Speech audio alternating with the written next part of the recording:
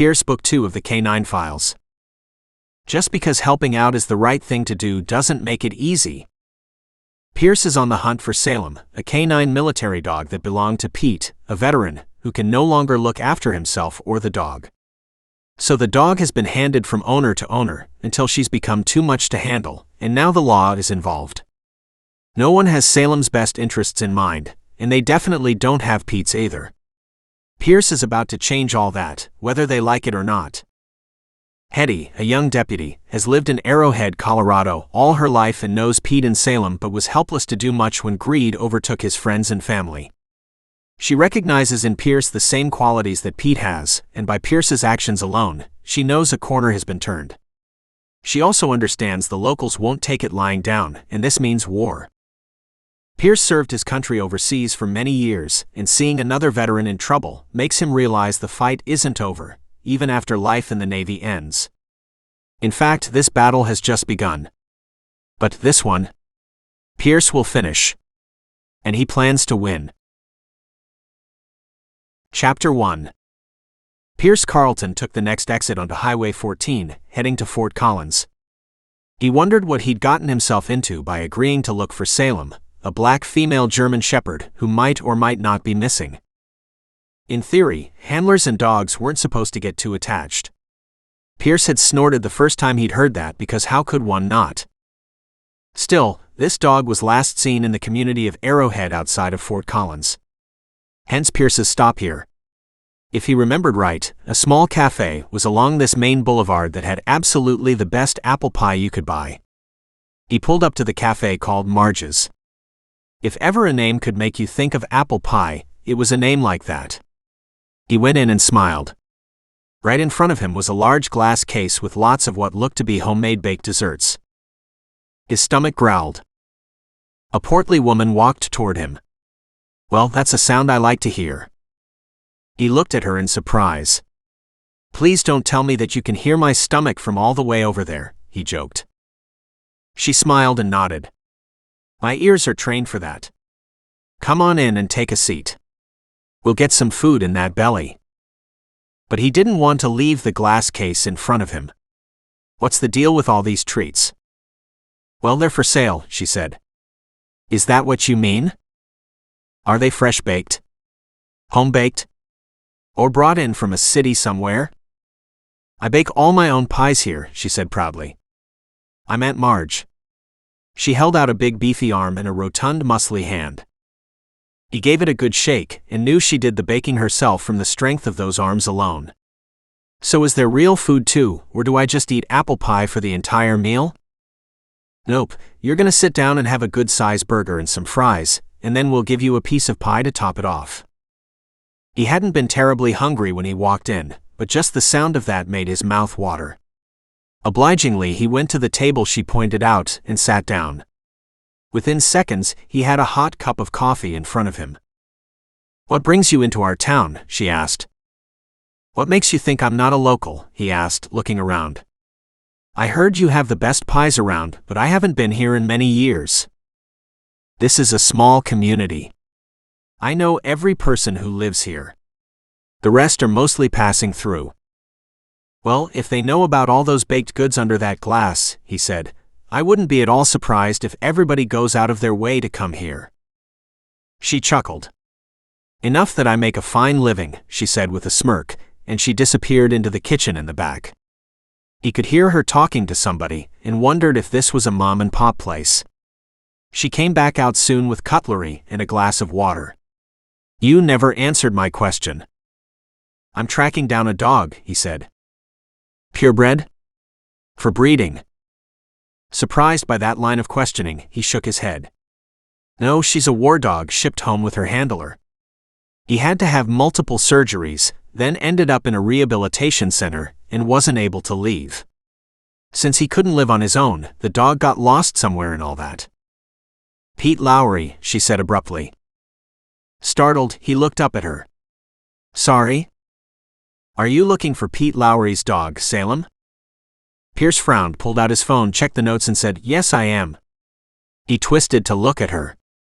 "Do you know where the dog is?" "It attacked somebody," she said, staring at him hard. He didn't know what she was looking for, but her gaze searched his as if to see which way he would go on the issue. His heart sank. Seriously? She nodded, her face grave. I'm not sure what happened, but she bit a man in the leg, she said. She might still be at the police security yard, locked up. There was some talk about putting her down, but I haven't heard the outcome on that. Who could I talk to about it? You'll have to speak to the sheriff, she said. Give him about a half hour, and he'll probably pop in here for coffee and pie. And with a smirk, she left again. Pierce slowly stirred his black coffee to help it cool, and wondered what would make a dog like that attack someone. Most likely a scenario where the dog was cornered and felt threatened, or somebody she cared about was threatened. Pierce frowned, thinking about that until Aunt Marge returned with a heaping plateful of a burger and fries. Curious, he asked, do you know the story behind the dog attack? Something to do with Pete's brother, I think, she said. Ross said 2 guys were just talking to him, and apparently the shepherd took a dislike to one of them and attacked him. Dogs often see a threat we don't quite understand, Pierce said. I don't know all the details, she said with a shrug, walking to the counter, returning with mustard and ketchup. He nodded his thanks, picked up a fry and crunched it. He loved crispy fries. And these were hot and tasty. He dumped ketchup on his plate and plowed through the fries. When he was almost done with them, he picked up the burger and slowly ate the beefy sandwich. The meal was excellent. He'd come back just for the food. Aunt Marge returned once more, refilled his coffee and his water, but she didn't stop to talk this time. A couple other customers came and went, so the work was steady, but not terribly busy. Pierce was about done with his burger, putting the last of it into his mouth, when a sheriff's car drove up. Pierce wondered at the timing. The sheriff was a bit early today, apparently. Aunt Marge greeted him as he sat down and poured him a cup of coffee, then pointed at Pierce and said, "He needs to talk to you about Salem." The sheriff snorted. If there was ever a dog that deserved a bullet, it's her. He looked straight at Pierce and said, "If you come to collect her, you're too late. Somebody already stole her from the yard." Aunt Marge gasped. What? Now who'd do that? Pierce studied the sheriff's face. Any idea who or when? A couple months back, he said. And no, we have no clue who. Cut the fence and let her free. Hope they took her out back and put a bullet between her eyes. That's all she's good for. Aunt Marge nodded in agreement. So true. Last thing we need around here is dogs attacking innocent people. Or rather people attacking dogs, Pierce thought to himself. But no use getting into that discussion here and now. Not until he knew the full story. But 2 things he did know: men attacked others without provocation, and dogs only attacked out of need. Pierce highly doubted the dog would get an honest hearing with the sheriff, though. That man had already made up his mind. Hetty Miller stepped into the diner, surprised at the odd silence around her. She caught Aunt Marge's gaze, whose face lit up with a beaming smile. There you are, she said, rushing toward her, arms open. Her hug felt a little too effusive, her eagerness a little too grateful for her sudden arrival. Only it wasn't a sudden arrival. She'd been following the sheriff for the last 10 minutes down the highway. But when she pulled in just after him, she stopped to write down her notes. She was in a tough position. She was a deputy and loved her job, but the sheriff was getting harder to work with each and every day. She walked to the counter and sat down on one of the stools. What can I get you, Hetty? Marge asked, rushing behind the counter. How about a piece of that apple pie? Hetty said with a grin. If it wasn't for those fresh-baked pies, I don't know how often I'd make the trip. A lot of other good stuff is here too, the sheriff called out behind her. And if you weren't so uppity, you could sit at my table. Her shoulders stiffened at his comment. Anybody else would have just let her sit wherever she wanted. But the sheriff was all about control, all about being the dominant alpha. Guess he hadn't read the most recent research that said there really was no alpha male in a pack. Still, the sheriff wouldn't share the leadership anyway. It was all about being the one. She turned and glanced at him. I was just going to have a piece of pie, she said quietly, and then head on back to the Johansson place. "What's going on there?" he asked. "Is there something you haven't told me?" She shook her head. "No." She spoke in the same quiet tone. "No, I've told you lots. Same damn shit day after day." "Well, you can't put too much worth into what that wife of his says." This time the kids were calling, she snapped, and she heard Aunt Marge's hard gasp. She turned to look at her. "Aunt Marge, you know what situation those kids are living in?" Marge's eyes filled with tears, and she nodded. "And you also know there's very little I can do about it," Hetty added softly. Behind her the sheriff just snorted. "Nothing's wrong with Jed," he said. "He likes the bottle a bit too much. If he'd knock that off, it would all be fine." "But the fact of the matter is, he doesn't knock it off," Hetty said. "And it's getting to the point that he'll do something serious that none of us can walk back from." The sheriff waved his hand in a dismissive manner, as if to knock her nose back where it belonged. She just glared at him. A sound on the other side of the cafe had her turning to see a stranger stand up. Aunt Marge rushed toward him. "Oh my, I forgot to give you the pie." "No," he said, "you gave it to me. It's just my plate is so clean you can't tell what I had." He picked it up and handed it to her. Hetty watched, her gaze locked on the stranger. "Sorry, we're not usually so public with our dirty laundry." He nodded his head but stayed quiet.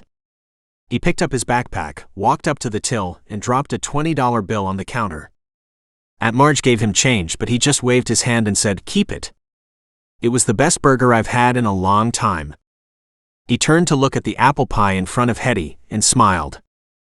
"I have to admit, it was pretty darn good apple pie too." "Aunt Marge is a hell of a cook," Hetty said with a big smile. "She's got a big heart to match too." He chuckled. "I can see that." He walked out the door, letting it slam behind him. Behind her she heard the sheriff say, "Arrogant asshole." "What did he do?" Hetty asked curiously. "He was asking about the dog that escaped from the fenced lot," the sheriff said. She stilled, searching his face. "Why?" "He's looking for it," Aunt Marge said hurriedly. "He didn't like that it had escaped." "Was released, kidnapped, stolen," the sheriff snapped. "We didn't lose it, and it didn't escape. Somebody stole it, and good riddance." Hetty glanced at Aunt Marge. She just shrugged in a philosophical way. "I can't say I'm sorry she's gone. Obviously the dog was dangerous."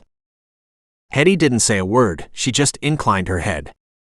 She picked up a bite of apple pie and popped it in her mouth. Eating was a great excuse for not talking. She polished off her pie and then rose, throwing back the rest of her coffee. She walked to the register and left a $5 bill. "Thanks, Aunt Marge, as always." And without saying another word to the sheriff, she headed for the door. On the way out she heard the sheriff sniff. "Damn women," he muttered. Aunt Marge hushed him. "You know she can hear you." "I don't give a damn if she does or not," he snapped. "We shouldn't have women deputies. You know that." "Hey, times are changing," Aunt Marge said. "Girls have better opportunities now than just running little restaurants and baking pies. That's where they belong. You do what you do, and you're the best at it," he said in admiration. "And I do what I do because I'm the best at it."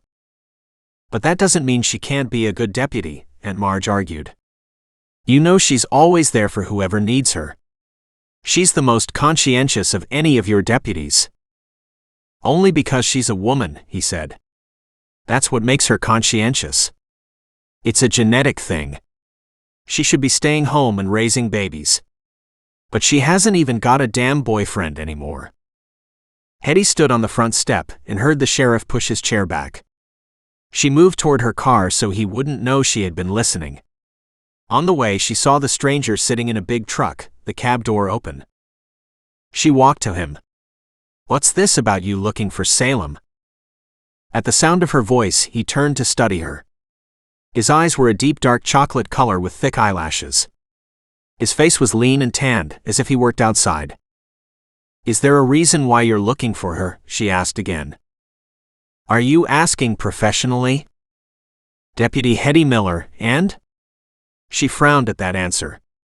Should I be? He gave a negligent shrug. A friend is worried about the dog. I was asked to come and track it down. She was a war dog and deserves a hell of a lot better than being locked up in a fenced yard for somebody to steal.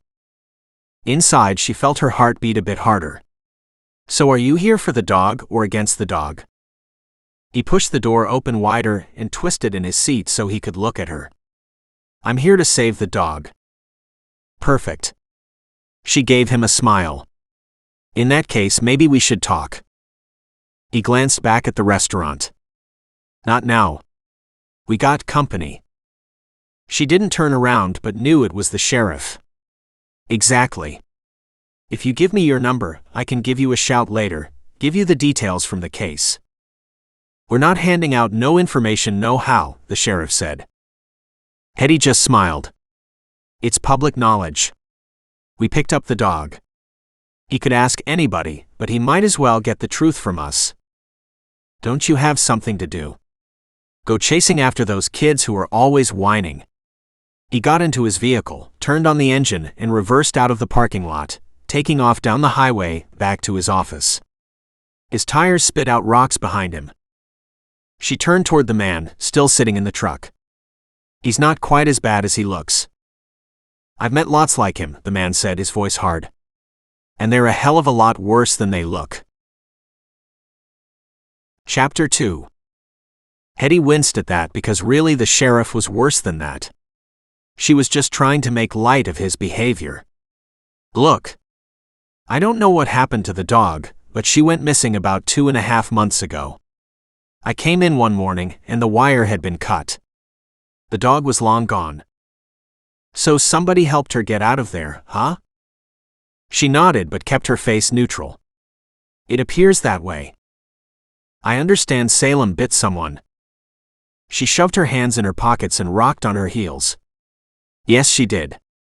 And if there was a man who deserved it more, I haven't seen him. A funny light filled the stranger's gaze. That's what I would have expected, he said. It's not the dog's fault then, is it? In this case, I don't think it was the dog's fault, she admitted. But you won't get anybody else to agree. What about Ross, Pete's brother? You're free to go talk to him, she said. It doesn't mean he'll be sober enough to give you any lucid answers, though. How about you give me a map of how to get there? She walked to her cruiser, pulled out a notepad she always kept close by, and he hopped out of his truck. When the door slammed, she turned to look at him. We're here, she explained as she drew the directions. You go up to the second set of lights down that road, take a left, another left, and a right. There's a 10-acre piece of property, no dogs, at least not now, and you'll find them there. Both of them? She shook her head. I didn't mean Pete. I meant his brother Ross. From what I heard, Pete is not likely coming home. She stopped writing and looked at him. I could use some ID. He raised an eyebrow, reached into his back pocket and pulled out his wallet, showing her his driver's license. Pierce Carlton. She nodded. Welcome to the county, Pierce. Just remember. The sheriff doesn't like dogs. Most people around here don't like dogs that attack. Nobody does. His voice was calm, neutral. But I train dogs to attack. When it's the right time, they often save your life. You're a dog trainer? She frowned. You don't look like it. I'm a Navy veteran, he said quietly. Trained dogs for years. Been at loose ends lately. Somebody asked me to stop by and check on Salem and make sure she was okay, and in a good home. She was, but not for very long, Hetty said simply. She reached out and shook his hand. I'm Hetty. Here's my card. If you run into any trouble, give me a shout. Better you call me than the sheriff. He'd just as soon lock you up as not. If you're not from around here and you're causing trouble, he'll call you a vagabond and toss you in jail for the night. Nice county you got here. As she walked back to the driver's side of her vehicle, she flashed a grin his way. It used to be. Hasn't been for a few years now. When did it used to be? He studied her with an intense gaze. When my dad was the sheriff, she said with a wistful smile. She got back into her cruiser, turned on the engine, and headed down the road. She had more than enough trouble up ahead of her to stay here and brew some more. If Jed had found that damn bottle again, those kids would be in more danger. The last thing she wanted to do was shoot their father in front of them, but she wouldn't let him hurt those kids anymore, not while she was there and able to stop it. In her rearview mirror she could see the dust as the black truck turned off the highway and followed her. She realized he would be behind her for at least 10 or 15 minutes, because the two properties, although not side by side, were well within walking distance of each other. When she got to his destination she honked her horn and with her arm out the window pointed where he needed to go, and then she sped on past. Gratified, she watched as he slowed and turned into the driveway. She really hoped Ross would be sober and could talk today. Somehow she doubted it. Ross was nothing if not consistent. And this whole area had a problem with alcoholics. A lot of jobs used to be in town, mostly attributed to the mill until it closed. Then things got pretty ugly a few years back, savings ran out, odd jobs were taken up. Now most people lived hand to mouth, and it made them an ugly bunch. What she never understood was how they still found money for booze. And it wasn't just Jed and Ross. Two other men, twin brothers, Billy and Bobby, were not only drunks, but she suspected they were making moonshine in the back of their property. She wouldn't put it past them. It was the cheapest way to get alcohol, and they didn't seem to care if they drank 100 proof either. Their guts would rot from the inside out, but again she didn't think they gave a damn. She drove up to the front step of Jed Johansson's place and parked. Even as she opened the door to her cruiser, she could hear kids crying inside. She hopped out, walked up the steps of the house, rapped hard and then shoved the door open. It looked like she was just in time.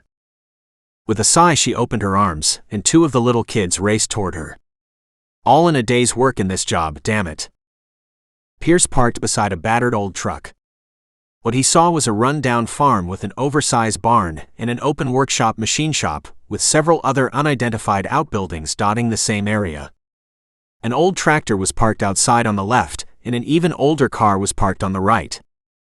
With his gaze sweeping the area, not hearing the sound of a dog or seeing signs of any other animal, Pierce slowly strode up to the front door, where he stopped and listened. There was no sound of anything anywhere. He reached up and rapped a knuckle.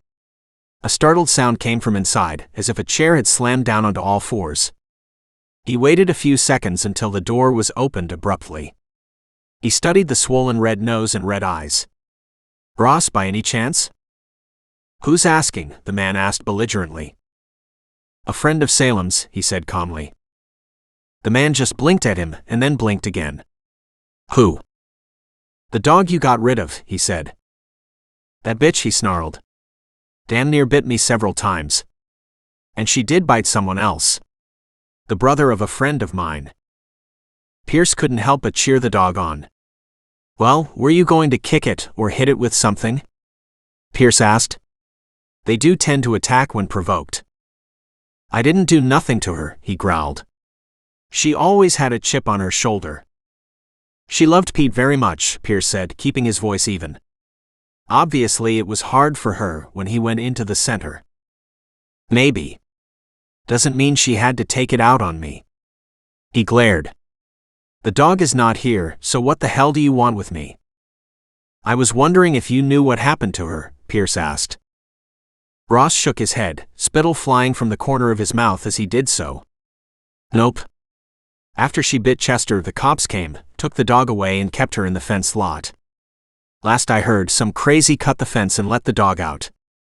I hope the dog bit him in the ass for that." "Interesting," Pierce said. "And you have no idea who would have loved the dog enough to have saved it?" "There was nothing lovable about that dog," he snarled. "She ate me out of house and home. Didn't do nothing. We had an intruder in here, stole all kinds of dog shit, and she didn't do nothing." "Sorry, what was that?" Pierce asked in confusion. "You're saying somebody came in here and stole the dog's stuff?" "Like what stuff?" "Dog bed, leashes, harness, blankets, that kind of stuff." "Are you sure Pete didn't send somebody to collect the dog stuff, hoping maybe he could find somebody to take the dog?" Don't know nothing about that. He tried to lean against the door jamb, only missed and fell against the wall. He quickly straightened himself so he leaned properly. And Pete didn't say nothing to me about it. He looked around the room with a frown on his face. All I know is it was stolen. After saying that, Ross gave Pierce a sideways glance, confirming something Pierce had already suspected. So what were you doing with the dog that she wasn't here that day the intruder came? He shrugged. Don't know what you're talking about. No, of course you don't, he said. What's the chance you were out hunting and decided, when the dog was taken by the sheriff, to just ditch the rest of the dog stuff? Not like you were taking Salem back in again, were you? Ross straightened. No way I would.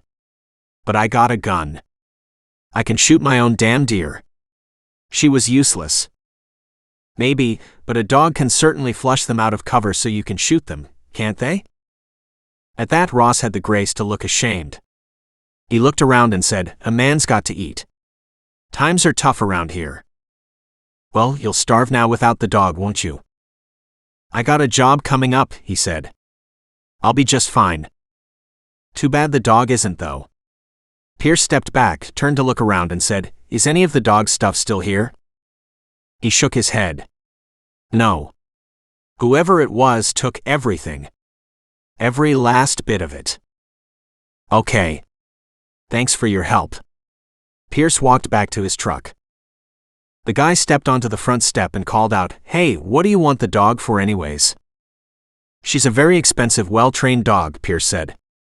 I would have bought her off of ya, giving you some good money for her. But of course, since you let the cops take her away and then somebody stole her, I guess I can't do that, can I? He started up the engine and reversed out of the guy's yard, leaving him standing there open-mouthed, as if he'd just lost a gold mine. If it had come to that, Pierce would have paid to have the dog return to a life she was better suited to. This place would have just been terrible for her. Or dogs weren't allowed to hunt animals, unless they were the two-legged variety. At least not the dogs he trained. It wasn't fair to the deer, and it sure as hell wasn't fair to the dog. Back out on the highway, Pierce took the same road where the deputy had gone. He wasn't sure exactly what was going on, but he'd heard enough to realize it was ugly. But the useless sheriff, of course, wouldn't help. Seeing her car parked up at the neighbor's, he pulled in behind it and hopped out. So much caterwauling was going on in the house that he didn't think anybody would have heard his arrival. As he stepped up to the front doorstep and knocked, he was correct. Kids were screaming, and Deputy Hetty stood nose to nose with a man holding a rifle in his hand. She yelled at him, Jed, put that gun down. You ain't taking my goddamn kids, he roared, waving the gun around. He wasn't pointing it at her, which was a good thing. Pierce looked around to see 4 little kids of various sizes, one in diapers and barely standing on his own 2 feet, 2 little girls who looked to be twins with tears in their eyes hanging onto Hetty's pant legs. The other little girl, slightly older than the rest, stood off to the side, watching. But it wasn't shock on the eldest kid's face. Pierce knew what was coming. He'd seen it before. He just didn't know how to stop it. Just then, Jed shoved the deputy back. Hetty, I told you to get the hell out of here. My kids are just fine. This time he did raise the weapon, and he pointed at her. Even worse, he poked her in her chest with it. Now you just get the hell off my property.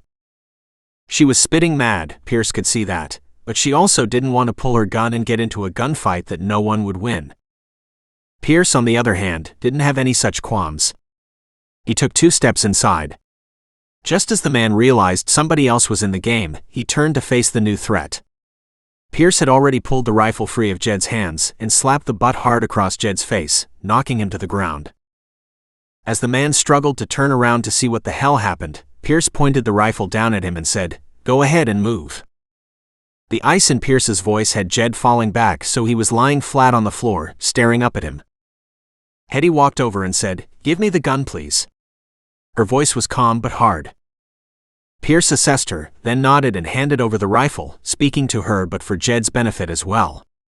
Nobody ever points a gun at a woman or uses it to push a woman backward, or threatens her with it in my presence. Especially a woman in uniform, disrespecting both the woman and the office she holds. His tone was equally hard, even as he lowered his voice.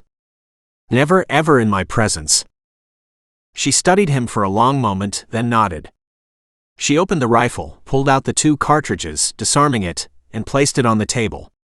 She pocketed the shells. In the meantime, Jed was lying there, rubbing his hand on his head, complaining about a headache. He didn't appear to realize he had pulled a weapon on an officer. Or if he did, he didn't give a damn. Hetty dropped to her knees and wrapped her arms around the kids. Pierce took in the scene and his heart melted.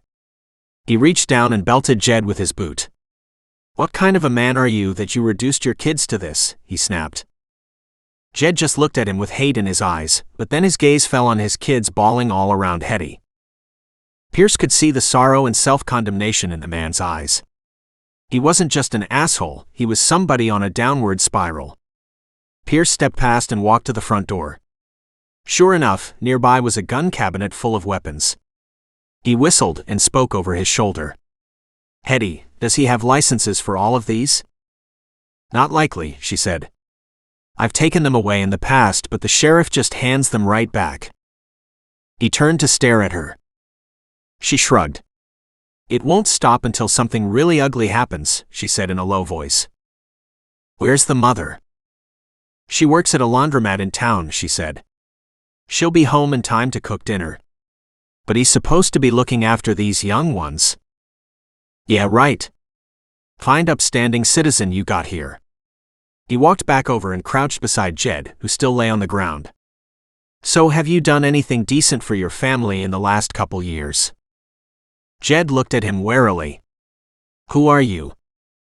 It doesn't matter who I am, Pierce said. What I will be is your biggest nightmare for the next couple days until I find Salem. Confusion clouded Jed's gaze. Salem? Yeah. The best damn dog anybody ever had that apparently this town has done nothing but treat like a piece of shit.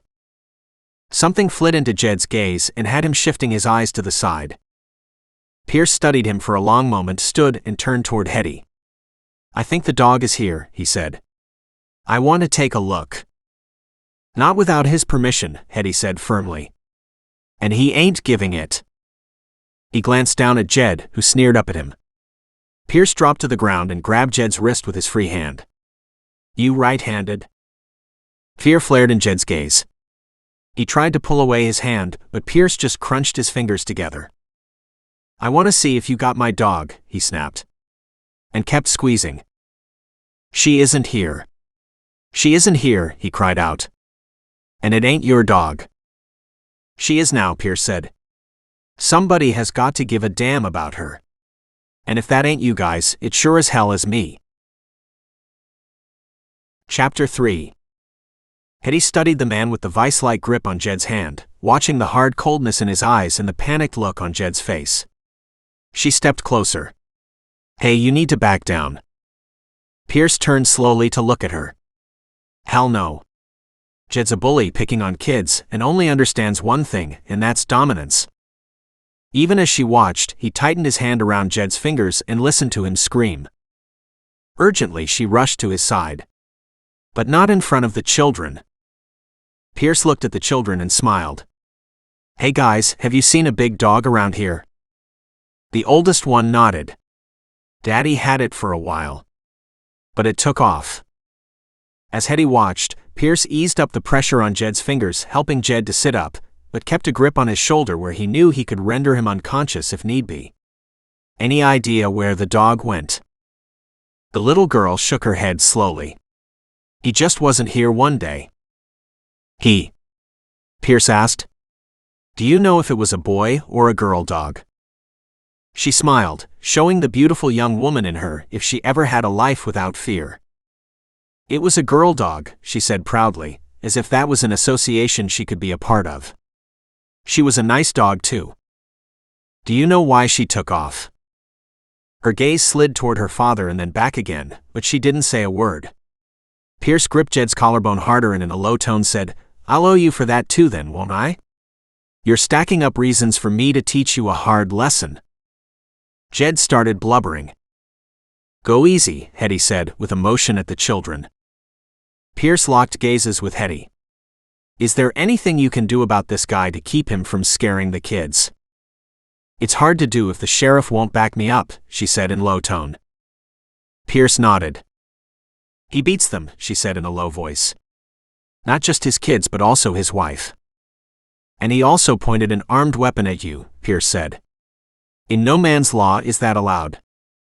I've tried to pull him in for that before too, she said, and the sheriff just lets him go. And the population around here put that sheriff in power? At that she fell silent. He looked down at Jed. Pretty sure you voted for him, didn't you? I'm sure he did, Hetty said with feeling. Jed just glared at them. As if not liking the look in Jed's eye, and who would, considering he looked feral, Pierce clamped down even tighter on the muscles behind Jed's collarbone, with Jed screaming like a little girl. Pierce leaned down and whispered in Jed's ear, I've decided that I'll be around for a long time. If I even hear you have hurt these kids or their mother or even threatened to hurt them, I'll come back and pay you a visit in the dark of night. His voice was soft and deadly. And you don't even want to think about what I'll do to you if you ever pull a gun on Hetty again. Fear lit up Jed's eyes as he stared into the cold darkness of Pierce's. And that was one scary gaze. Hetty was stunned. She didn't know who or where Pierce had come from, but not only was this guy completely dominating Jed, Pierce was worried about the condition of the children and herself, even the absent mother. More than that was the fact that Jed was terrified of this man. And that was something she could get behind. Kids, can you show me where you last saw the dog? Hetty tried to move them away from the obvious power play. The oldest girl walked toward the door, calling to her brother and sisters. The four of them ran outside. Outside, Hetty stopped for a second and took several deep breaths.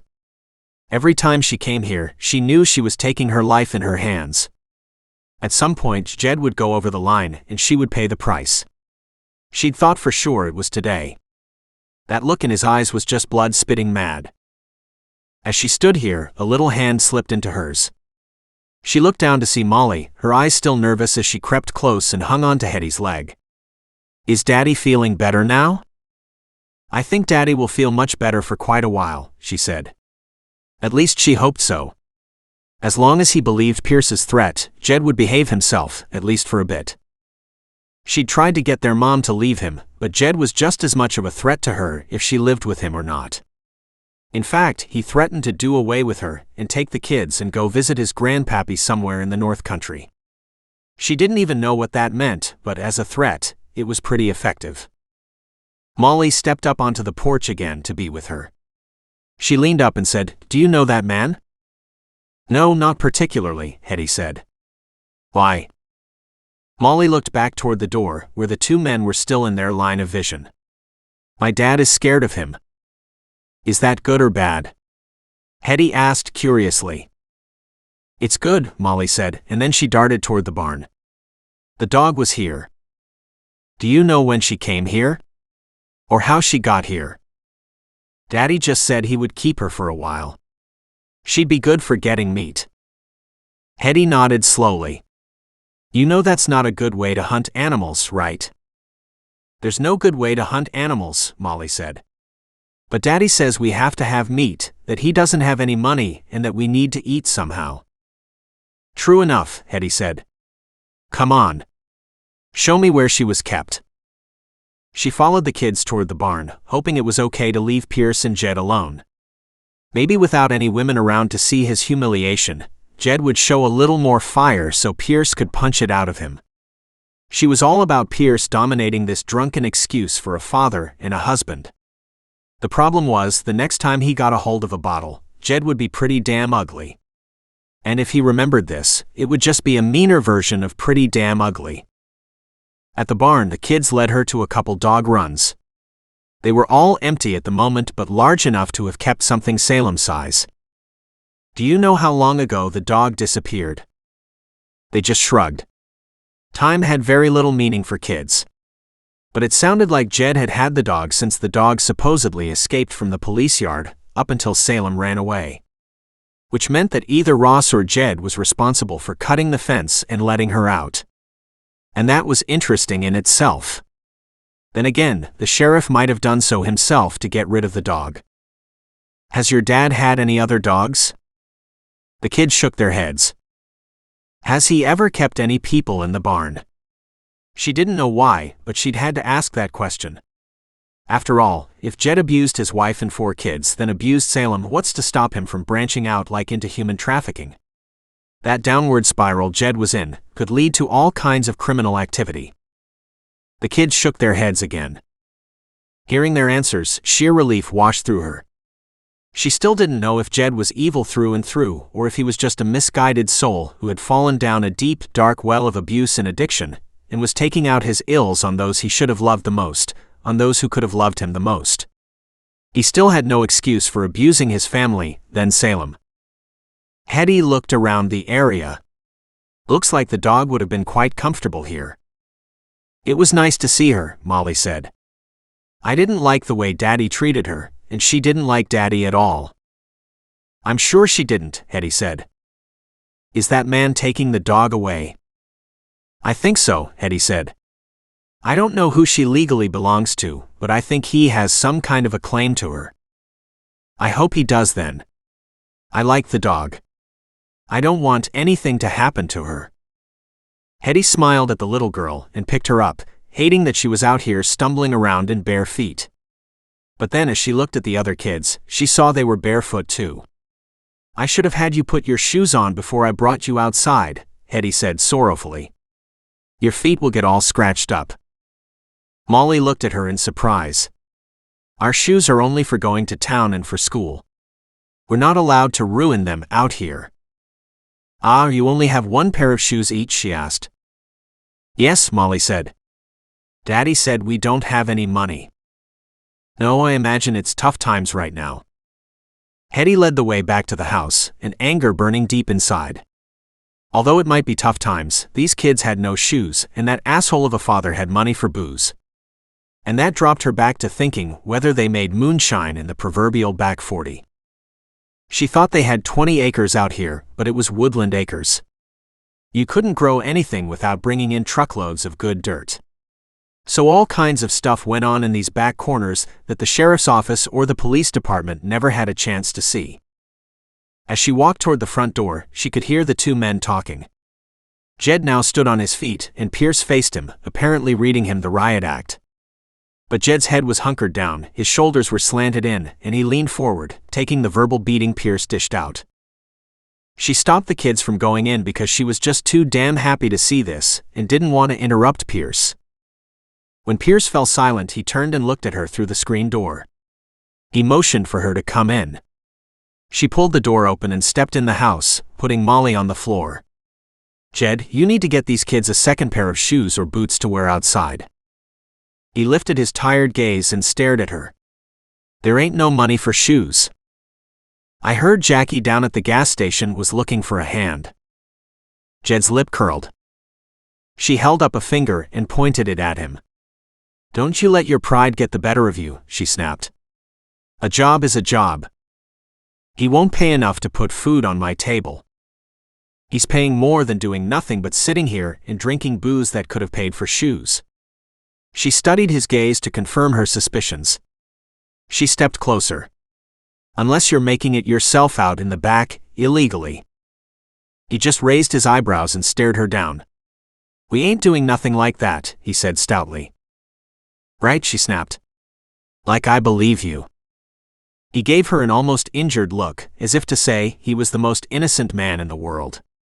But no man who beat his wife and kids and a dog was innocent. She turned to walk back to the front door, then paused and looked at Jed.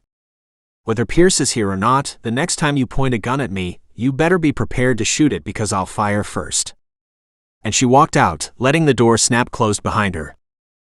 When she heard it open again, she knew it was Pierce. She walked to her cruiser and got in. She didn't give him a chance to speak. She slammed the door shut, turned on the engine and backed out, deliberately avoiding his gaze. She didn't know why she was being difficult.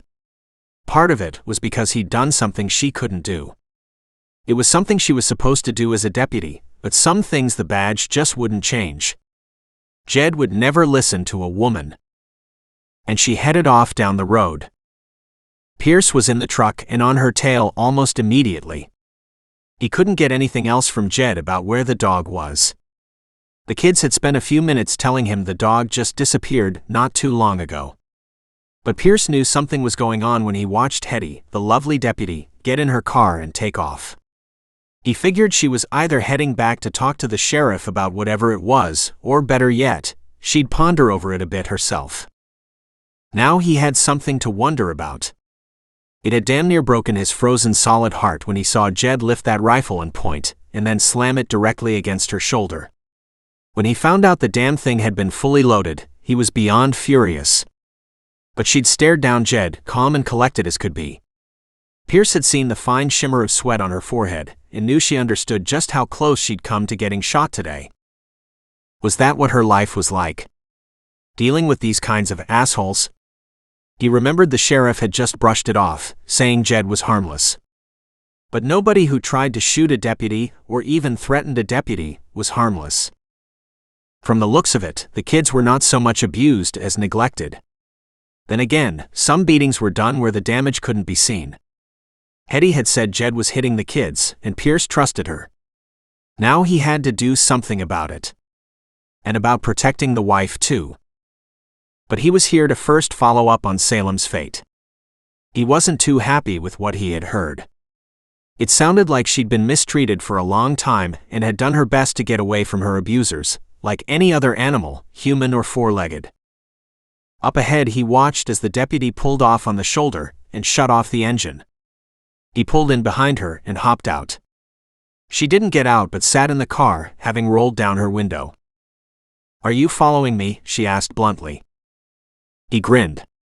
"No, it's the only way back the direction we came in." She nodded. "It is. But you don't have to be quite so close. I'm fine, you know."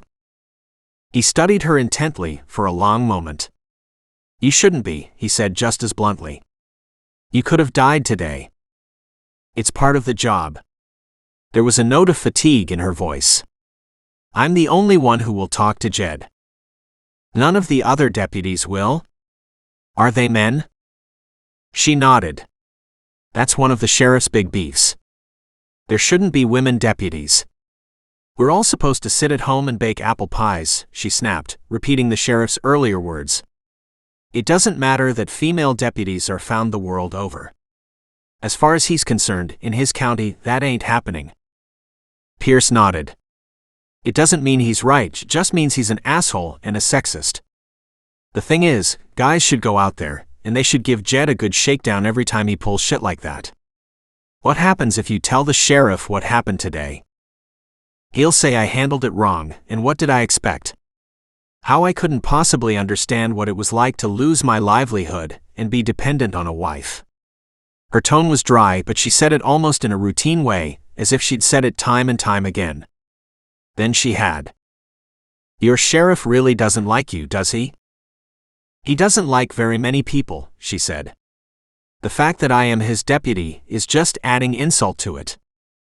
"Then he's an idiot." Pierce's tone was hard. "He needs to move into the new age." "Maybe," she said, staring out at the countryside around them. "But just because you and I say so won't make it happen." She glanced back up at Pierce. He had to agree. "What do you know about the dog?" he asked. "Why do you care so much about her?" she countered. He hesitated, wondering how much he could tell her. Then he realized, no longer being in the military, this wasn't a secret mission. He squatted in front of her door, and she opened it to see him better. Salem was a war dog. She spent a lot of time training. "She saved lives in Afghanistan," he said. "We send the war dogs home with their handlers for a better life." She'd been injured and had a terrible time recovering. Pete was also injured, as you know. Then she lost Pete. Even though he's still alive and fighting the good fight, he can't do it with her at his side. As a general rule, war dogs are well taken care of, but somehow Salem fell through the cracks. "We're not supposed to get attached to our dogs while we're over there, but it's unavoidable. I certainly loved mine, and I know most of the handlers loved theirs. In this case, I was asked to track down Salem when somebody in the division realized Pete couldn't possibly be looking after Salem.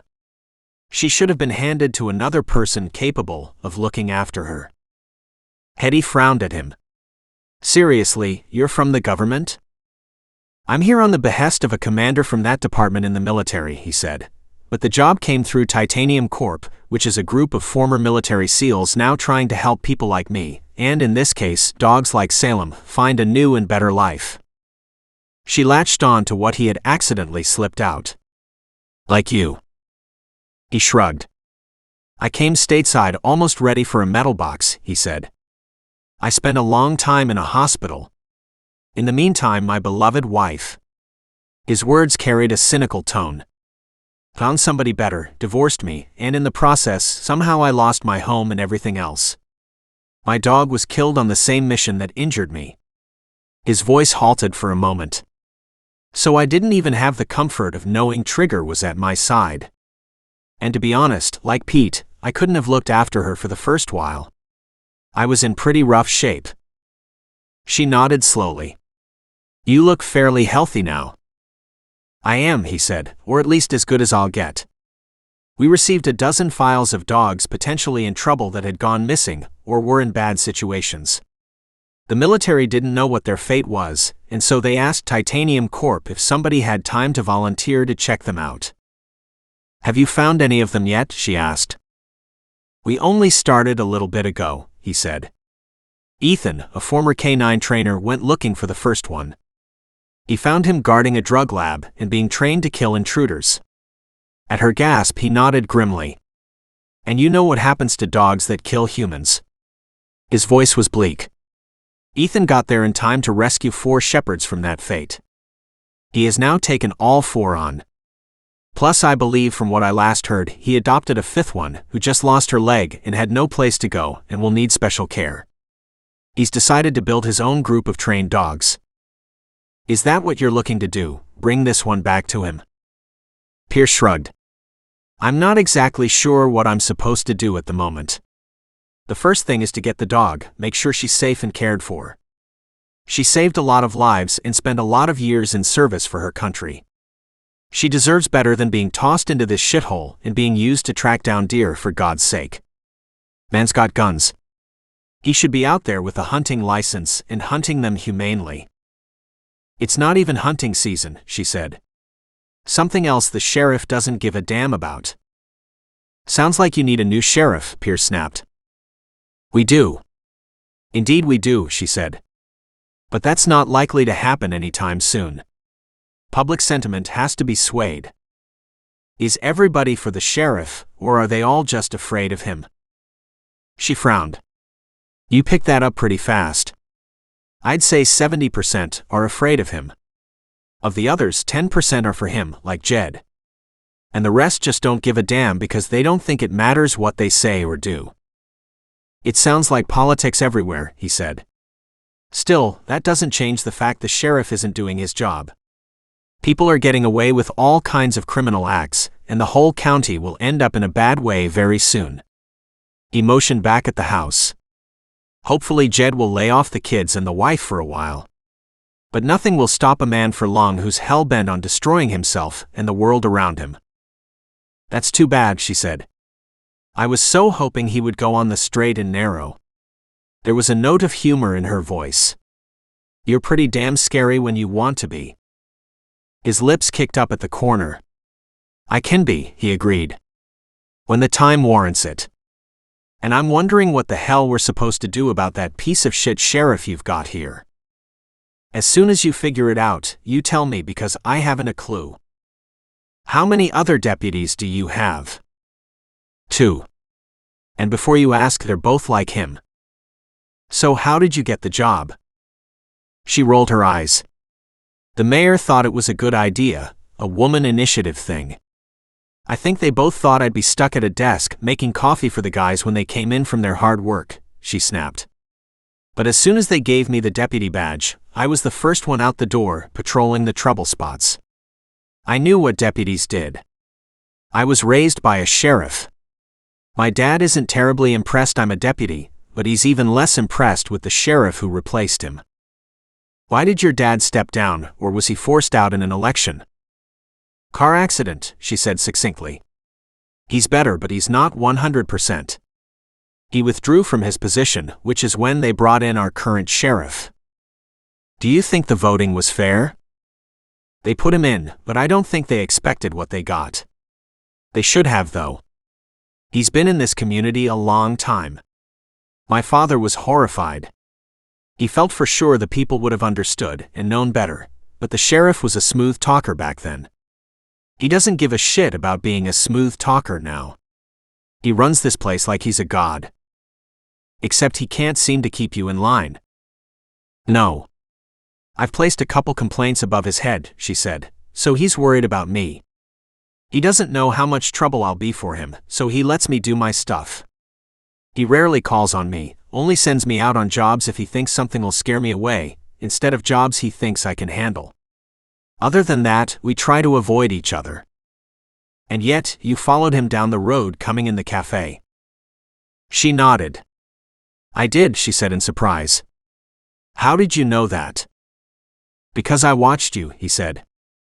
Even from where I was having coffee, I could see. But I don't know if you were following him to see what he was up to, or if you needed him to see you before you went to Jed's place. A bit of both, she said. I was hoping he'd go give Jed a talking to. When I realized, as usual, he wasn't, I went instead.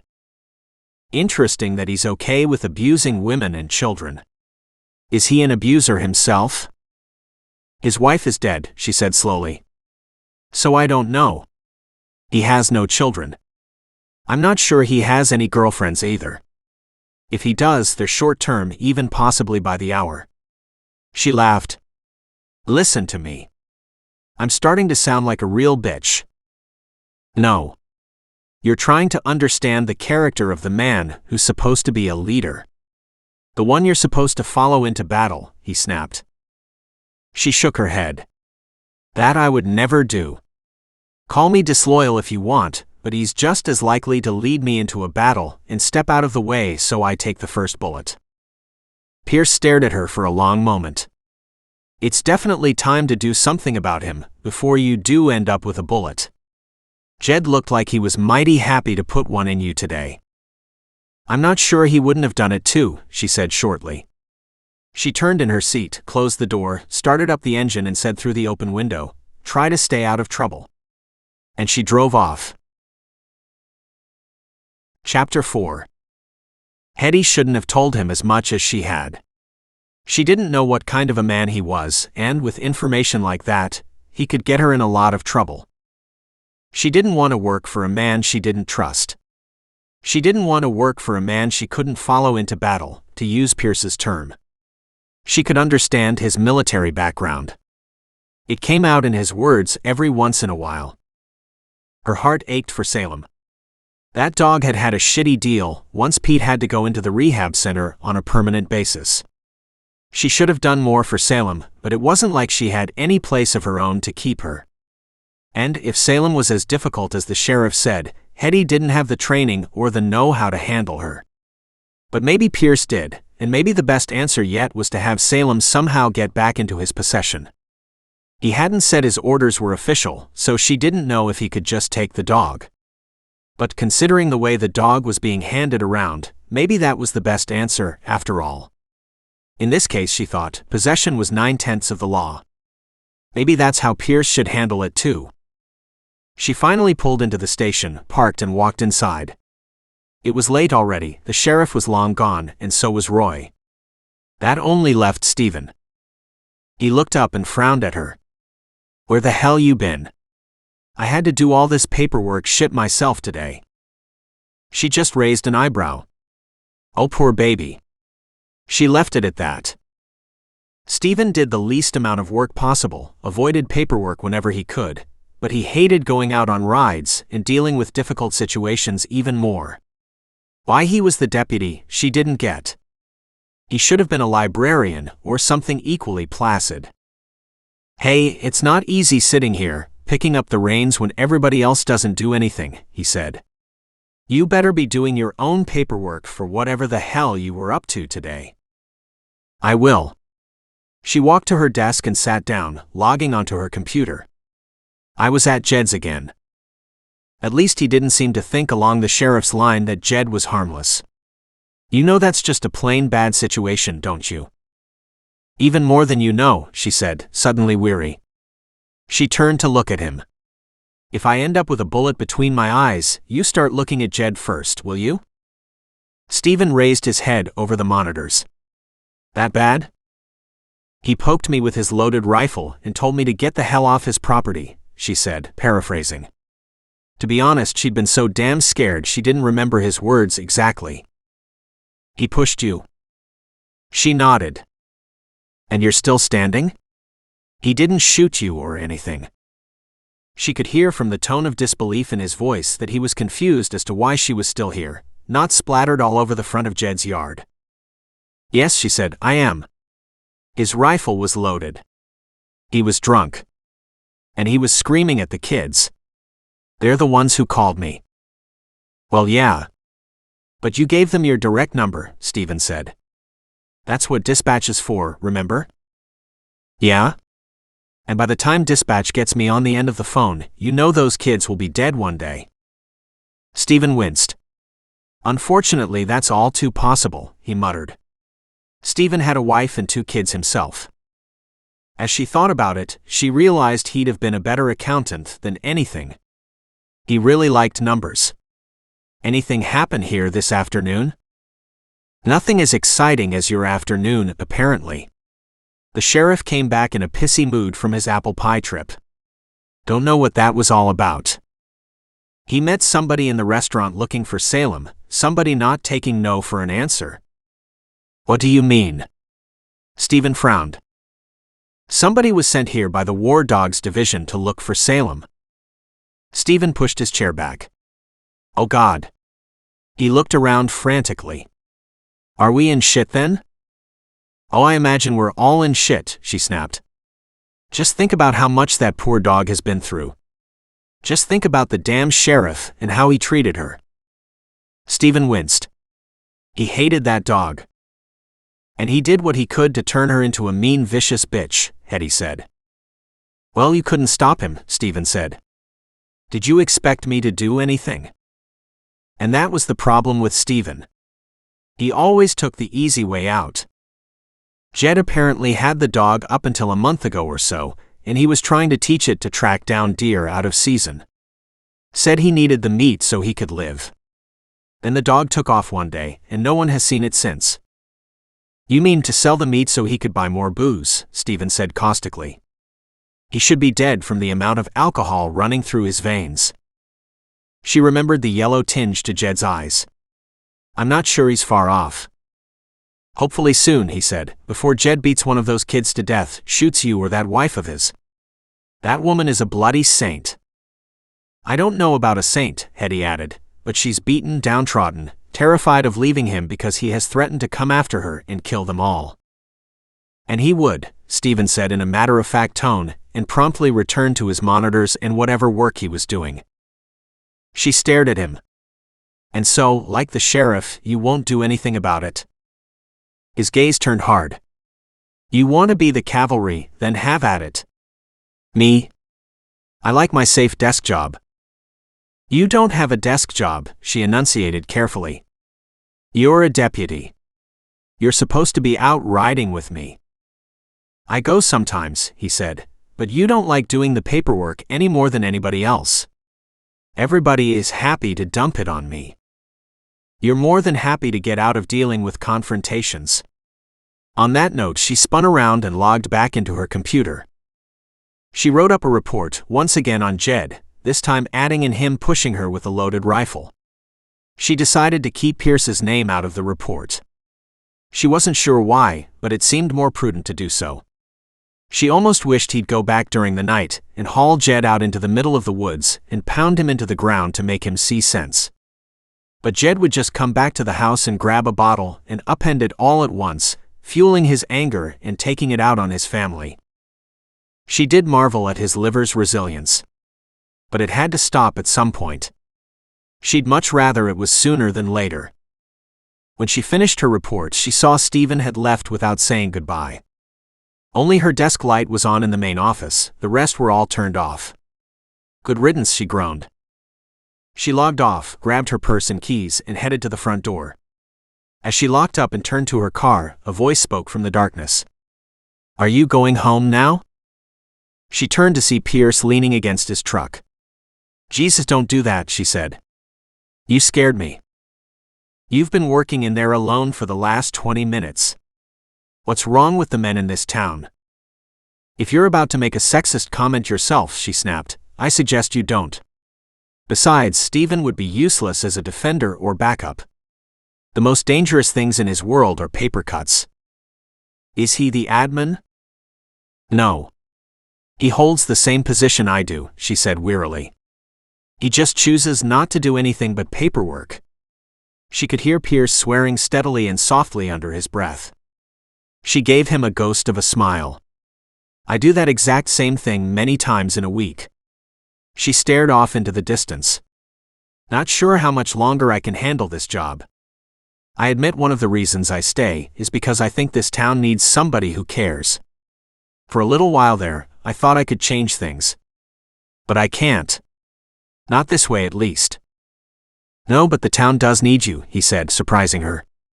"I'd hate to see you killed on duty by one of those assholes like Jed, but somebody needs to care, and sometimes the only ones who can care are us." She smiled as she walked to her car. "Where are you staying?" "Haven't thought about it," he said absent-mindedly. He studied the woods behind the sheriff's department. "Where's the compound the dog was held in?" "It's over here." She detoured to the pen where the dog had been kept. "I used to come out here to talk to her. She accepted my voice and would let me touch her a little bit, but the minute any of the men came toward her, she would get aggressive." "Great," he said. "That'll make my job harder." "Yes, it will," she said. "I'm sorry about that. If you're right that Salem was a well-trained dog and came back looking for retirement and a nice dog bed by a fire, she landed in the wrong place. I presume the brother is responsible for that." "I'd say so," she said steadily. "Pretty sure he lied about the dog bite, and even if she did bite someone, I'd believe she had good reason. Still, that report had the effect of allowing the sheriff to collect the dog, and then she was stolen supposedly as she disappeared from the compound," she said for emphasis. "When I think about it, I think somebody just cut that wire to make it look like she was stolen. And of course, now all the townsfolk are terrified of her because she's supposedly dangerous." "Who did she bite again?" "Jed's brother," she said. "Chester was visiting at the time. He's gone back east now." "Well, isn't that convenient?" He snorted at that. "Doesn't really matter though, does it? Because the sheriff wouldn't give a shit, neither would Ross, and I'm sure nobody told Pete anything." "I'm sure nobody did. I don't think Ross even goes to visit him. It's Pete's house too." "Seriously? Does Ross look after it, pay rent, anything?" She shook her head. "Ross doesn't work any more than Jed does. I know they blame everything on the mill that closed down around here, but honestly, I think they're just too lazy to find another job." She studied the back compound. "I was delighted when I heard the dog had escaped, until I saw the wires were cut. And then I figured it was some bigger asshole than Ross. He's just lazy. Jed is a mean drunk, and the Billy boys, Billy and Bobby Billy, are downright mean. When that group is together, it's bad news. Maybe I'll pay a visit to Pete, see what he wants to do about his house." "It might be time to sell it," Pierce said. "I don't know what he can get, but it would help him with his medical expenses and care. Maybe even could get him into a better place." She stared at him. "You know you'll open a hornet's nest, right?" He gave her a shadow of a smile. "I hope it's a really big colony when I do." He turned to his truck and hopped in. "Are you okay to go home? Is Jed likely to come after you?" "He hasn't yet." She got in her car, turned on her engine, and headed toward the road. He watched as she took a left. He waited for a long moment, then he followed her back to the main road. One of the things at the top of his list, besides finding the dog, was solving Pete's problem, because that was part of this whole bigger issue. He remembered what Pete's house had looked like, and the land around it. It was a nice place. A small smile formed on his mouth. He picked up his phone and called Badger. "What are the real estate prices on the outskirts of Fort Collins?" I don't know. "Let me ask my little crystal ball here," Badger said. "Why?"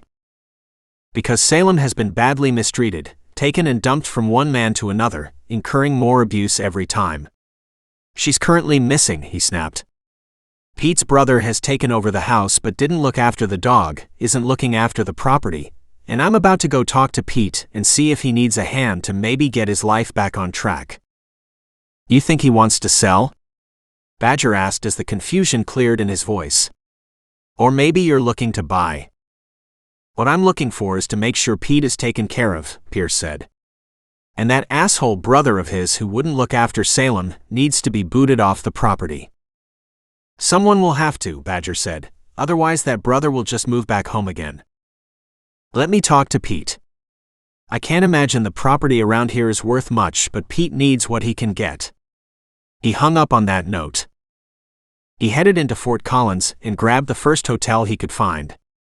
There he unloaded his bags and laptop and started doing more research. All his shit was in his truck, but he didn't have much. Which was why it seemed odd to all of a sudden consider maybe he should have more. When he found the telephone number for the rehab place where Pete was, Pierce put in a phone call. Pete wasn't available, but Pierce left a message and said it was about Salem. When his phone rang a half hour later, he smiled to see the number. "Pete, is that you?" "I got a message," the man said hesitantly. "Who am I talking to?" "My name is Pierce Carlton of Titanium Corp. I'm here on behalf of the War Dogs program. We're doing a welfare check on Salem." There was a hard gasp and he could hear tears in Pete's voice. "I'd like a welfare check on her myself," Pete said. "My brother told me that she bit somebody, and the sheriff was going to shoot her. Apparently she bit Jed's brother. And Ross was not taking care of her in the first place. According to Hetty, he abused her. I know Jed did too. I think Hetty believes the sheriff cut the wire so somebody else could come and get her." "No," Pete cried out. "Please tell me that's not true. My brother swore he'd look after her." "What was your brother like before?"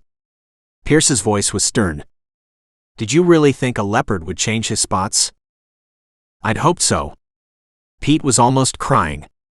"I was hoping to come home, but I don't have any money. Ross looks after all of that, and he said I couldn't get the necessary modifications on the property because there just wasn't any money." "How is he looking after your money?" Anger Pierce hadn't felt in a long time surged through him. "He pays the bills, handles my money," he said. "It comes into a specific bank account, and he pays for this place here." "How long have you been at the center, buddy?" "Too fucking long," Pete said. "I was doing well in my recovery, until I heard I have to stay here." "That's not necessarily true. I'll do some investigating into your situation." "You'd help me?" Pete's voice brightened. "Is your brother paying rent?" "No, of course not. He's looking after the property for me." "Exactly what does that mean?" "Mowing the lawn, taking care of the animals, just the usual. There's not much population there, so it's not like I can rent it anyway," he said. "Do you trust him?" Pete's voice was hesitant. "Not really, but I didn't have much choice."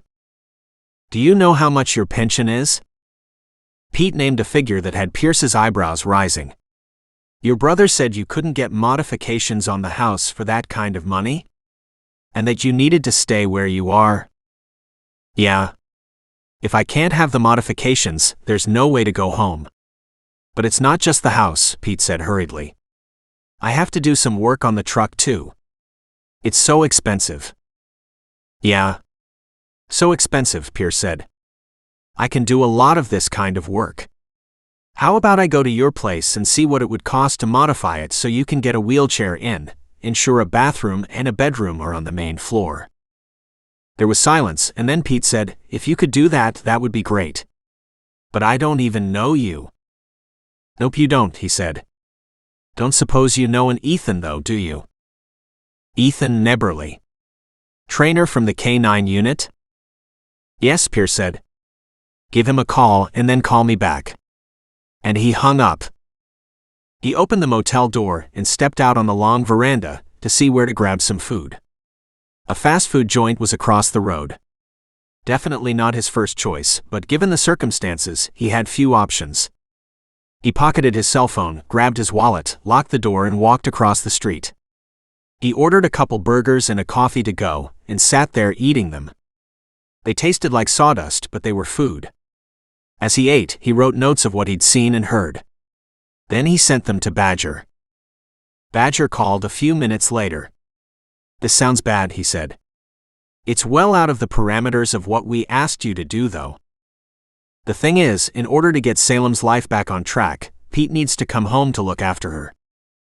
Badger chuckled. "I guess we didn't give you parameters, and you took the job and ran with it, so we can't argue that. What is it you're thinking you can do? I want to know if anybody else can help. Possibly Kat can get the medical records, see how bad Pete is, see what he needs to become independent. He'll talk to Ethan. Then I'll return to his house tomorrow and start measuring to see just what I think will be required." "I like the sound of that," Badger said. "What do you want to do about his bank accounts?" "I want them frozen," Pierce said succinctly. "I'm not sure what his brother is up to, but I bet he's been living off of Pete's pension. And probably stocking it away for himself." "You're not allowed to go in there and beat the crap out of him for that," Badger said. "You're too far away to stop me," Pierce said, then chuckled. "Still, I think if we were to charge this guy, Pete would have a hard time with that. But we need to find a way to get Pete home and his money back, and to stop Ross from taking any more. Can somebody do a check on his bank accounts and see where the money is?" "You're not asking for much, are you?" "You've got connections," Pierce said. "You think I haven't been around you guys enough to know that?" "Well, maybe," Badger said. "We do have some people. We might figure this out. There are a couple cops in your group, right? Maybe you could talk to them about what our options are." "You know what? That's not a bad idea. I think I'll talk to Allison and Yeager tonight, see if they have any idea what our options are going forward. You should see the law in this town. There's no support here from law enforcement," he said. "The sheriff is an absolute nutjob." He took a few moments to explain everything he'd seen and heard. "This Jed guy threatened her with a loaded weapon." "Yep, whether she told the sheriff about it or not, I don't know. Apparently it's not the first time Jed's gone after her, and the sheriff doesn't give a shit. Jed's a friend of his. And so is Pete's brother. Ross knows there's no one around who'll stop him." Pierce's voice hardened. "Well, now there is." He ended the call. Chapter 5. When Hetty walked into work the next morning, a weird silence ran throughout the station. She glanced from one man to the next, but neither looked her in the eye. She frowned. "Who died?" she half-joked. Again, no answer. Just this weird lack of noise, as if she'd walked in on a heavy conversation she wasn't supposed to hear, and everybody shut up when they saw her. But in that case, they should have seen her coming because she'd parked out front. She walked to her desk and logged on to her computer. Everything appeared normal, but she couldn't get rid of the niggling sense riding her shoulders. When the sheriff stepped out of his office and called her, she frowned. Again she looked at the other two deputies, but they kept their heads on their paperwork, studiously ignoring her.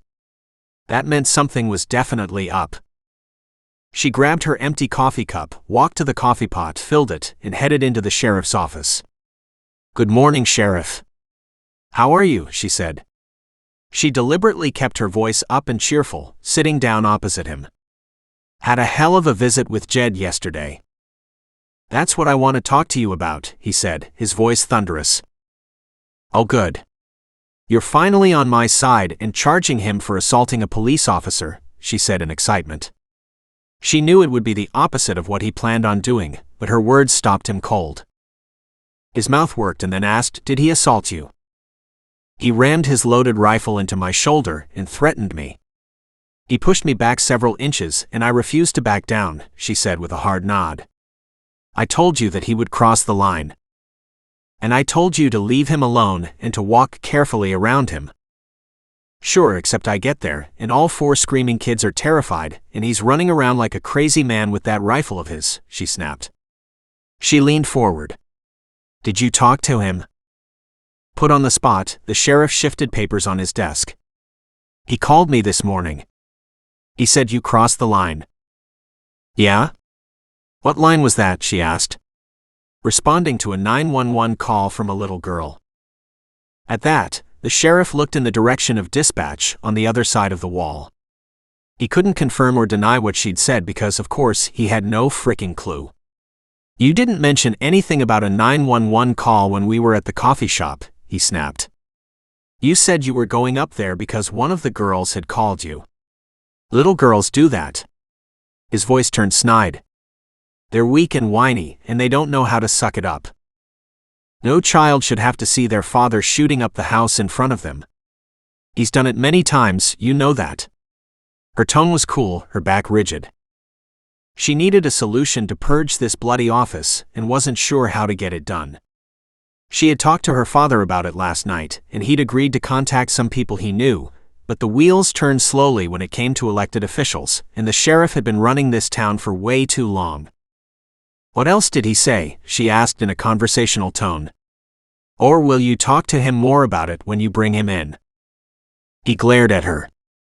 You know you have this job only because I gave it to you, right? She tilted her head to the side. Partially, yes. I'm also the only one who goes out and handles anything in the field, she snapped. Stephen is great for paperwork, but you know as well as I do that he's no good in times of trouble. The sheriff's lip curled. But there's nothing wrong with Roy. Nope, nothing wrong with him at all.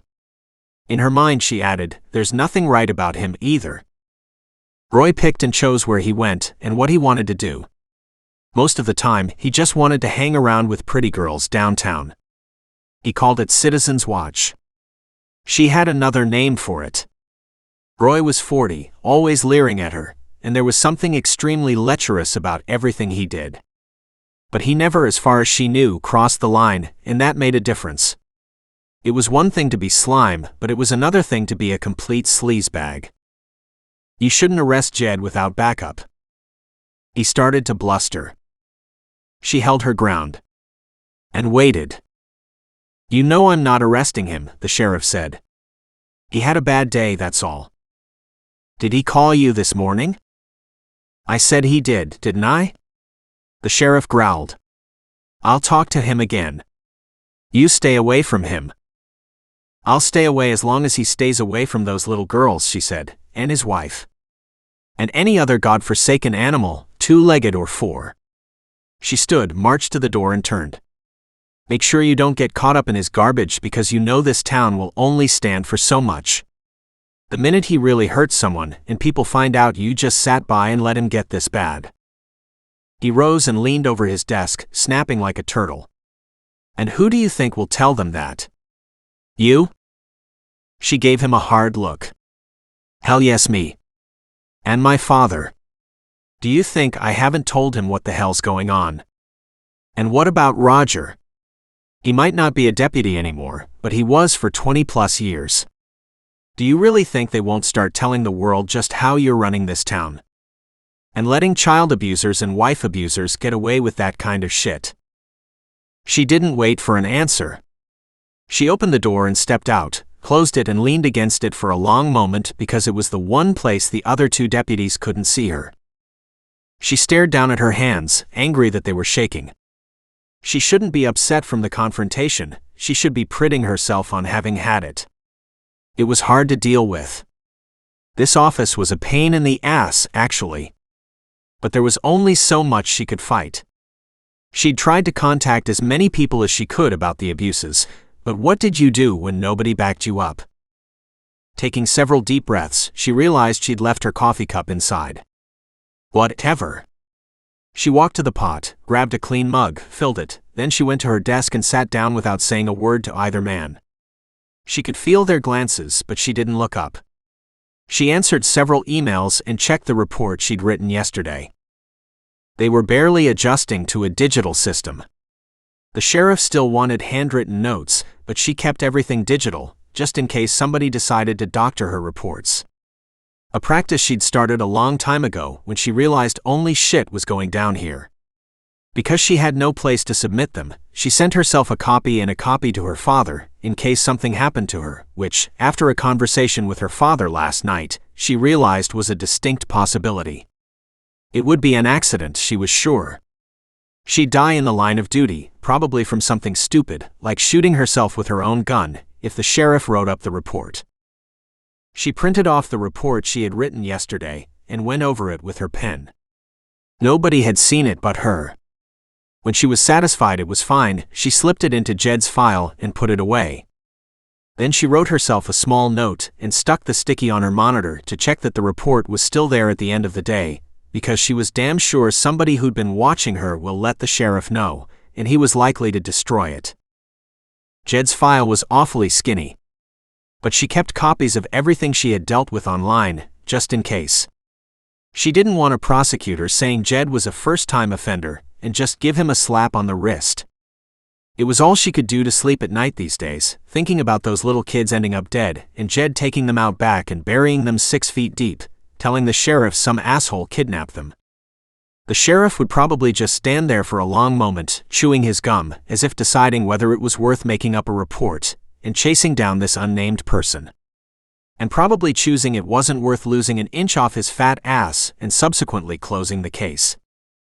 She hated that this was what she was working with, hated that this was what her badge stood for because it didn't. It wasn't what she stood for, and it was her badge, damn it. And again she felt helpless, her mind returning to Pierce. She didn't think he'd ever felt helpless. Something about him told her that he'd deal with this, one way or another. She'd heard both hero stories and horror stories about military life. If he'd been subjected to any of the nightmares she'd heard about, no wonder he'd learned coping skills. But he didn't seem to have any of that ingrained anger she'd seen in a lot of people. Pete himself had gone from being angry to being despondent, as if working through the various stages of grief. He told her once that he was still grieving for what he used to be. He hadn't come to terms with the man he currently was. She'd hoped he would see what he could become, but he was still stuck in the here and now of broken bones and missing limbs, and a life that would never be fully realized, not as far as he was concerned.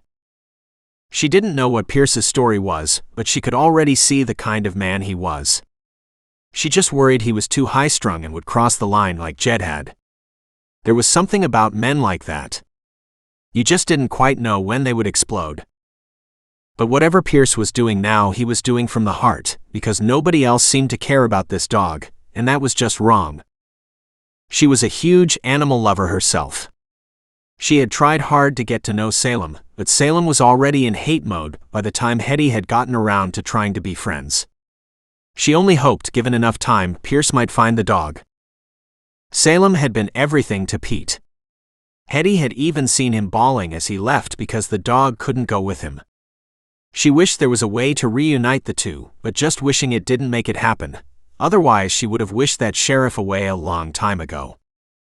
Pierce entered the rehab center and walked to the reception area. He looked around with interest. He'd been in a couple himself, but always on a short-term basis. He asked the receptionist where Pete was. She frowned. He's taken a turn for the worse. Her voice was quiet. He can't have any visitors today. Pierce winced. I'm sorry to hear that. Maybe leave a message, I came to visit. She gave him a notepad, and he wrote down his name and number. With a nod of thanks he turned and stepped outside. He had no doubt Pete's downturn was based on Pierce's phone call last night, and that shouldn't be.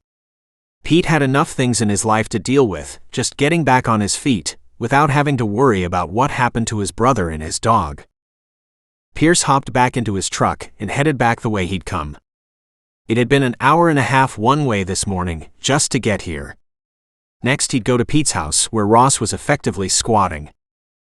When Pierce got within about 10 minutes of Pete's place, he pulled off on the side of the road and checked his messages.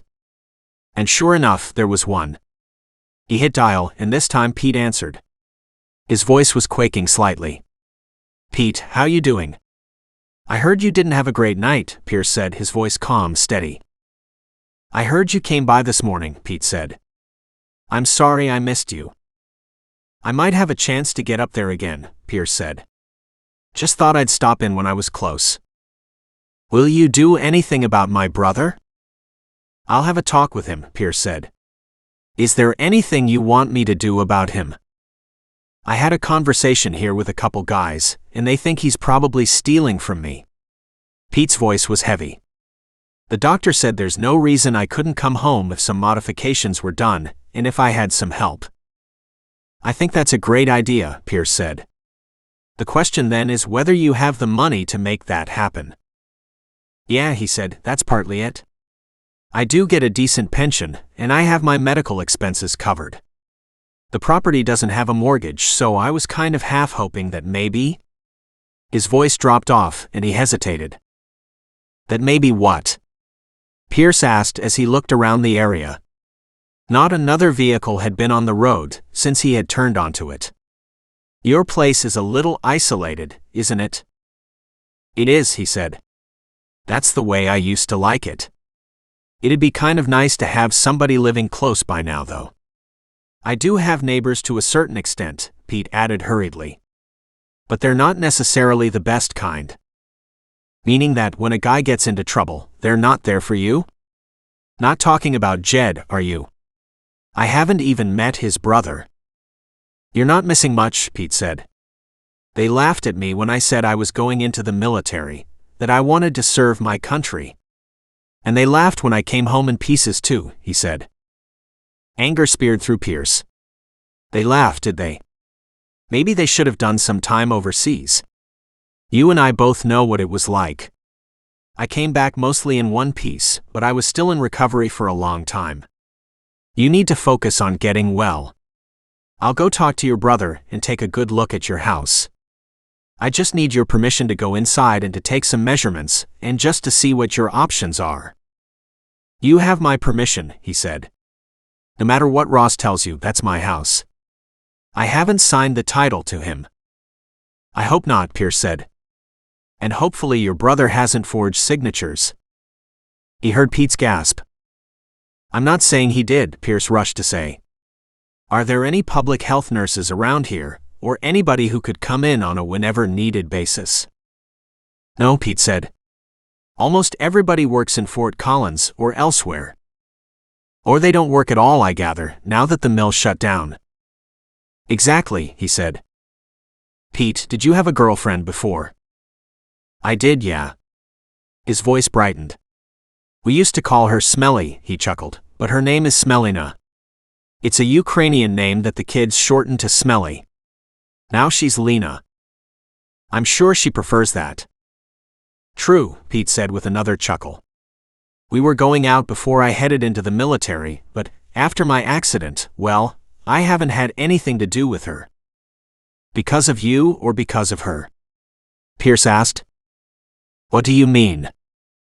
Meaning, did she not want to see you because of your condition, or did you stop seeing her because of your condition? There was a hard silence, and then Pete said, You don't pull any punches, do you? Nope. I don't, and I got no patience for it.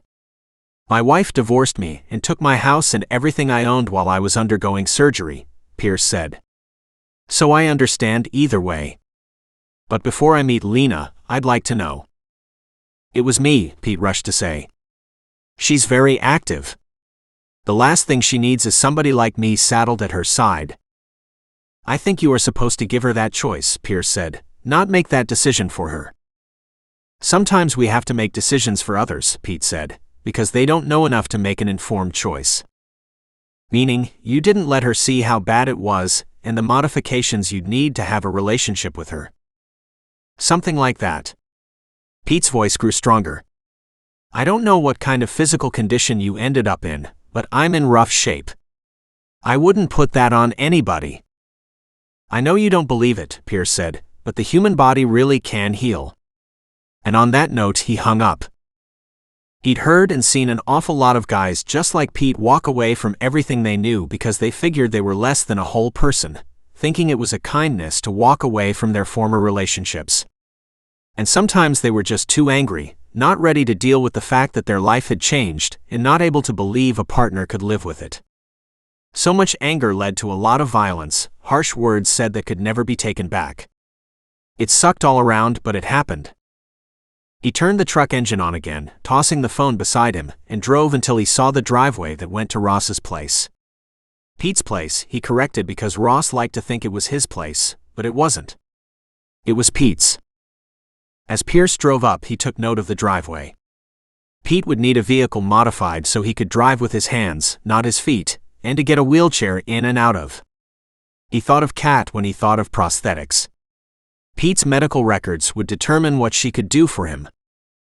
Pierce pulled up to the front of the house and parked, thinking there should be a garage.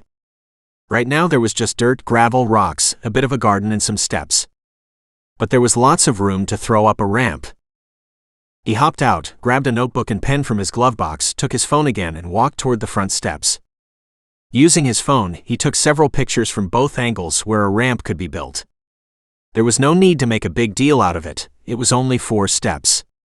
A ramp wouldn't be a problem, and once Pete got up those 4 steps, there was a huge wide veranda. It wasn't a narrow one, barely enough room for a chair.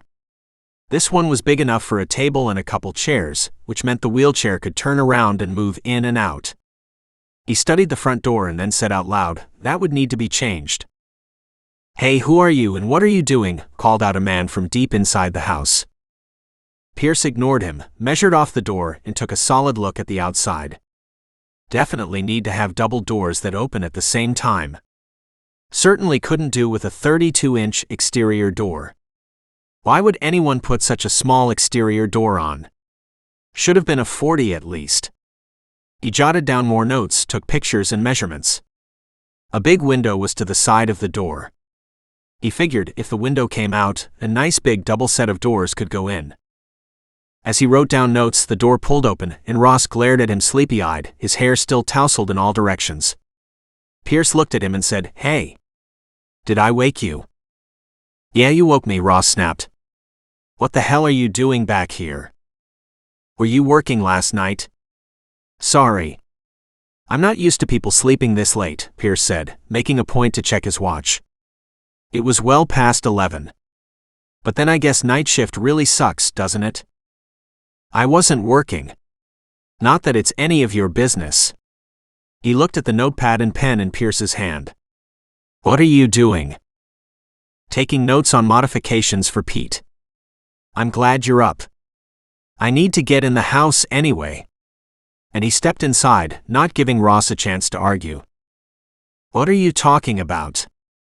"Pete is in rehab and that's where he'll stay," Ross said. "No way he can come back home."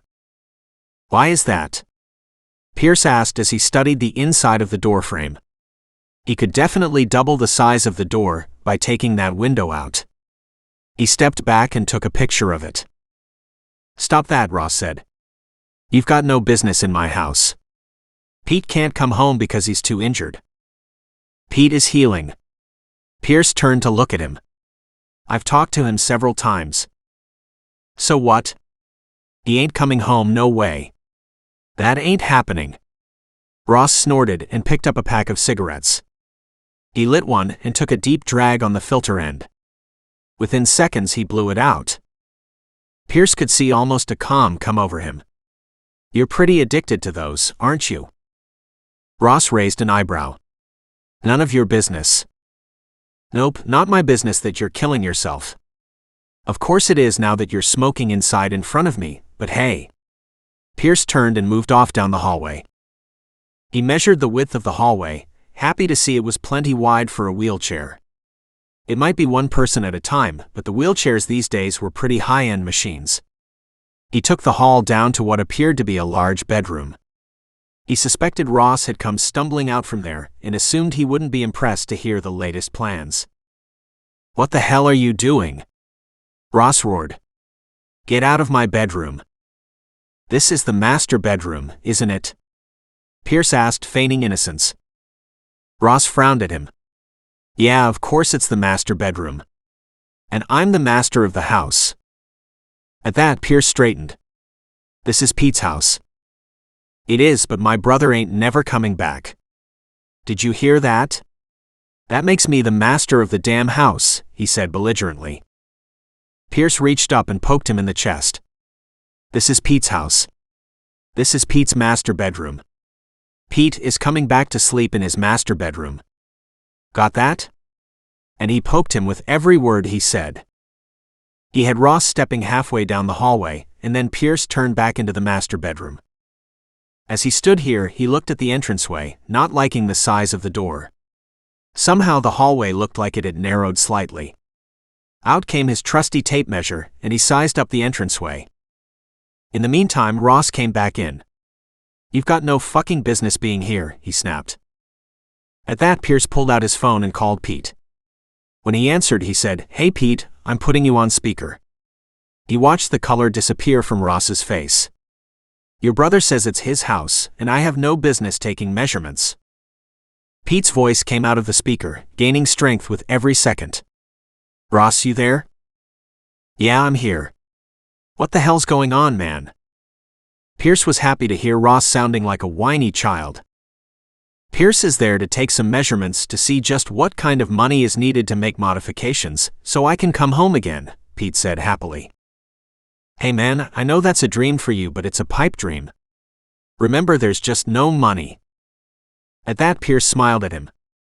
Yeah, we'll talk more about that. Ross looked at him, and Pierce could see a bead of sweat breaking out on his forehead.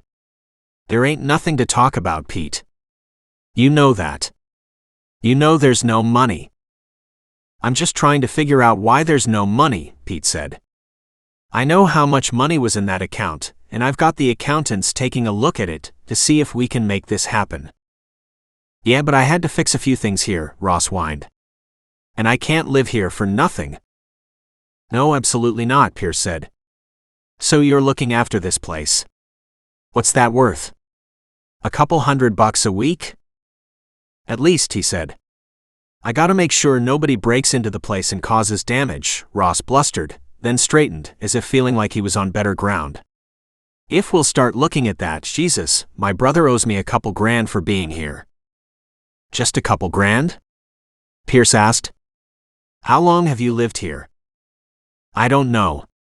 It must be about, maybe not quite a year. What do you think, Pete? How long has it been since you went in there? It's been just over 6 months, Pete said, his tone wry. I can see you moved in quite nicely, but it's only been 6 months, bro. Feels longer, Ross said. So 6 months, that's like $2,500. Sure, but if you as a renter look at the rental stats around here, I understand that places go for about $500 a month, and a whole house goes for about $800. 800 times 6 is 4,800. So by my calculations, you still owe Pete about $2,300. You only worked off half the rent. Silence. Finally, Ross blubbered away. Hey Pete, what the hell is going on here? He kept walking, pacing back and forth, sucking on a cigarette like a drowning man. Not wanting Pete to back down, Pierce said, Pete, I'll call you back in a few minutes. He hung up and pocketed the phone, going back to looking at the measurements of the bedroom. This is a nice size room, he commented out loud. It's definitely big enough for a wheelchair. Man, Pete can't be out here alone, his brother said. It's not good for him. Yeah? Why is that? Pierce measured the room, just so they had the basics for when they needed them. He walked into the ensuite bath and immediately knew the door would need to come off. Thankfully, there was room on either side. They could just take out the door and leave it open. He wandered through the old-fashioned bathroom thinking out loud, this is where the money will go. I told you, there's no way we can modify it enough for Pete to come home. Pierce turned to look at Ross, who appeared to be feeling better at that news. What's the matter? Afraid you'll find yourself out on the street? Ross frowned at him. You're making yourself a lot of enemies. I want my brother home as much as the next man, but not if it'll mean another failure for him. It's only a failure if you don't try, Pierce snapped back at Ross. You're sitting here, living high on the hog in your brother's place without doing anything to give back. If we find out you've taken any of his money, you can bet out on the street will be the least of your problems. What the hell are you talking about? He asked. You don't know nothing about my money. Pierce just snorted. Let me put it this way. Every government-issued penny Pete had in that bank account better have one hell of an explanation if it's not there, or you'll find yourself in jail. Huh. The sheriff ain't doing nothing, Ross said. We're buddies, and he knows I need money to live. Yeah? Did you pay him with any of Pete's money? He watched something cross in Ross's gaze. And he nodded to himself. You do realize Pete is a vet, right? He gets special privileges, and when he needs a lawyer, he gets a lawyer. Pierce didn't know for sure that the government would provide an attorney, but he knew plenty of guys who would pitch in and help out a veteran like Pete for free, if it came to that. If his brother was stealing from him while he was in a rehab center, a lot of guys would come and move Ross out and dump him several counties over, then come back and fix up Pete's place for him. That's pension money, and if you're stealing that. Pierce just shook his head.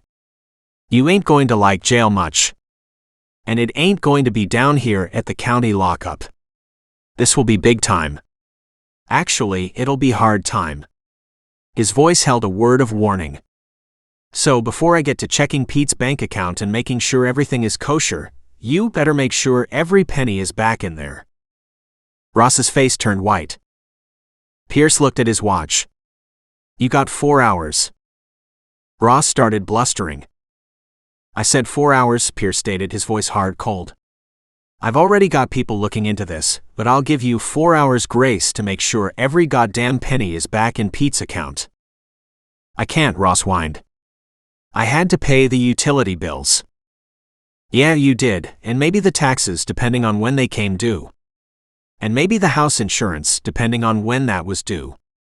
But there had better be an invoice and a receipt for every penny you took.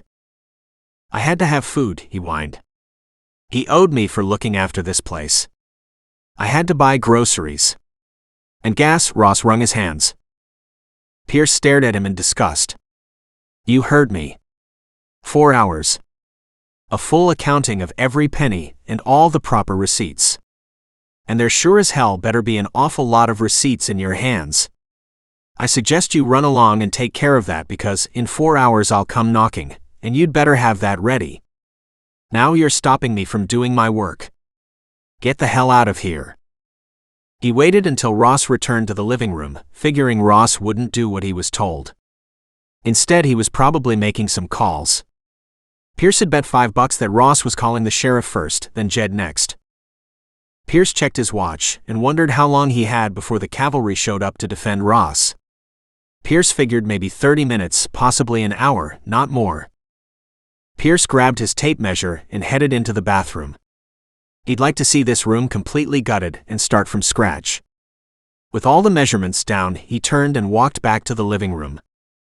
He wandered the space, realizing this was an older house with lots of rooms, lots of walls, whereas he preferred the open concept, which would be much easier for wheelchair adaptation too. But it was post and beam construction. A lot of these walls looked to have been put in afterward, which meant they could also come out. He took more photographs, wandered around, then headed for the kitchen. In order for Pete to be independent, he needed access to the kitchen and the room to work in it. Pierce winced when he saw it. It wasn't that it was bad, it was just old, and it was tiny. Back to that whole walls coming out thing. He took more measurements, and an idea started to form about how the kitchen should be. He'd always loved cabinet working and carpentry. Remodels were just part of life as far as he was concerned. He'd grown up with a father who was in real estate, and they used to buy and fix up homes and sell them. He'd learned a lot, and he was grateful for every lesson because he would need every one of them here, and now. He might find a few local people to help, otherwise he would have to bring in some specialized guys to do the work, and that would get pricey. He opened the fridge and saw 3/4 of it was full of booze. In disgust, he slammed it shut and checked out the plumbing under the sink. It was still copper piping, which said an awful lot about the age of the house too. Well, Pete, it will take some money, but we can do a lot on a little. From the kitchen was a single glass door that opened up onto a deck. He popped it open and looked at the glass door and wrote down another note. It had to be wider, and a ramp was needed to get in and out. The dam threshold was raised, so it would be hard to get the chair's wheels up and over it. This was a shitty job. It should have been put in flush. He stepped out on the deck and walked the back of the house, taking pictures as he went. There was no railing, but it was wide enough, and stairs were at both ends. The stairs could come out and ramps could go in, so that was a pretty minor job too. He headed back inside and took a look at the staircase going up. Depending on what Pete wanted to do, the stairs could stay, and an elevator could go in. As he walked around the side, moving toward the front of the house, he heard the sounds of a vehicle coming, then another and another. He gave a grim smile, tucked his notepad and pen inside his pocket, picked up his phone and dialed. "How you doing, Pete?" he asked as soon as Pete answered. "I'm doing okay. What do you think of the house?" "Definitely needs some work done to accommodate you," he said. "The ensuite bathroom is likely the biggest cost. The kitchen is a bit small too. But it won't be impossible to do." "Well, that's good news," Pete said with relief. "It depends on the money then, doesn't it?" "Depends on how much money you've got and how much help we can rustle up to make some of these changes, also on your mobility." He stood at the front door. "Your brother has called the cavalry too." "He's what?" Pete yelled out in alarm. "What are you talking about?" "Pretty sure he's got the sheriff and Jed and God only knows who else coming down here to have a talk with me and to try to run me off your place." "Jesus, that's not good," Pete said, sputtering. "I'm getting off the phone and I'll call you some help." And just like that, he hung up. Pierce laughed. He walked to his truck, pulled out his handgun from the glove box, and put it in his shoulder holster he wore underneath his overshirt. Then he walked back to the front steps as the vehicles pulled up and parked. He looked at the sheriff, who hopped out and walked toward him, shifting his belt up over his gut. "Sheriff, good to see you again," he said. "What's this I hear about you running Ross off?" Pierce raised an eyebrow. "I didn't say anything about running Ross off. I said his brother was looking for an accounting of what kind of work he'd done and how much money he'd spent in the time he's been gone, because Pete is on his way back home soon and needs a certain amount of money to make changes on his property." The sheriff frowned. "What? Pete is coming back?" "Yeah, Pete is coming back," Pierce said. "We've been back and forth on the phone all day. I talked to him about the various changes required on his house. He launched into an explanation on how he will put a ramp in and double up the front door so the wheelchair could fit. He turned with a big smile and said, "The bedroom is fine. The hallway is fine, of course." For whatever reason, Ross moved into Pete's bedroom. He shot the sheriff a disgusted look. Not like there aren't bedrooms upstairs he could have used without trying to move in on his brother's property and take over like he did. Before Ross could argue, Pierce launched straight back into an explanation of how he will change out the single glass door in the kitchen so it too was a double door, and to cover up that bit of a threshold lip so Pete could get out on the deck and then put a ramp around the back. The men just stared at him. He looked at them all. "Aren't you guys Pete's buddies?" Jed just kind of looked down at the ground, and the sheriff ran his hand across his mustache a couple times. "Are you or are you not his buddies?" Pierce asked, his tone turning hard with a deadly backlash to it. Jed looked at him and said, "Ross is my buddy." "I see," Pierce said, crossing his arms over his chest. "So you don't want the owner of the house, who has gone to war, fought for you and your country, been injured, been in recovery all this time, to come back to what's rightfully his." Jed had the grace to turn a ruddy red. He backed up a couple steps and spat on the side of the driveway. Pierce turned his gaze to the sheriff. "And what say you, Sheriff?" The sheriff pulled the hat off his head and ran his fingers through his hair. "Well, I've known Pete a long time." "I'm sure you'll tell me that he's a good man," Pierce said. He watched another car come down the road toward them. It was a deputy's vehicle, and he was pretty darn sure it was Hetty. The sheriff nodded. "He is a good guy. But I understood he's a cripple." Pierce's eyebrows shot up. "A cripple? What the hell are you calling Pete a cripple for?" He turned on Ross. "Is that your words? Would you disrespect your brother like that?" Ross opened his mouth and then snapped it shut. "I didn't say he was a cripple." "I'd be very unhappy to hear you call him that," Pierce said. That man needs the help of his friends, and I'm still waiting to see it. What's this got to do with you anyway? Jed said. I went and fought for my country too, so Pete and I are brothers in arms, Pierce said with a half smile and a hard gaze. I do a lot of remodeling. So I'm here to help Pete get back into his house. You don't want to see a man like that stuck in an institution, do you? Not when he can live comfortably in his own home. I mean, if he's dragging shitbags and crap like that, Jed said, maybe that's where he belongs. Pierce snorted. You know what? I wouldn't be at all surprised if he doesn't come back walking on his own 2 feet. He kept his tone very low. Just then the deputy's vehicle pulled up and parked. That'd be a fine thing to see, the sheriff said. Pete is a good man. What happened to him was hard.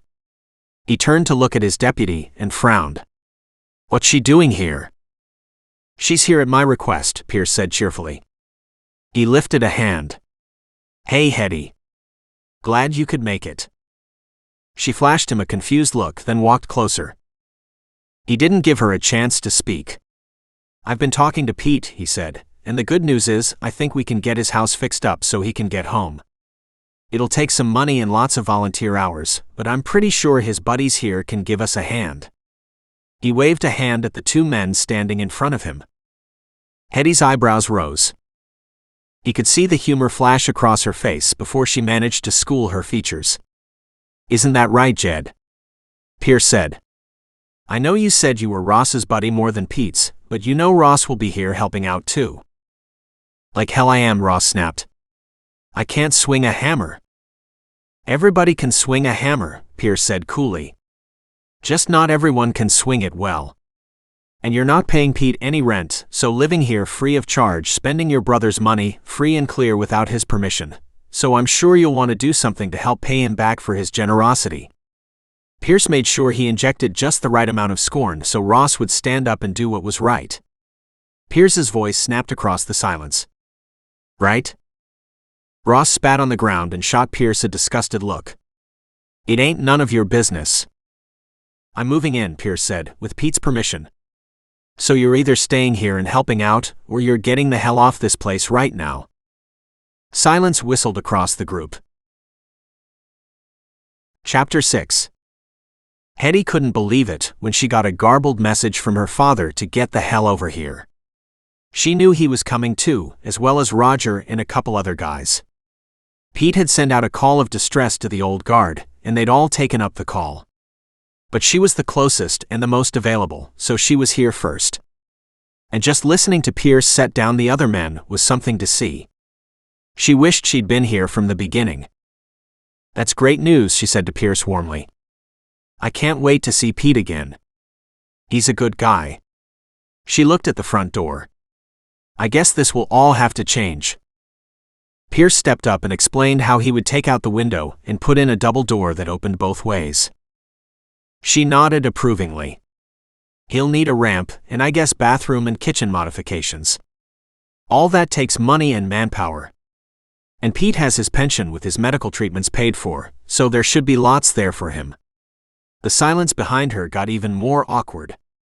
She spun around and looked at the 3 men, her gaze landing on Ross. Right, Ross? He looked at her resentfully. Costs money to live here. She narrowed her gaze. It might cost a little bit of money to live here. Her voice was gentle and calm. But if a large amount of Pete's pension money disappeared, that would be theft. Ross straightened his back and glared at her, then looked at the sheriff and back at her again. Sheriff, you won't let her talk to me like this, are you? She turned and glared at the sheriff. He stared back at her balefully. That in itself was a shift. She wondered when that had occurred. Then she realized it was in the force of the man in a black truck. Ross already knows his clock is ticking away on that. Pierce's voice remained calm and cool as he crossed his arms over his chest and leaned against the front door frame. He looked down at his watch. By the way, Ross, you're down to 3 hours now. Ross spluttered, then snorted and walked back inside. He went to slam the front door, but Pierce's boot was in the way. Ross turned and said, You're not moving in. You get the hell out of my house. But it's not your house, Pierce said. How the hell do you know? Ross snarled. It's my house if I want it to be my house. You get the hell out of here. Hetty was shocked. Hey, what are you talking about, Ross? This is Pete's house. You've been living here for a few months, but you don't just get to move in and take over like it's yours. Pete's making modifications, and he's coming home. You believe this snake here? Ross sneered. Of course you would. You're nothing but a woman. You'll probably spread your legs for smack. She hadn't even processed his words before Ross lay flat on the ground between her and Pierce. Pierce reached down and with one hand grabbed a handful of shirt, lifted Ross up, dragged him out on the deck and plunked him down. Don't you ever talk to a woman like that again while I'm around. His voice was hard.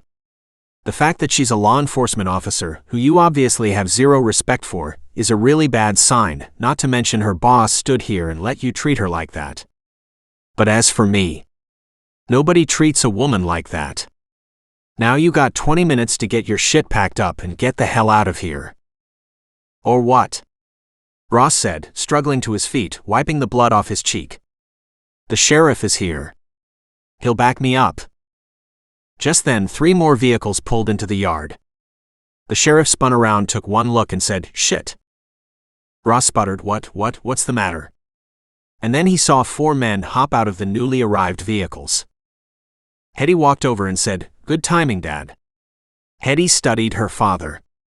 He wore a brushed cotton t-shirt that said he still worked out on a regular basis, plus dark blue jeans, cowboy boots that were cut properly, and a walk, not a swagger, that said this man had seen it all, done it all, and was comfortable doing it all over again.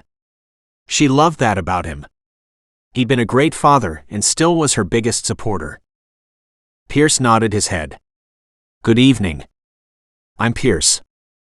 Her father nodded. My name's Jesse. Glad to meet you. He looked at Ross. What's this I hear about you not wanting to vacate Pete's house? Ross looked to the sheriff. Sheriff, you can't let them do this to me. The sheriff lifted his hat again to rub his head. Well, now this is a bit of a mess up. No mess up at all, Pierce said. Sometimes when you can't do the job yourself, your friends have to take out the trash. He turned his gaze on Ross. I mean it. You got 20 minutes, buddy. That's not fair. I don't have to leave. If you won't help do the work and help make up for the rent money you took from Pete, you're damn right you have to leave. And you're still on a clock for that other accounting problem you have. Ross gave him a haunted look and stormed inside. Jesse laughed. Nice to see you around town, Pierce. We need a few more men like you. We need a few more men like you too, Pierce said. I hope you guys heard from Pete. Did you? Yeah. He called not too long ago, said you were here creating a ruckus. You can say that again, the sheriff snarled. Looks like you don't need me after all. He walked to his car and turned.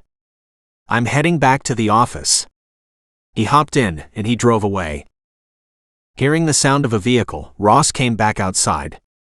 When he saw the sheriff leave, he looked like he wanted to cry. Pierce turned to him. If you thought the sheriff would back you up, you're dead wrong. In this case, the law is on Pete's side, not yours, and you're down to 12 minutes. Ross went back inside. Hetty said, You'll really make him leave. Oh yeah, I'll make him leave.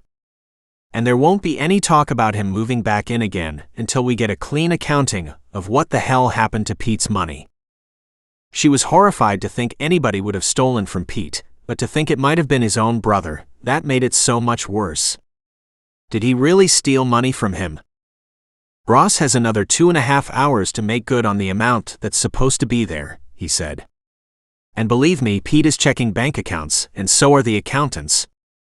Pete got a lump sum after he got back, for lost wages and to help with medical adjustments. And every damn penny of that had better be there, he said coolly. Or none of the law around this area will do anything to help Ross. I'll make sure he's slammed into some jail a long way away without any support system for a hell of a long time. As long as you leave him alive and you don't break any bones doing it, Jesse said, his tone hard, I won't argue. I might break a bone or two, Pierce said with a fat smile. But of course that's only if he struggles. If he's a good boy and behaves himself then, Pierce shrugged. No need to force him to do anything, is there? The two men exchanged knowing looks.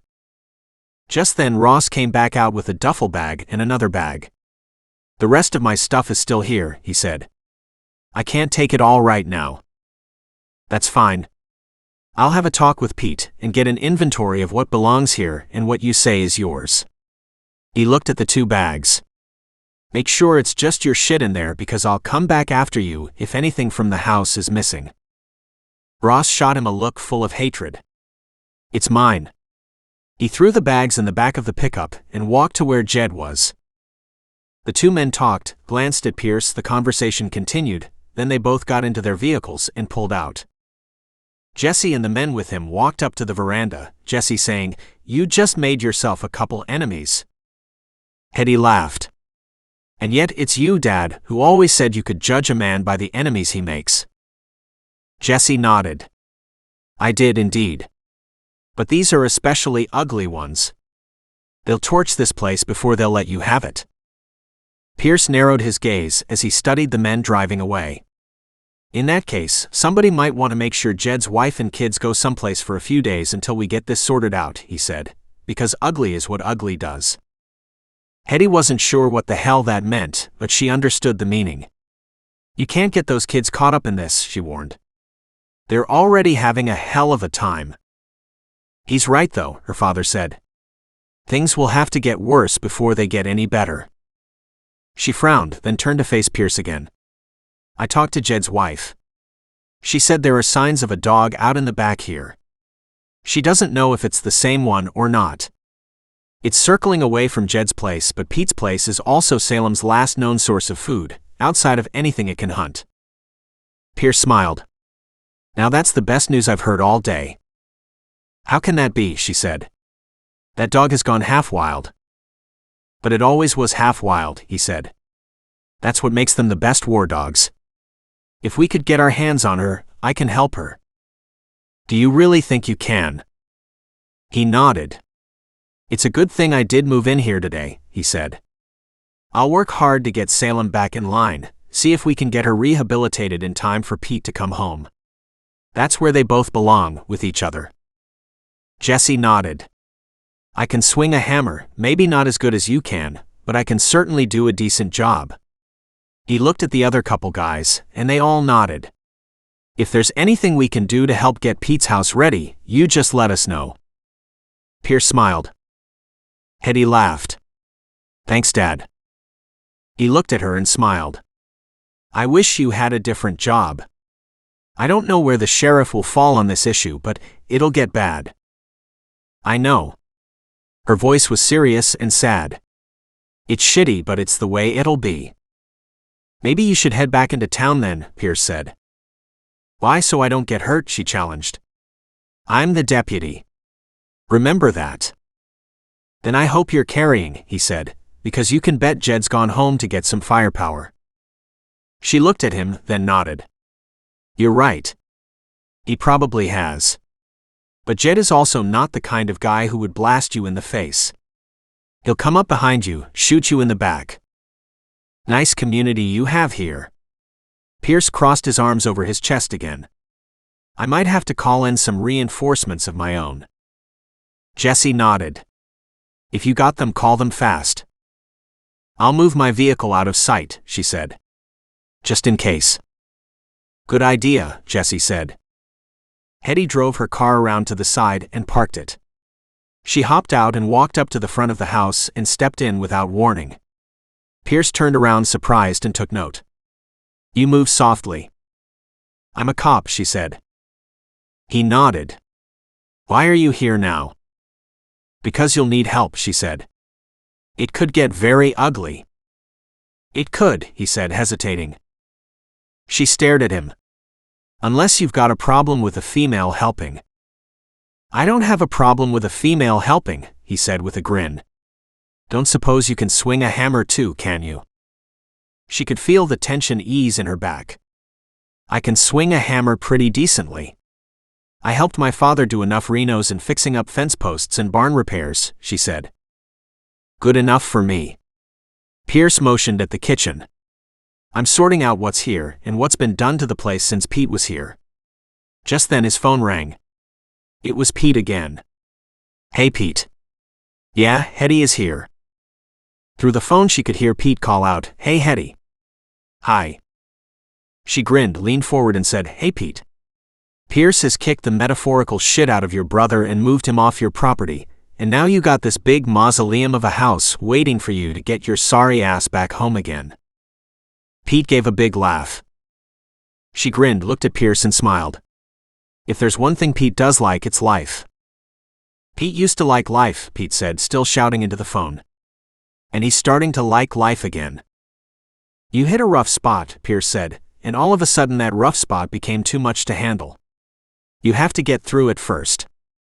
Then life is different on the other side. Now I'm starting to believe, he said. You will never guess, but I got a phone call from a prosthetic designer who says she thinks she can help me out. He spoke with amazement. I told her that I had to sort out my money first, and she agreed, said she needed permission to get my medical records to see what she could do. Of course I gave her my permission like holy shit, yes. If I could actually walk, as in walk on my own 2 legs, that would be huge. Pierce chuckled. That's Kat. And she's dynamite. She's also an amputee herself, so if she says she can do something for you, she can do something for you. Holy shit. I'm so damn grateful. I feel like everything has flipped around now. But that doesn't mean you're over the hump yet, Pierce warned. You take good care of yourself. I'll hang up and see if I can find some bloody coffee in this place. Then I'll work out some modifications for the house, and we'll sit down and talk money once we sort out the bank account what you have left. Okay, will do, Pete said, his voice slowing, hesitating. I know this shit is expensive, so it needs to be just, basics to begin with. Pete said goodbye and Pierce shut off the call. Do you have any idea where the coffee might be in here? He turned around to see Hetty already opening cupboards. She smiled at him. Who knows? She pulled out an almost empty bag of coffee. It's enough for 1 pot. She filled the coffee maker and had a pot brewing quickly. She turned around, took one look at him, studying him for a long moment. Why are you doing this? He'd been looking at his phone, checking for messages. At her words, he stopped and looked up at her.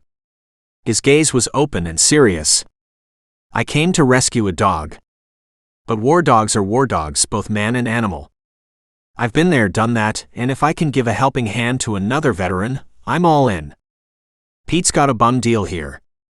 I'm not sure what the hell is going on with Jed and Ross, and whoever else is hanging around that same crowd, but they're all bad news. Oh, I know they're bad news, she said quietly. But like I said before, you've stepped into the middle of a hornet's nest and you've got it all stirred up. Good, he said. Time to swat those little buggers. He looked out the window, his gaze caught on something. What do you see? The shepherd is hanging around the house, he said. She looked but couldn't see what was bothering him. I don't want to put food out. She needs to know she can come in and get food. Any time she's gotten close to men lately, Hetty said seriously, she's gotten hurt. Maybe you should give a little to break the ice. I might have to, he said, pondering the issue. He got up to poke through the fridge and freezer. If there was at least a bone or something, I could give it to her. Even dog food would help. There should have been some.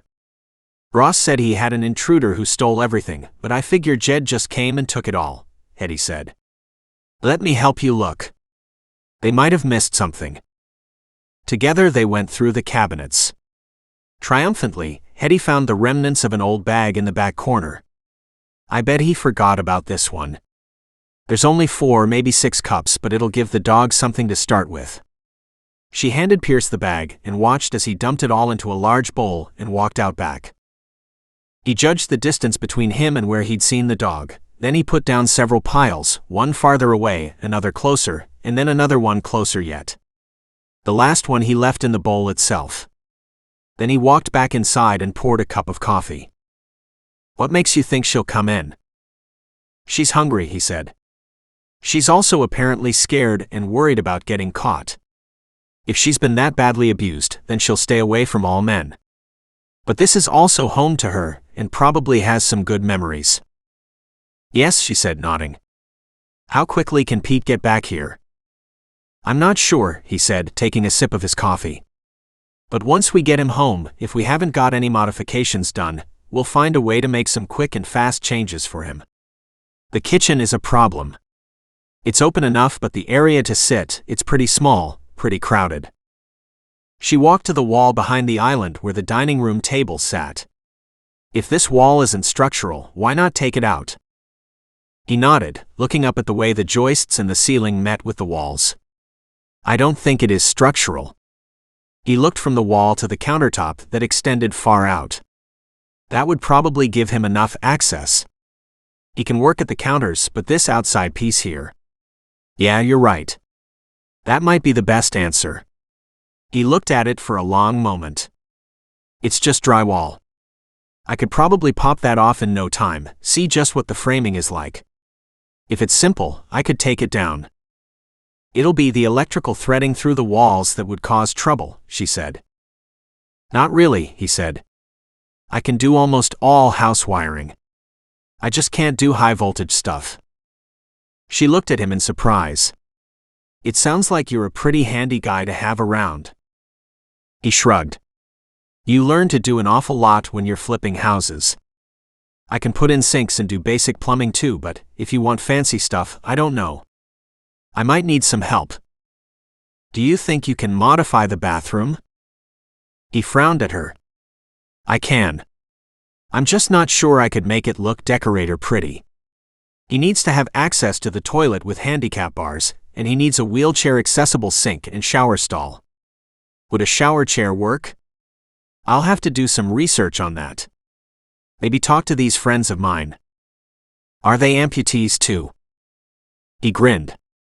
Yes.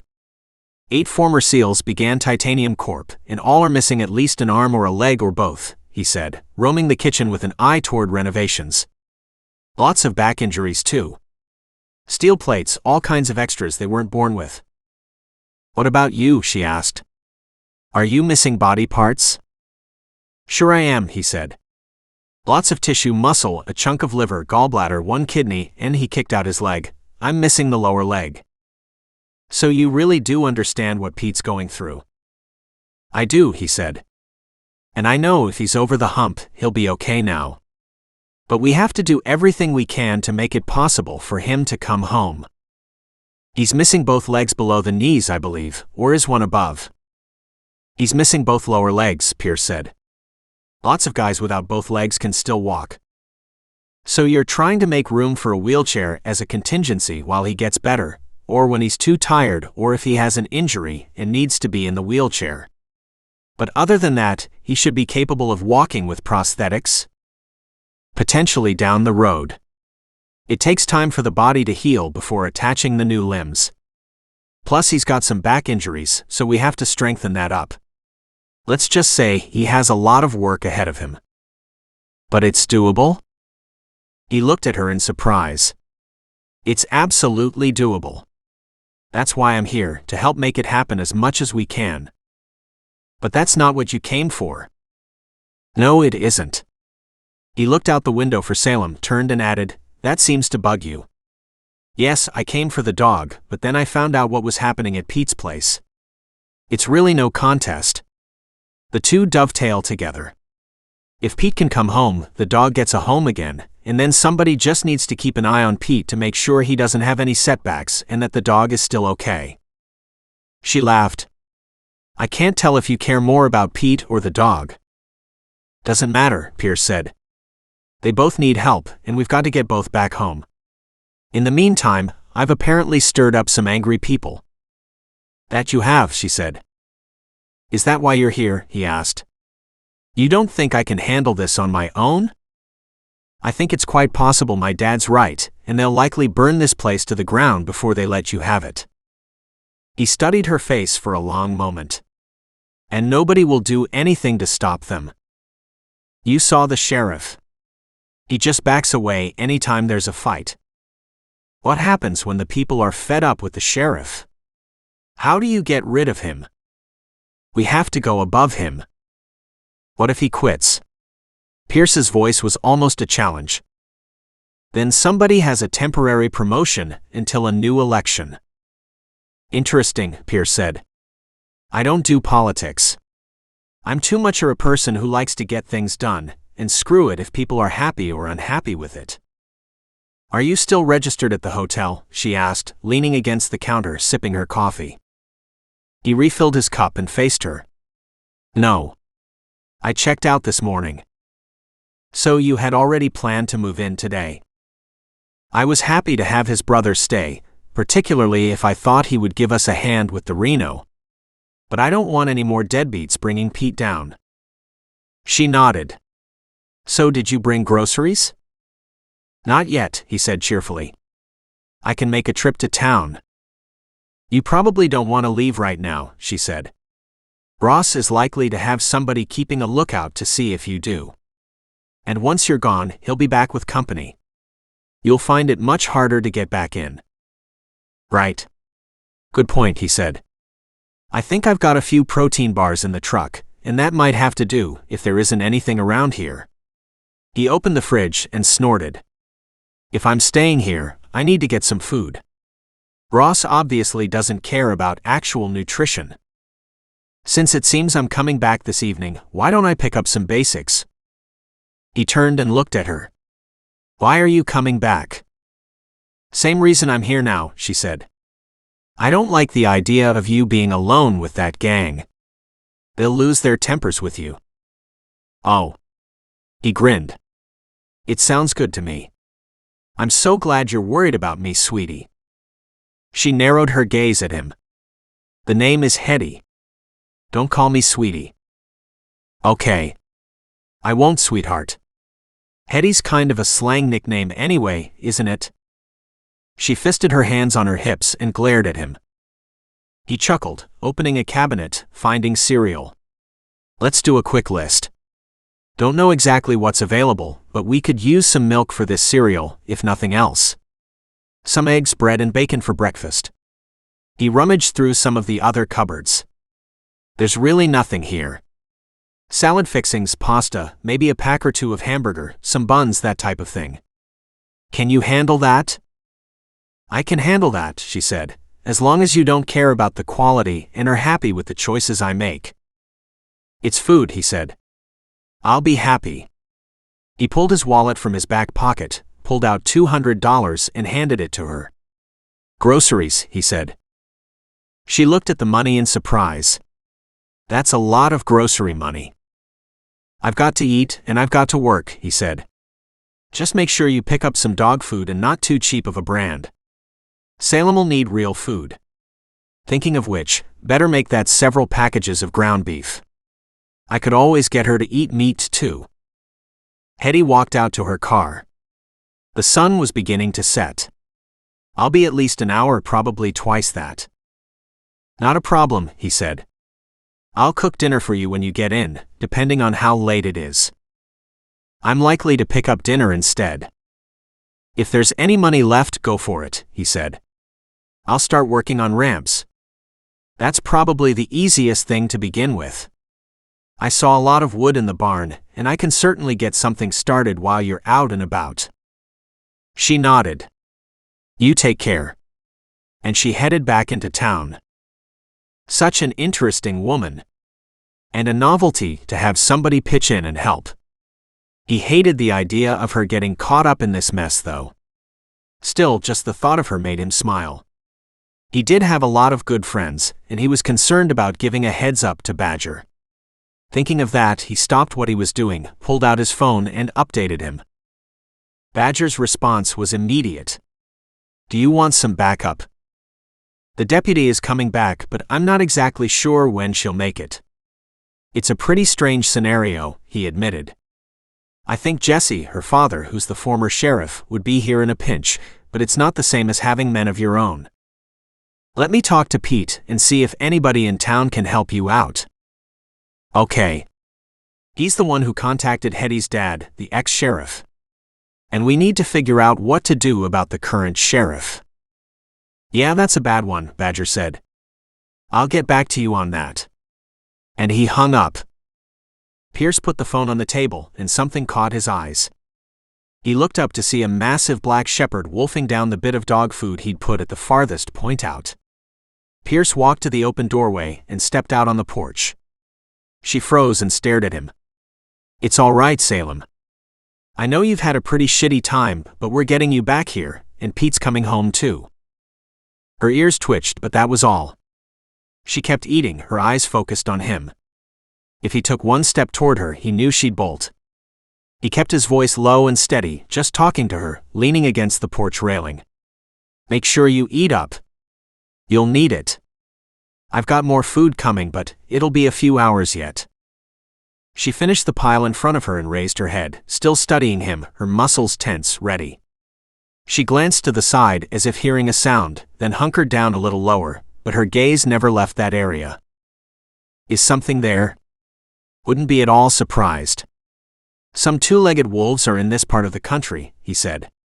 They might be foolish enough to attack.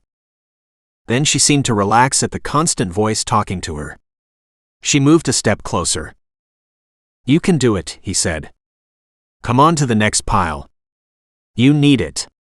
That's nowhere near enough food for you yet. She took a few more steps in. Her nose had already caught the scent of the next pile. Nervously, she crept forward enough so that she could devour the second pile. Come on. Eat it up, he said in an encouraging tone. She was big. Her coat was shaggy and matted. She limped, and blood was on her flank, but there didn't appear to be an open wound. She moved slowly, and she was injured, but she wasn't that badly physically hurt. However, the look in her eyes was one of betrayal, one that said she didn't trust anybody anymore, and that broke his heart. He took 2 slow steps down the porch, stopped and sat. She froze, her mouth full of food but not chewing as she watched him. He stayed in place and just kept talking to her. Finally, she lowered her head and ate the rest of the food. So what did you do? Just got loose from the police yard? How did they catch you again? Probably with food, and that's why you're so nervous. He looked around the area. There should have been fences around the homestead itself. It was a nice property, and with a little bit of care, it could be quite a nice place, depending on how much land he had here. Pete could possibly have crops that could either help him out grocery-wise, or be something he could sell and make a little money. Pierce sat here quietly, content while the dog ate. When the third pile was gone, she looked at him and backed up slightly.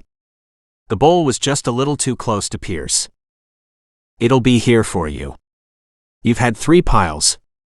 That'll take the worst of the hunger off. She continued to back up. When something crackled in the bush beside him, she spun and raced off. He was happy to see her movements were clean and powerful. She held her back leg too low to the ground for a clean run, but then she was injured. He couldn't really tell how or how badly, but at least she'd been fed. He walked to the side of the house where he'd heard crackling in a bush. He wasn't sure what was out here, if it was another dog or a wild animal or something he was quite prepared to beat into the ground. He did a quick search but saw nothing. As he was about to walk away, he heard a meow. He turned to see a ragtag cat walking toward him.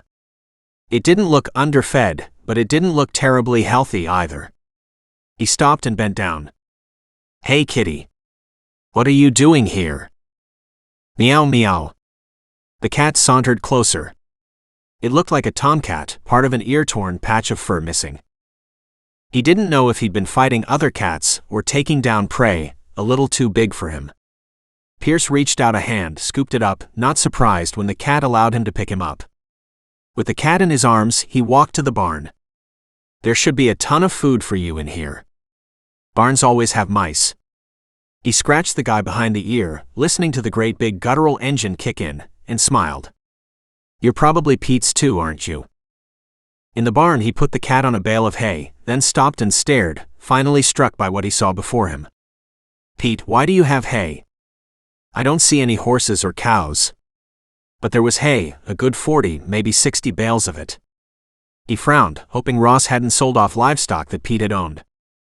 Pierce turned to the wood supply. Found at least 6 good solid sheets of plywood. A full sheet would be too broad, but he took out his tape measure and marked off what he needed. What he also needed was some solid tools.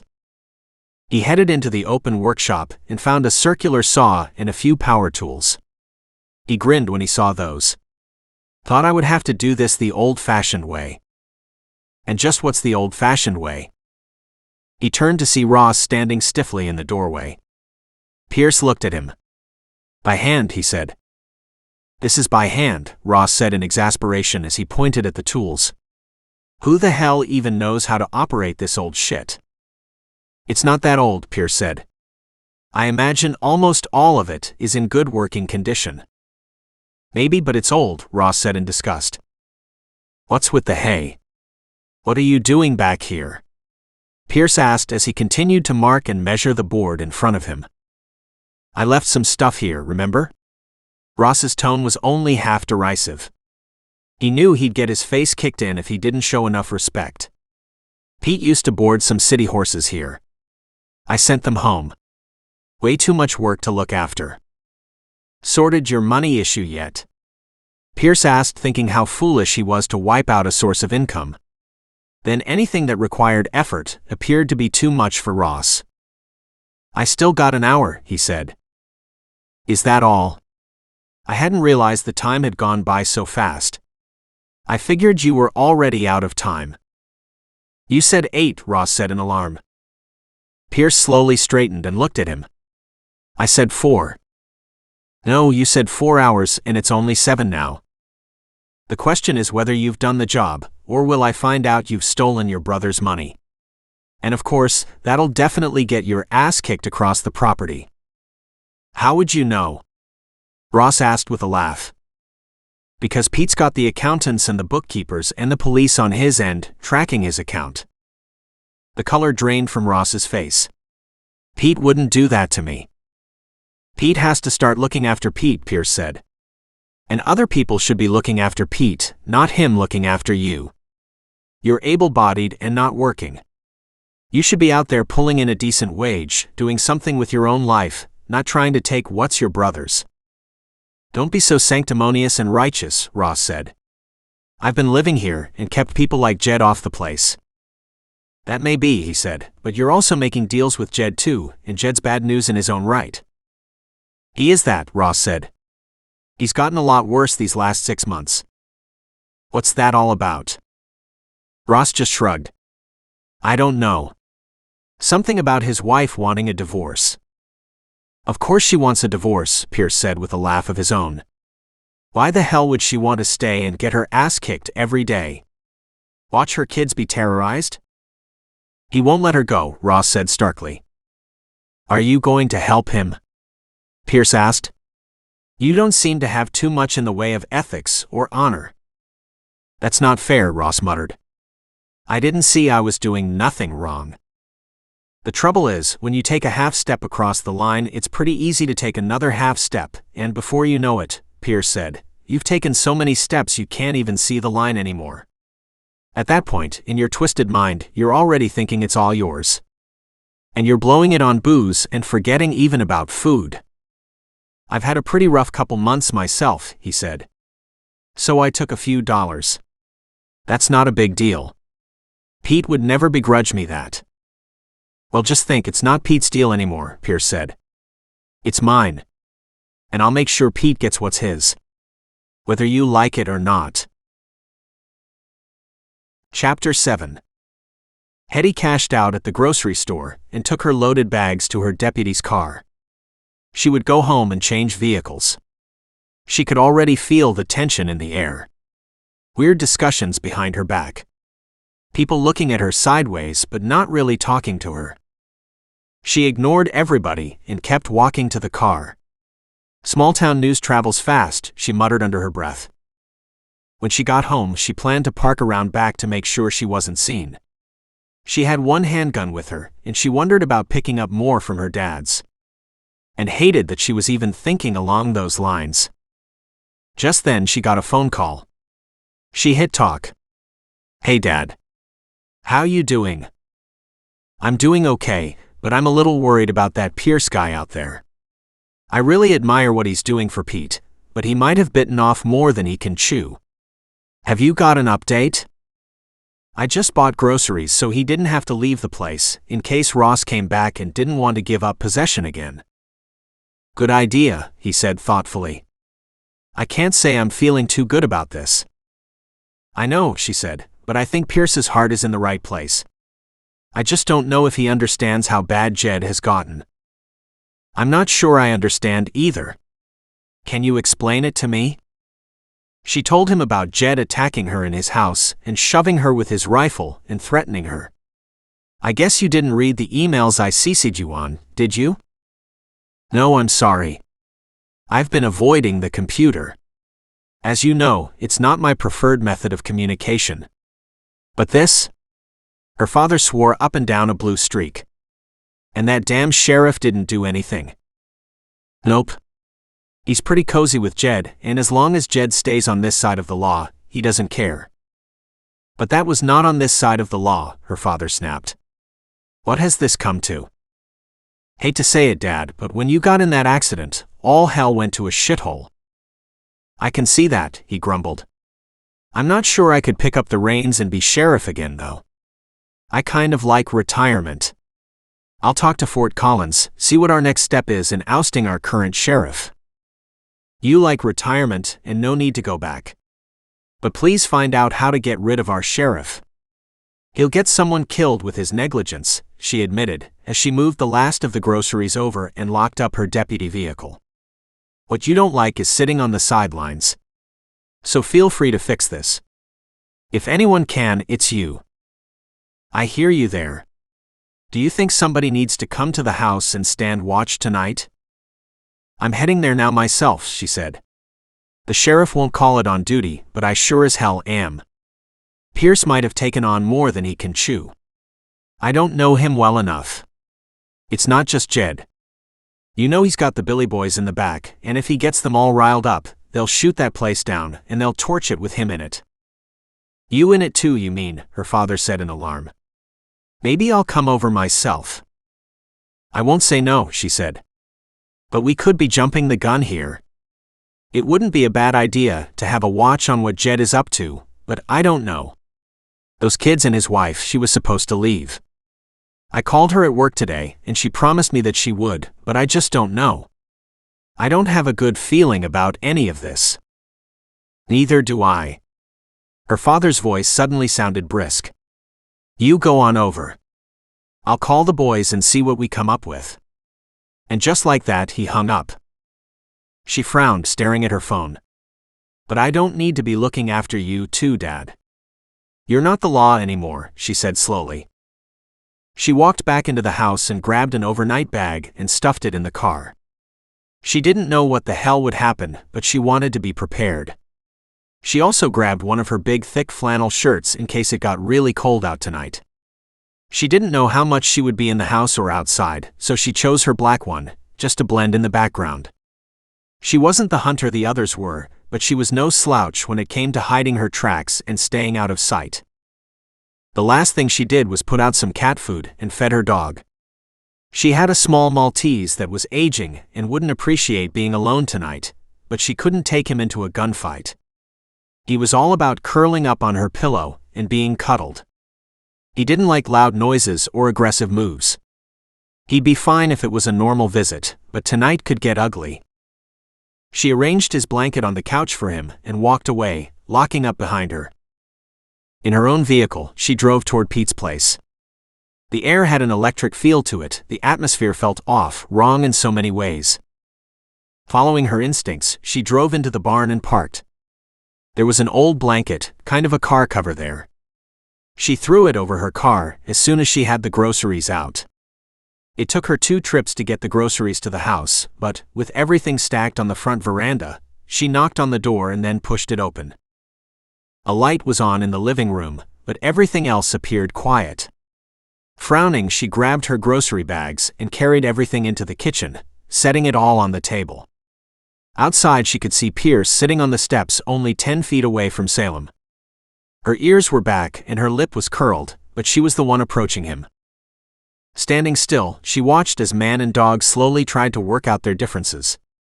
She could see the bowl was a good 20 feet away, and it appeared emptied and flipped over. Pierce had something in his hand, which he held out for her. Salem wanted it badly, but didn't come any closer. Pierce took off a piece and threw it in front of her. It didn't land on the ground because she snatched it out of the air and gobbled it down, then turned to look at him again expectantly. But she wasn't coming any closer. Hetty smiled as she studied Salem's large frame.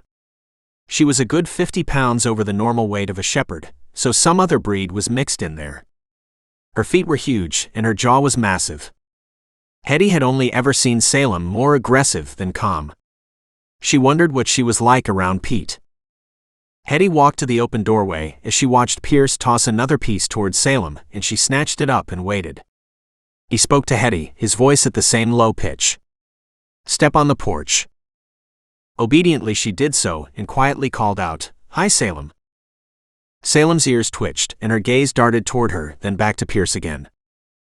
"Can I come closer?" Hetty asked. "Slowly walk toward me," he said quietly. She did as she was told. "She doesn't see me as a threat, does she?" "Are women known to have beaten her?" "I don't think so," she said. "I've only ever fed her and given her water. Which is why she's not afraid of you. She'll be cautious just in case you are like the men she's met, but you're not one of the main threats." "I am." "It's good instincts on her part then, isn't it?" she said, a note of humor in her voice. "I'm surprised she's this close to you." "I'm not. I've been at it since you left," he said. "I hope you brought home some food though, because I'm starved." "I did indeed. But I'm not cooking it," she warned. "I might have been the delivery person, but I sure as hell am not a cook." "Did you bring fast food too?" "I did, in the sense that I brought subs." "Oh yum," he said, standing up slowly, still tossing food toward the hungry dog. "Salem, sweetie, I'll go in and get some food myself." He took 2 steps back, and Salem's butt hit the ground. She looked up at him, her ears straight up. "It's almost as if she understands you," Hetty said. "She does," Pierce said quietly. "I've been working on a few of the commands she would know from Pete's training. I gave her the sit command just now with a hand signal, and she did it without argument. So we've come a long way." He looked around. If there was a dog bed still around, it should be something for her use on the deck. Even though she'll probably be a while getting back into the house, it would be good to know she feels like this is home again. "I think I saw something in the barn," she said. "Give me a moment." She took off slowly at first, so as not to spook Salem, and headed toward the barn where she took the big car cover. It might be more of a horse blanket, but it would do the job. It was large, at least a 4 foot by 3 foot. Carrying it with great difficulty out of the barn and to the deck, she placed it close to the steps. "Maybe this'll do." He looked at it and nodded approvingly. "It probably was a horse blanket, but it's thick, so I'm not sure. As long as she thinks maybe it's for her, it'll be fine." He motioned for Hetty to back up into the kitchen, then he turned deliberately and walked inside, leaving the door open. "Now we'll see what she does." He took one look at the subs on the counter and grinned. She smiled to see such joy on his face. It was a good thing she brought 2 12-inch subs since she was hungry herself. She unwrapped the first one and cut it in 4 pieces. The subs were made from whole French bread loaves. He reached for the quarter portion closest to him and then stopped and looked at her. "Do you want me to have an end piece instead?" "We each get an end piece," she explained, "but I'm starting with a center piece." She flashed him a grin and walked to the counter. "Damn. I did buy coffee, just didn't start any. I guess we can put some on afterward." She sat at the small rickety table and frowned. I don't think this was Pete's table. He had a big oak one from his granddad. "It's possible," Pierce said. "I'm not sure what Ross might have sold." Just then she heard noises upstairs. "What's that?" she cried out in a harsh whisper. "Ross," he said. "He came to get the rest of his stuff. This is his second trip." "How do you know it's his stuff though?" she asked. "Because I'm taking pictures of it and checking with Pete. If it's just personal shit, I don't think Pete cares. He was trying to take some of the electronics, and Pete says those are his. We're also having an argument about how much money he owes Pete. From the looks of it, he needs to replace close to $30,000 that he stole. I didn't steal it, Ross snapped from the doorway, and I ain't paying it back. He turned and looked at her. Hey, really, I didn't steal it. His voice turned into a whine. Pete's got no reason to say that. $30,000, she said. What did you do with all that money? Pete needs that to fix up the house. Ross raised both hands, palms exposed in obvious frustration. Well, I didn't know he was coming back, did I? That's hardly any reason to steal from your brother. She turned to look at Pierce. Pete doesn't have much money. Oh, he's got money, his pension if nothing else, Pierce said. We'll have to go through the courts, obviously, to get the money back though. I don't have the money, Ross said. I told you that. Pierce turned and looked at him, pinning him in place. A lien has been slapped on your account, he said. I got confirmation of that 20 minutes ago. You won't be getting any of that money out of that account until an agreement is made. You can't do that, he blubbered. I don't have any money for gas. Isn't that just too damn bad, Pierce said, standing towering above him. Isn't it too damn bad you stole so much money from your brother? According to the lien, over $60,000 is in that account. And I want to know where it came from. Like, where is Pete's antique dining room table? Ross shook his head. No. You can't touch that money. That's my money. I know of at least $30,000 you took from Pete. But for all I know, it's a lot more than that, and that's why we'll do a full investigation before you get access again. You can't do that. Too damn bad, too late. A lawsuit has been filed. A lien has been slapped. Now you should get a lawyer and you can fight it out. How am I supposed to pay for a lawyer, he cried out, if I can't get my money? Stealing it from your brother doesn't make it your money. I guess you have a problem then, don't you? Hetty stepped forward and said, Ross, did you really steal that kind of money from Pete? She knew assholes were in this world, but to steal from your disabled brother. That was pretty low. He looked at her sadly. I didn't think Pete would need it. It seems like the government paid for everything for him, so what did he need the money for? I needed it. What did you need it for? She asked, puzzled. You've been living in Pete's house free and clear. Pete's paying the bills, the taxes, according to what Pierce has said. So what did you need the money for? Because I don't want to stay here, he cried out. And even if I can't sell Pete's place, and if I want to get the hell out of here, I have to have cash. When were you thinking of selling Pete's place? She asked. Did you ask him about that? Yeah, but he won't sell. Ross snorted. Look at this place.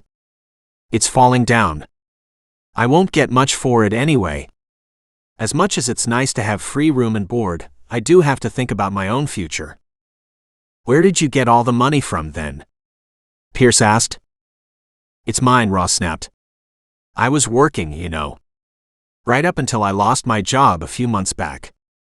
I saved it. You saved it because you were living at Pete's place, Pierce said. And did you sell a bunch of stuff from Pete's home? Hetty said, looking back at the kitchen table. He had that wonderful antique table from your granddad. That was Pete's. Where is it? She caught a glimpse of something in the back of Ross's eyes. She stared at him. Did you really strip his house of everything of value and sell it? Just a few things, he said. He was my granddad too. But according to Pete, she said, you got cash and he wanted the heirlooms. I ran through the cash pretty damn fast. It wasn't much anyway. Maybe $5,000. Likely 2 to 3 times that. Pete should know. That $60,000 came from somewhere. 30 of it came from Pete's pension account. So you sure as hell don't get to keep any of that, she said, a cool note entering her voice. If we find any of the rest of it is Pete's inheritance from his granddad.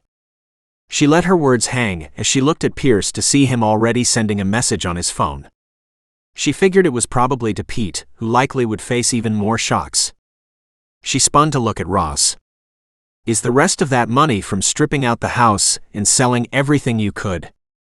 Ignoring that the stuff really mattered to Pete because it was the stuff that would bring in the most money? It's just garbage, Ross said, throwing up his hands.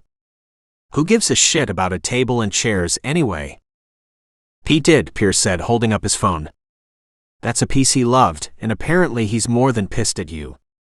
And he wants to know how much and where you sold that so he can go buy it back. There's no way. It's already been sold, he said. I made a deal with a guy in town. Which guy? Hetty said, crossing her arms and staring at him with loathing. She turned to look at Pierce. Any way to check if he's got other bank accounts too? Seems like one might be too simple for him. Ross just shook his head. Jesus Christ. You'll make sure I have nothing left by the time you're done, he snapped. You mean like your brother? She asked. But the government will take care of him until he dies, Ross roared. Don't you guys see how unfair that is? He doesn't have to worry about nothing. He gets his medical coverage. He gets enough money every month to pay for all his needs. He never has to work again. It's not free, Pierce said. He was over there fighting for his country while you were sitting here drinking beer. Now he's done his time and paid the price with heavy injuries, and you're sitting here in his house like a jealous little schoolboy, wanting what he had without having to go through the work and pain he went through. Whatever, Ross said as he looked at the groceries behind them. Since you've locked up all my money, his voice full of sarcasm, any chance I can have a bit of that sandwich? I haven't eaten all day. Hetty picked up the other quarter of her half and handed it to him. I want to make sure you don't take anything else from this place. Pierce said he will go through this next load of yours just as well as he did the others. Ross glared at her. It's my place too, you know? No, it's not, Pierce said cheerfully. The deed is in Pete's name. You may have tried to get him to sell, but it's his and his alone. And it's also paid for. So if nothing else, Pete has a place to live for the rest of his life. Which is more than I have, Ross said bitterly. You could have, Hetty said. You could have made arrangements to put a mobile home here, or to build a small house, or to even share this with him. But instead all you've done is take from him. Good riddance to you when you walk out that door. Ross shook his head, shoving the sandwich in his mouth, bite after bite after bite. And when it was finally gone, he gave a heavy sigh. At least I've got a full stomach. He walked to the front door where his duffel bag was. I don't think you guys realize what you've brought down on your heads. Why is that? Pierce said. What did you have to offer these guys so that they'll be pissed off that Pete's back at home? It's not about Pete, he said. Well, it is, but not really. I let them have access to the property for their moonshine, and for that, they turn a blind eye when I move stuff out. He grinned and shook his head again. Jed doesn't need an excuse. He's just got blood in his eyes, and for any reason it's an outlet for that anger of his, Ross added. I kind of wish Vicky would get the hell away from him. She doesn't deserve it. What about the Billy boys? Hetty said. They're Jed's buddies too. Oh yeah, they are, and you better watch yourselves. They're twins, and when Jed says jump, they ask how high. They'll be coming here tonight. Don't you worry. Why the hell do you think I'm getting all my shit out of here? I want out before this place goes up in smoke. He walked to the front door. Pierce grabbed the duffel bag, took it to the couch where he dropped it, opening it up. He removed all the electronics that had been stacked up. No way you're taking Pete's laptop or tablet. And this is a monitor. Stuffing it in here is hardly a good way to treat it. We'll be lucky if you didn't damage it. And where the hell is the desktop? I don't think it works anymore, he said resentfully. I need a laptop too, you know. I gotta find work now. How the hell am I supposed to do that? You can try your phone, she said in a conversational tone. Which is probably Pete's, considering it's a brand new iPhone. Ross shoved the phone in his pocket. It's mine, he snapped. You can't take that from me too. Guess that's more to ask Pete about, isn't it? Pierce stepped off to the side, lifted his phone to his head, and called Pete again. Hetty smiled at Ross, who sagged on the couch. You really have done it to yourself, haven't you?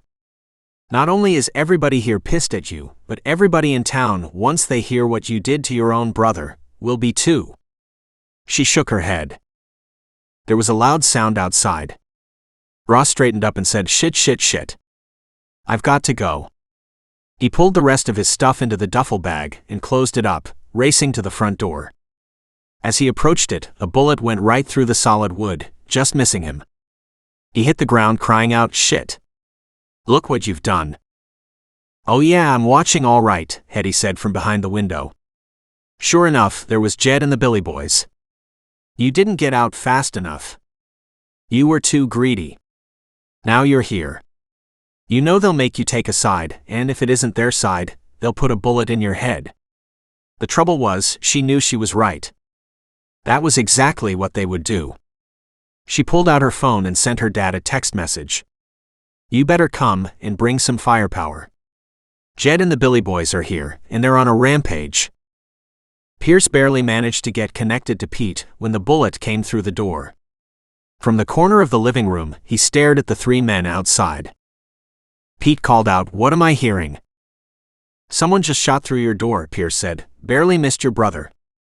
He was trying to run out with another duffel bag full of electronics, like your laptop and your monitor." Pete started swearing again. "That'll be Jed," he warned. "Something is wrong with him in the head. You better watch yourself. Somehow you'll have to disarm him, but he's got a house full of guns."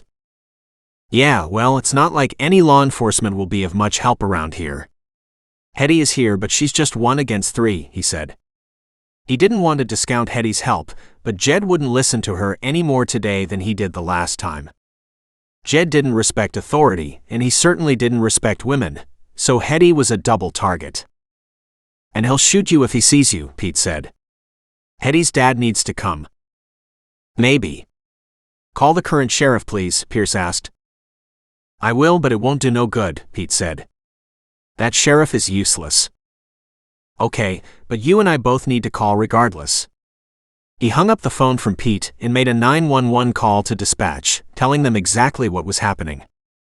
"If that lousy sheriff of yours doesn't get down here with his deputies, at least this recorded call will be produced when the higher-ups appear, investigating why he didn't do anything. And he'll get charged with manslaughter himself for not stepping in." The dispatcher gasped. "I don't know who you are, but the sheriff will obviously find out. Go ahead and tell him. And your dispatch call had better be recorded. If it's not, you can bet there'll be hell to pay." And he hung up. He sent Badger a message, letting him know what was going down. This was getting ugly, and it was getting ugly very, very quickly. There was a short and hard response. "Something about you do what you need to do. This needs to hit the news stations. And not a bad idea, at that." He pocketed his phone and walked to the front door, opened it a crack and called out, "Well, Jed, here we are again, huh?" He shoved the door open and motioned for Ross to step out. "I'm not walking out there." "Jed will shoot me," Ross cried out. "Jed, Ross wants to leave. You going to let him?" "Sure enough," Jed said. "Ross, come on out here." But Ross shook his head. "Don't make me go out there. I tell you that he'll kill me." "What do I care?" Pierce said. "It'll save us a whole pile of legal fees." Ross just looked at him, then walked to the couch and sat down. "I'm not leaving," he said. "Outside is crazy land. Inside you guys might be crazy too, but you just might live through this. Out there's no way I will." "Sorry about that, Jed," Pierce yelled. "Ross has decided you guys are crazy, and he wants to stay inside with us." There was a heavy snort, and a couple guns were fired in the air as Pierce watched Jed and his two buddies pull together. They were talking. Pierce took that moment to step out on the front veranda, freeing his revolver, holding it up. "Not one of you three are welcome here," he said. Jed saw him with the handgun and snorted. "What the hell will you do with that little peewee gun?" He raised his rifle level with Pierce's chest and fired. Pierce shot him and dodged left. He knew exactly where he hit him, and when Jed started to scream, he knew the other two boys would shoot back. But he had already lined up his second shot and warned them, I don't care which one of you I shoot, but the next guy I'll kill. That first shot of mine was a deliberate attempt to stop Jed from doing anything really stupid. But now I'll take you down. The two men glared at him, viciousness in their eyes. They were obviously twins, both bald, pug-faced, portly, and packing a hell of a lot of firearms. They stared at him, and one said, "You know your days are done." "He shot at me," Pierce said calmly. "It was self-defense. He won't be using that hand ever again, though." The two men went to Jed, who was kneeling on the ground, holding his hand. Pierce knew the bullet had gone up through the bones and pretty well shattered them, blowing apart all the tiny little finger bones. Pierce didn't feel much sympathy. The man was nothing but a renegade. He'd come here with murder on his mind. The two brothers glared at him. "We will be back," one said, as they all headed to the twins' truck. With the current state of Jed's hand, he shouldn't be driving. Pierce nodded. "Not a problem. Just knock and come on in. We'll be waiting for you any time." And he turned his back on them, walking inside, shutting the door. Chapter 8. Hetty was stunned at how Pierce had taken control of the confrontation. Certainly he'd had full right to shoot Jed, considering Jed was trying to kill him. She'd really like to see Jed thrown in jail for a good 20 years, until he sobered up, until his kids were grown and could safely lead normal lives. It will take them all so long to get over his abuse. She stepped forward as Pierce closed the door behind him. "Was that wise?" she asked in a low voice. He stared at her calmly. "I know you don't know me well. But I've seen more than my fair share of assholes like Jed. The type of work I did in the military, we came up against insurgents who would just as soon kill you flat before they even said hello. And of course, that's the way the world is during war times. But it's not just like war, it's just like bullies. And you get your fair share of those everywhere. You can't back down. Jed won't go away. He'll have to be stopped. This is a setback for them, but now the Billy Boys will want justice for Jed. They need to take Jed to the hospital so somebody can attempt to fix his hand. But I highly doubt he'll allow that to happen. He'll grab a bottle and pour some on top of his wound, scream blue murder, feed his own anger and fury, drink the rest of the bottle, and then he'll come back here, firing with his left hand." "You're right," she said. "That's who Jed is. He won't go down easy. You realize that not only has his blood been shed, but likely somebody will die tonight, right?" She pinched the bridge of her nose. "This is well past what I can handle on my job. We need backup." "Then call it in," he said as he gazed out the kitchen window. She followed his gaze and saw the dog on the deck, watching them from the open doorway. "Hello, Salem." His tone was modulated. Salem just looked at him. "Is she dangerous?" Hetty asked quietly. She took 2 steps toward Salem. The shepherd's gaze shifted from Pierce to Hetty. "This is really bad timing to bring her into the fold. She's likely to get shot herself," Hetty warned. "Jed will see her, and that'll just spike his temper again. Jed has really got a problem with life, doesn't he?" "He does in a big way," Hetty agreed, studying this man who stepped into this mess, yet appeared to handle it easily, as if creating chaos was handling it. "But you could see that right off the bat. He's a bully who's been pushing this town around, and the sheriff not only has let him, he's supported him in doing so. I still don't understand why." "They're family cousins," Ross snapped. "Are you trying to get me killed?" Pierce turned a lazy eye toward him. Hetty almost smiled. "Nobody's trying to get you killed, Ross. You had every right to walk out there at any point in the last couple hours, except when we were going through the material you were trying to steal," she said quietly. "Feel free to go. You can still leave." "Even if they've left," Ross said nervously, "they'll be looking for me." "Of course they are. They're looking for supporters, and you're one of them, so they'll be looking at you to stand on their side with a weapon in your hand, and to shoot at us." Pierce leaned against doorjamb, his gun still in his hand. "How do you think I'll take that?" Resentfully, Ross just stared at him. "I think you're all crazy. Life was just fine before you got here. Why don't you pack up your goddamn bags and leave again?" Life was only fine because you were stealing from your brother, living on his land, and taking advantage of somebody who needed your help and support.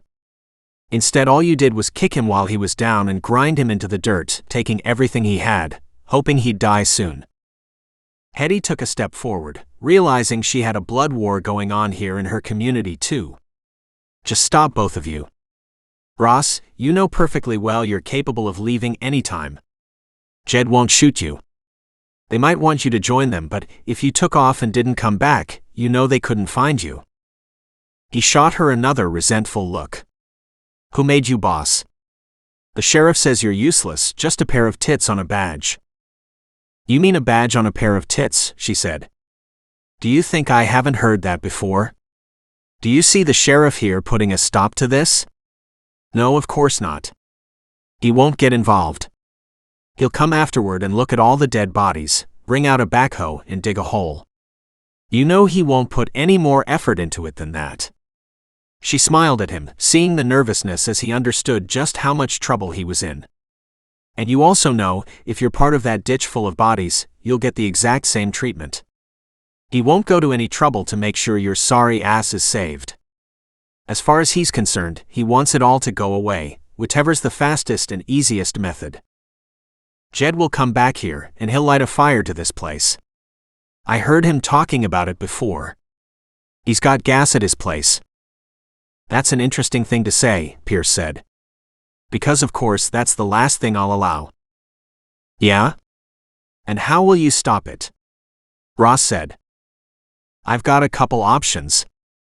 For one, I can drain all the gas on his place. Ross stared at him, his jaw dropping. You're going to his place. Are you nuts? Pierce drew his brows together at the insult. If I just sit here and wait for the fight to come to me, I'm just sitting here helpless. I'm not into being helpless.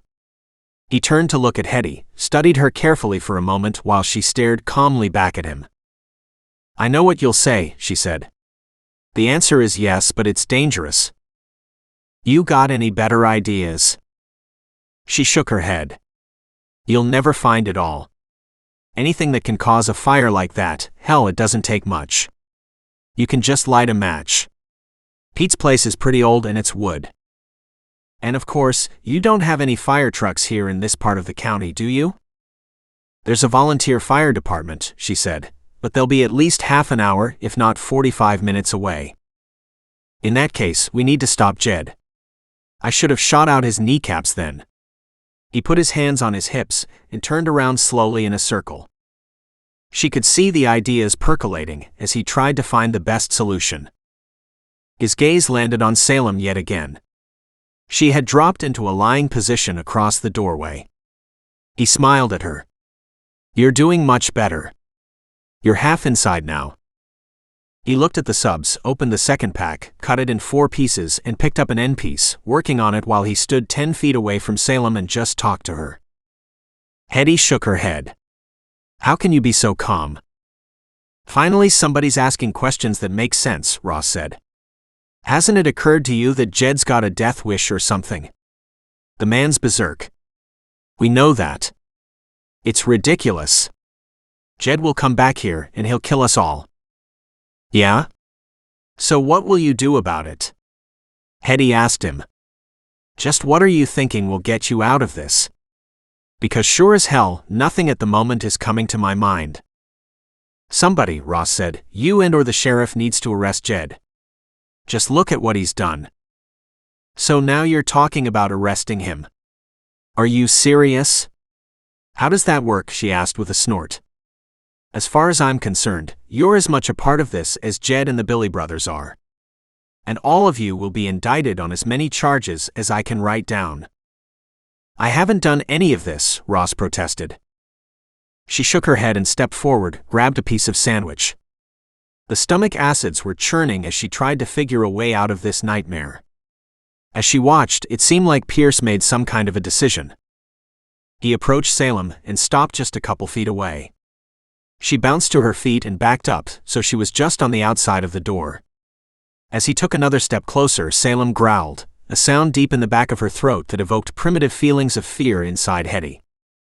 She took a step forward, but Salem didn't even look at her. She wasn't a threat compared to Pierce.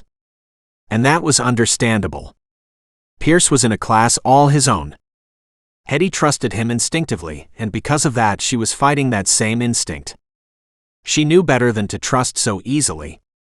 Just because he might have been one of those protector types, didn't mean he wouldn't go off half-cocked on his own and do something that would cause this mess to blow up even more. Hell, he already had. Shooting Jed like he had just pushed those men. She knew it instinctively, and she knew Pierce knew it too, which was why he'd done it. She just didn't know if his actions were based on a clear, well-thought-out strategy, unlike Jed's. As she watched, Pierce dropped to his knees in front of Salem, and the dog stopped growling. She looked more confused than anything. He didn't reach out a hand, he just stared at her calmly, steadily. At this point she'd eaten from the dog food bowl he'd placed outside, plus eaten several treats he'd left her. Are you sure she's okay, that it's safe to talk to her? Talk is cheap. Pierce's voice was calm, low. And she already knows that words lie. It's all about actions with Salem. That makes sense, she admitted. But do we really have time for this? Are you in a rush? He asked. I'm not planning on going anywhere. But when it does come down to a fight, I'd like to know she's on my side, not theirs. Her breath caught in the back of her throat. She hadn't even thought about that. She'd sent Stephen and Roy messages, hoping somebody was on their way out. Stephen sent back a quick message, saying he was manning the office. She hit dial on the phone and called him. What do you mean, you're manning the office? She said. We have a hell of a situation developing here. Yeah, and that's why I'm manning Central Station, he said calmly.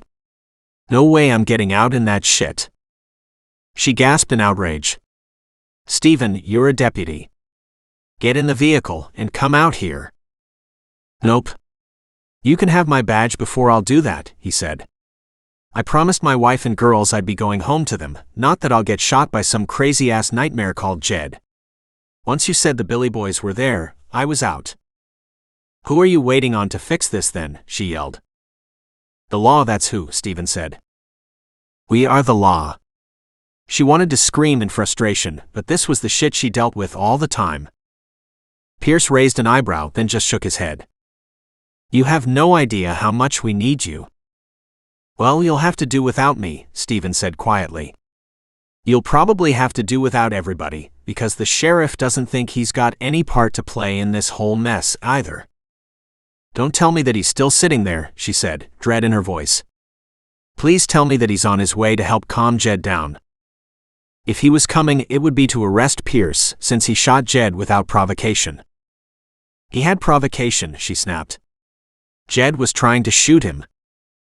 Not what Jed told the sheriff. She pinched the bridge of her nose and groaned. This is just too unbelievable. Not my problem, Stephen said. As for Roy, he's on the other end of town today. You're on your own. His tone was so cheerful, she wondered if he wasn't waiting for her to get killed. Is that you guys' plan? Her tone turned hard. Leave me alone in the middle of violence so I get shot, and so you don't have to worry about having your job performance upstaged by a woman? If you get shot, it's your fault, Stephen said. The sheriff told you not to go. No, he did not, Hetty cried out. He told me to handle it. Well then handle it, Stephen barked. He had such a feigned innocence that she finally realized he really didn't give a shit. I wonder how your wife will feel when she finds out you wouldn't leave the office to help a fellow officer, she snapped. She'll be delighted because at least she knows I'm coming home to her. And just like that, he hung up. She stared at her phone, her mind racing, wondering what the hell she was supposed to do now. And if she called the sheriff's office one county over, what would be the repercussions for her in her job? Please don't tell me that was the entire sheriff's office. Ross whined. Might as well have been, she said glumly. This is beyond bad news. It doesn't make a damn bit of difference to this shit going on down here. Pierce looked at her. But it makes a hell of a lot of difference to this town. How is it the sheriff is still in office? And by the way, I taped that on my cell phone. She looked at him in horror. What will you do with it? I'll send it to the big news station so they can do an investigation on your lovely sheriff's department, and the deputies who turn their back on fellow officers, and sheriffs who would rather stay in their office and spread lies and rumors, he said. He was busy on his phone again. She stared in fascination as he hit a final button and then smiled at her. There. I've sent it out. We'll see how your sheriff feels in a little bit. Don't tell me that you did that. Oh my God. I'll be in so much trouble, she cried out.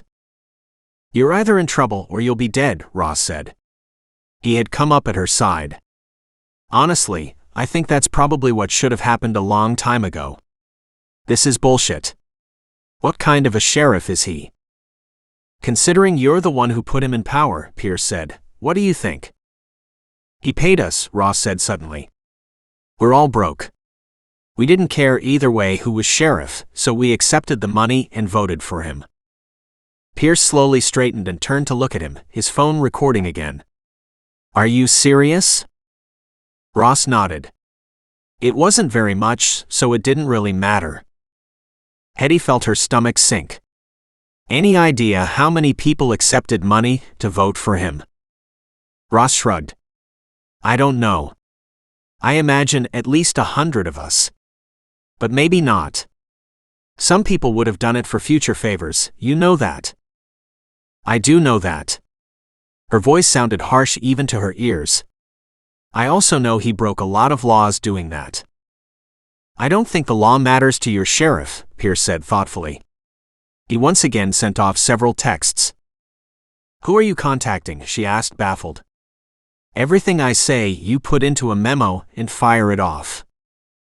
We have a problem in this town, and somebody needs to clean it up. I just happen to be here. You're hardly going to clean it up, Ross said. You're just here for a night. A drifter doing nothing but causing shit. We'll see about that, Pierce said. He turned to look at the doorway. Her glance followed his. Shit, he said.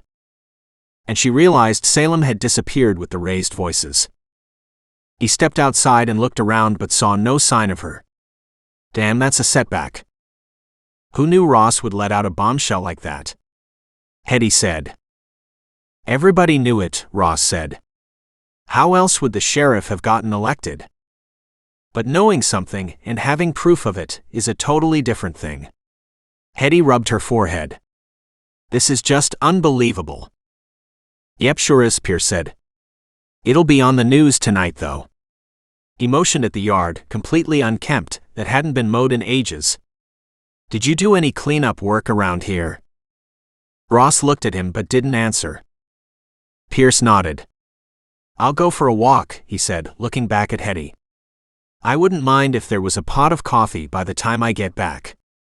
And with that, he stepped off the porch steps and headed toward the tree line 100 yards off. Inside was an anger rippling through him that he hadn't felt in a long time.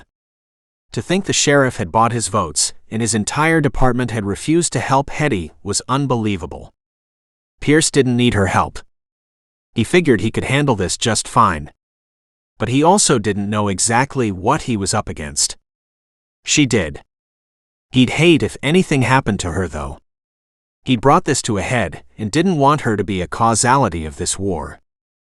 The fact that her department hadn't come to back her up in any way was just ugly. And that Stephen guy had no business wearing a badge. Pierce would make sure the last thing he did before he left town was to take that badge off him and make sure he booted his ass out of the department. He didn't know about the other guy, but if he'd taken off in the opposite direction, that was what he'd get too. They were obviously the sheriff's cronies. And how the hell had she gotten her job?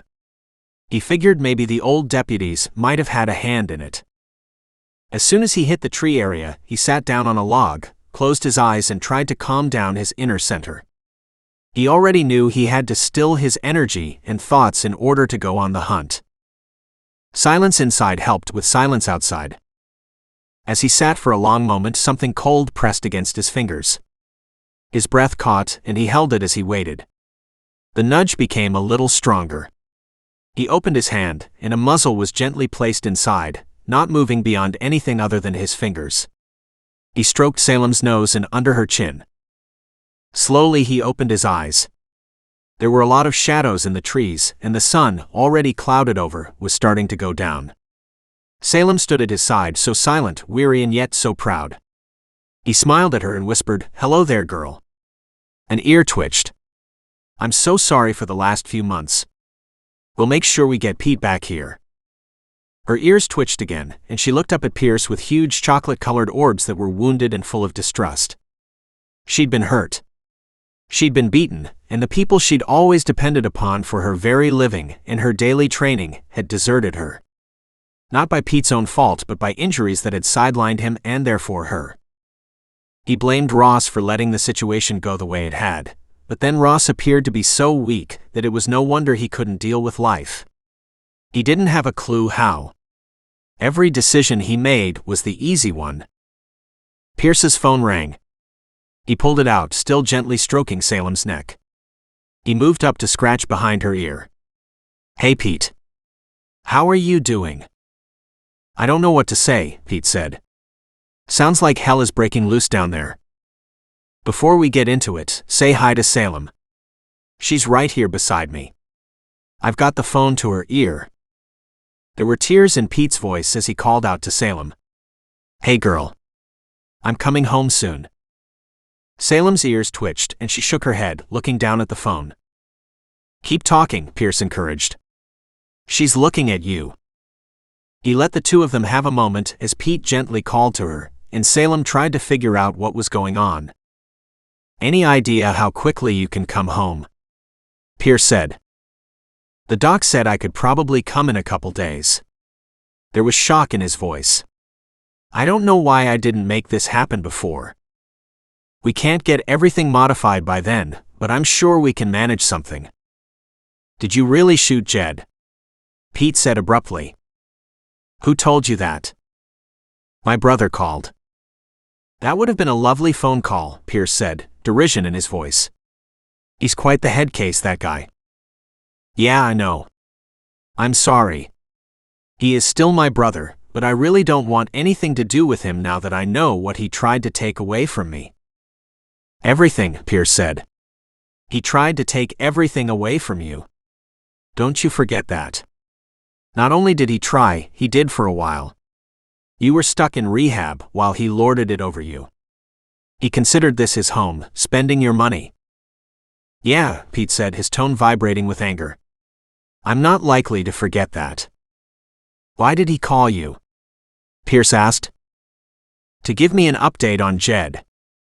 He said that you might get the house burned down." "You got any insurance on this place?" Pierce asked. "I do," he said, "but I don't know about arson." "Don't you worry about it. As long as it's insured for fire, it can be replaced. And I imagine fire is covered because it's pretty standard coverage. I hope they don't burn it down, but I don't know what those Billy boys are like." "Evil," Pete said. "They're bullies. They're the evilest nastiness you've ever met." "They'd have to be pretty bad then," Pierce said, "because honestly I've met some pretty bad men." "These are right up there with the worst of them," Pete said. "They'll likely start along the fence line and try to burn it." Interesting thought," Pierce said. "Do you have any big equipment here?" "There's a tractor. I was trying to get a couple acres into something growable near the creek, some nearby water source. I was looking at maybe growing some barley or some grains. There's a local distillery not too far away that was looking for some. I had a soil sample tested, and they said it was good for barley." "Does the tractor have a blade attachment?" "There are attachments, but not sure about a blade. Rakes for sure, rotors." "Why?" "Because the best way to stop a fire is to build a fire break," Pierce said. "Is your entire property fenced?" "Yes, it is.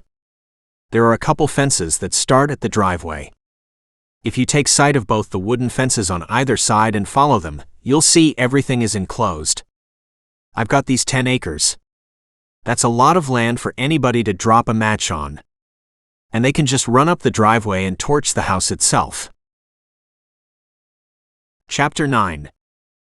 Hetty put away the groceries, offered Ross another portion of a sub, which he took without gratitude, and sat down at the table, chewing away morosely. She studied his face. "When did you last have a job?" He shot her a hard look. "I'm not totally useless, you know." "I never thought you were," she said. "I can only see what you've done in this last little while though, so I'm looking to see another aspect to your personality." "I worked at the mill for a few years. I worked in Fort Collins, but affording a home there was hard, so I came back to the mill.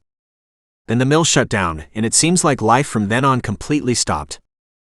She understood that, and it wasn't the first time she'd heard such a story.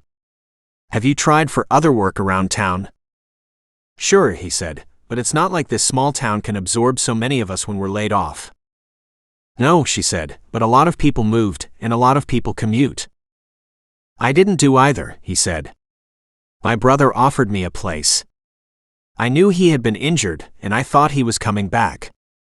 I thought I was looking after it for him for a few months, and it gave me a place to land while I figured out what I would do. But then I got cozy, and I started to see myself doing this full-time once I realized he wouldn't get out of that place. Then it seemed like I could start over somewhere else if I could get together enough money." "But who said he wouldn't get out of there?" she asked, turning to look at him. "None of us ever heard Pete wouldn't come back." "I don't know," he said, "but the idea came from somewhere. I thought for sure it was from Pete." He stared out the window. "What do you know about this Pierce guy?" "I know he's more dangerous than Jed," she said simply. "But I believe he's honorable. He's doing this to help Pete and to help Salem. Nobody does this shit to help a dog." "I think you're wrong.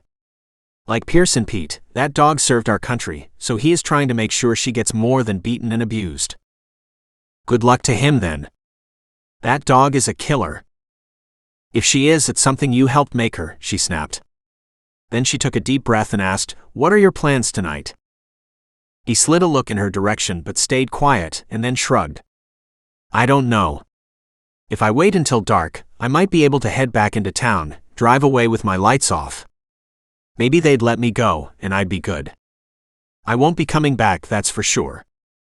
She leaned against the stove, crossing her arms over her chest, and watched him. "Do you think they'll have a problem with you leaving?" "If they can get me to be on their side, that's what they'd ideally like," he said. "But I don't want anything to do with them. This will go down badly. Jed is likely to come back and to just start firing through the doors. He won't give a shit who he kills. I'm more worried about his wife and kids." He shook his head. "I heard her girlfriends went to the house and basically kidnapped her and the kids.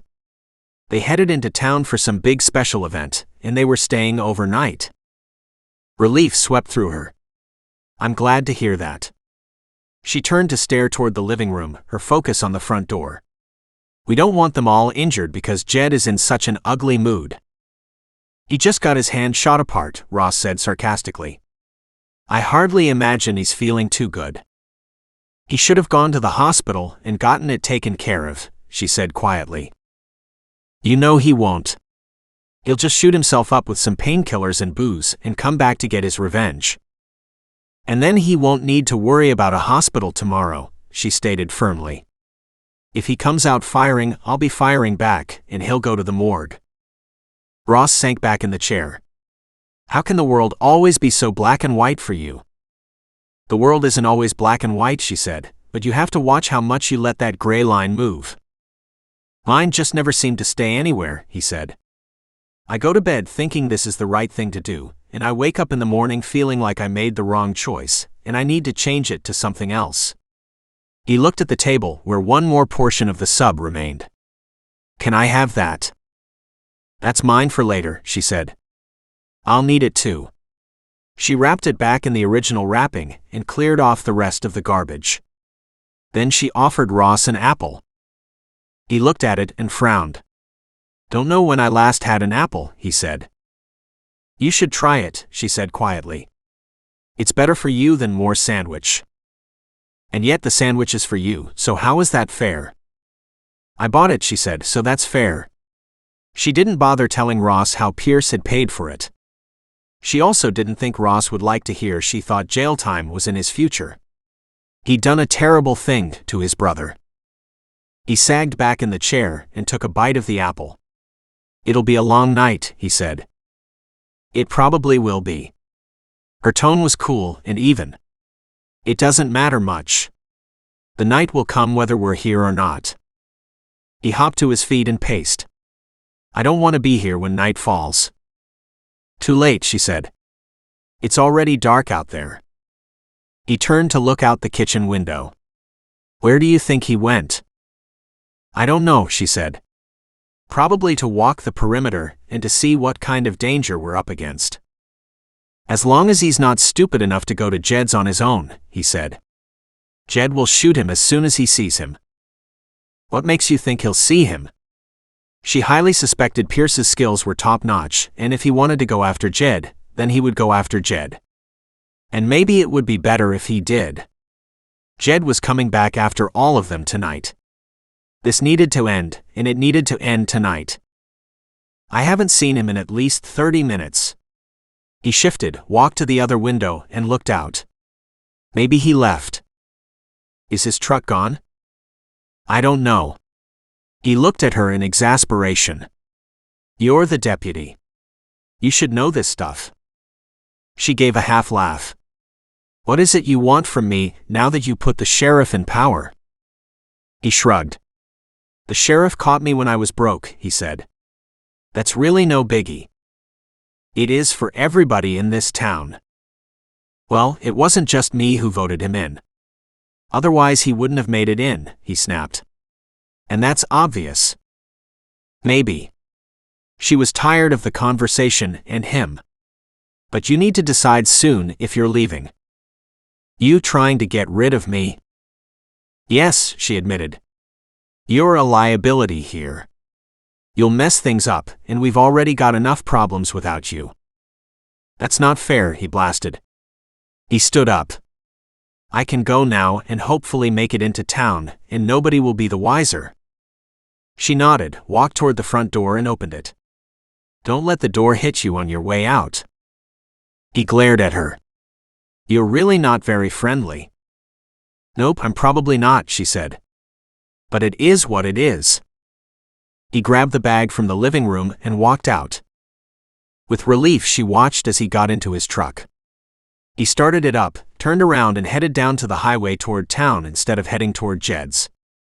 With any luck he'd stay away, but with him, you never knew. He could take a back road and circle around. If he was smart, he'd stay a long way away from Jed. What she needed was reinforcements. She needed Jed picked up, along with the Billy Boys, but it didn't look like anybody would be around to give her a hand. It figured. Just then her phone rang. It was her father.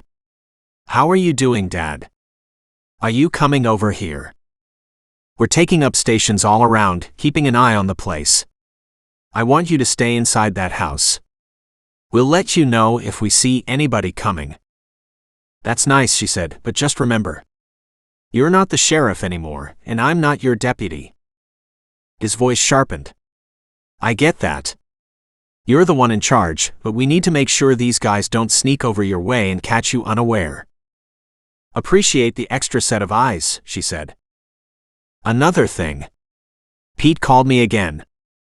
Her father had a note of humor in his voice. "And damn, it was good to hear from him. He wants to take a look at what's going on." "Wow," she said in astonishment. "That's probably a grand idea." "I think he can. I don't imagine he'll be in great shape, but if he sees what he's coming back to, it might help him heal faster." "True enough," she said. "Is somebody going to get him?" "We're discussing it now. It depends on what happens tonight." "Anybody talk to the sheriff?" "That would be a waste of time, as you know," he said. "But I should give him a shout and see what he has to say for himself." "You do that," she said. "See how the old sheriff meets up with the new sheriff. It hasn't done any good up until now. There is one thing we accomplished. Ross said they were all paid to vote for him." Nothing but silence came through the phone for a few moments. "Are you serious?" her father exploded in outrage. "Yes. Pierce said something about putting it on the news." I don't know if he meant it or not. He's also got a recording of the deputy saying the sheriff said he wouldn't be bothered coming to help out, and Stephen said he was going home to his wife and kids rather than giving me backup, and Roy had gone to the other side of town so he didn't have to come this direction. She listened as her father swore and cussed up one side and down the other. I can't believe they're in power, he said. That's just too unbelievable. They talked for a few more minutes. Only as she walked back into the kitchen did she realize Ross had stolen her sandwich as he walked out the door. She snorted and turned to stare at the highway. Good riddance, she snapped. She turned toward the countertop and put on a pot of coffee. She didn't know when Pierce would return, but she figured the coffee would be ready when he got here. Pierce worked the back 40 with the tractor, building a large firebreak. The tractor was old and clunky, but if nothing else, it was something they could get away in if the other exits were closed off. It would travel across country that many other machines couldn't. He parked it along the back of the yard, pocketed the keys, and jumped the fence. He walked to where he'd last seen Salem, calling out to her. Almost instantly she approached. She stayed just off to the side, but she was close enough she could see him. He reached into his pocket and pulled out another treat and tossed it at her. She didn't miss it. Her jaws clamped shut, and she kept walking beside him as he headed toward the house. It was pitch black outside, and there were no signs of anybody approaching. He'd be on sentry duty all night. He needed coffee to keep himself awake. He knew this would come to a major climax, and he wanted to make sure it came to a favorable one. If Jed was stupid, he'd gone home and wrapped up his hand and was now planning his next visit. A part of Pierce wanted to go to Jed's house and take him out. But he couldn't handle Jed and the Billy Boys if they were all together, and if they were apart, he couldn't take out one either, because he wouldn't know that the other two hadn't come back to Pete's house. Pierce had no problem shooting the Billy Boys, but he couldn't do it without provocation. He could see Hetty moving around in the kitchen. There was just something so welcoming seeing her like that. He respected that she'd come back. Maybe to her it was the job pushing her, and maybe it was because she was worried. It didn't matter, he appreciated the thought. But she was somebody he had to watch out for, somebody he had to make sure didn't get shot. He didn't know if the media had gotten the message about what was going on here yet, or about the lousy sheriff, but Pierce's hands were full right where he was, with no time to check whether others were doing their jobs or not. He looked at Salem and smiled. "You're the reason I'm here," he said gently. Her ears twitched at the sound of his voice. He stopped and crouched down. They were only about 20 feet from the porch, and she walked closer. He reached out a hand, and gently she stretched out her head. He stroked the underside of her chin and neck, gently scratching around her ears. "It's been a tough couple months, hasn't it, baby? That's okay. We'll get through this." And he walked up to the house. Salem stayed just behind him, her eyes ever watchful, her body ever ready. He hadn't had a chance to check her to see what the blood on her flank was from. He wasn't sure if Jed had given her a parting gift, or if it was just an accident while she was out roaming around. She was still favoring one leg, but she appeared to be using it, not letting it slow her down. He stepped into the kitchen, smelling the coffee. "Perfect timing," he said, his nose in the air. "Maybe," she said from the shadows by the table. Ross left. "Good riddance," he said. She laughed. "That's exactly what I said." He grinned at her. "Great minds and all that." He walked to the coffee pot and poured himself a cup. He turned to look at her. "Do you want a cup?" "Yes, please." She got up and walked toward him.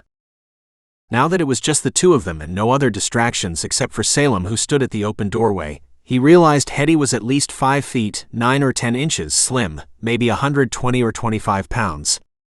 She had brown hair that hung down her back. Earlier it had been in a braid and tucked up on the back of her head. "It's a shame to tie all that hair up and back," he said. "My father always warned me that it was a weapon for the bad guys, and when I'm at work, I should make sure it wasn't something that could be used against me." "He's right," Pierce said. "And how sad that we have to think about things like that. Right?" I went into law enforcement because I believed in it, she said. I was raised in it with my father, and I figured for sure I would follow in his footsteps. But I don't know. This last year has been pretty shitty. The first year I was here working with the sheriff wasn't so bad, but he's only gotten worse over time. Again, it's tough to follow a leader when you have no respect for him. Pierce leaned against the sink, staring out at the darkness beyond the window. But when you let guys like that get too big, it's like the rotten core of an apple. You don't really see it until you dig in a little deeper, and then you see how much damage it caused. If nothing else, I want to make sure we get rid of him. Pete needs somebody to stand by him, not somebody who'll throw him to the wolves. And that seems like what your current sheriff would be like. I know, she said. And that's just sad. But I couldn't have worked as a deputy if my dad was sheriff, and I don't think he wants to resume his old job. We need somebody capable. There isn't really anybody around. It's not just this town though either, is it? No, we have a collection of towns here, and basically it's the entire county that the sheriff looks after. Only he doesn't travel. Honestly, he goes from home to the coffee shop to the sheriff's office, and that's it. Damn shame, Pierce said. He's got an opportunity to do something really good here, and instead he does absolutely nothing. She started to open her mouth when a shot was fired through the living room window. A gas canister. He shoved her toward the door. Go out the back door, he said, and he dove for the canister, a kitchen towel over his nose and mouth as he picked up the canister, opened the front door, and chucked it back out. When it landed the second time, it made a small explosion. But he was already back inside with his revolver in his hand, peering through the window. That had to be a handmade canister, he muttered to himself. Yeah. That'll be a Billy Boy deal, she said from across the window. He glared at her. I told you to go outside. Yep, you might have, she said, but I don't listen to you. As a matter of fact, you're supposed to listen to me. Considering I probably have way more experience in this than you do, how about we just not argue about it? He studied the outside intently. Somebody's behind my truck. They'll probably steal the gas from it just for a start, she said. They do that no matter who's here. He stared at her a moment. Wow, this is just a lovely group of people you guys have. Not me, she said cheerfully. The deputy cars are generally safe just because of the sheriff. He snorted and turned his head. I'll go out and make sure they don't steal any of my gas. And why is that? Are you really prepared to get shot over it? Not at all, but I hope they are. And just like that, he was outside. He hoped she'd stayed inside, but he couldn't count on it. She had a mind of her own and figured that she was doing her duty. Maybe she was. He couldn't really hold her back from it. Something he admitted he admired. He crept around the side of his vehicle, saw another shadow, and waited. Then he slipped alongside the fence, keeping his body still at every chance. Finally seeing one of the Billy Boys up against his truck, doing something with the gas tank, he stepped up, threw an arm around his neck, choking off his air, and pulled him to the ground. Against his ear he whispered, "Are you stealing gas or are you pouring sugar in my gas tank?" The trouble was, he wasn't about to release his arm around his neck to let the asshole answer.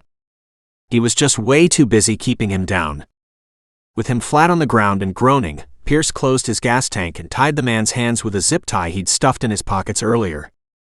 He grabbed a part of the man's t-shirt, ripped it off and stuffed it in his mouth.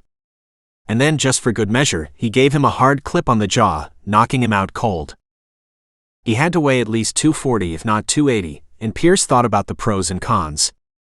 Then he realized the only way to make sure he would not come back after them was if he was kept inside, tied up, under guard. Taking a chance, groaning lightly under the heavy weight, he picked up the unconscious man, threw him over his shoulder, and raced around to the back. Once he was inside, the lights all off, Hetty whispered, "Who did you bring with you?" "One of the twins," Pierce said. "He's tied up at the moment. I'll lock him up somewhere." "Is that wise?" "It's wiser than leaving him out there to come back after us," he said. "I don't know about you, but once I put these guys down, I don't want to have to do it again." Good point, she said. Find me some more rope, will ya? He's not tied secure enough for my peace of mind.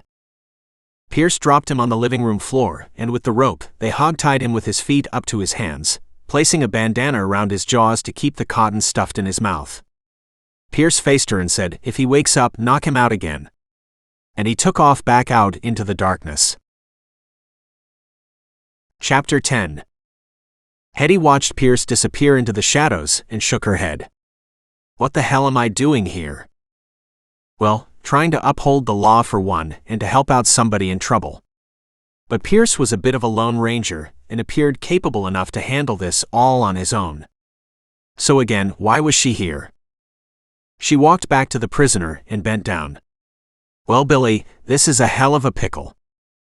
She checked his bonds to make sure he wasn't going anywhere, then emptied his pockets. She wanted to make sure nothing in them could free himself. With him out cold, she took a picture of his face and sent it to the sheriff. "One down," she snapped.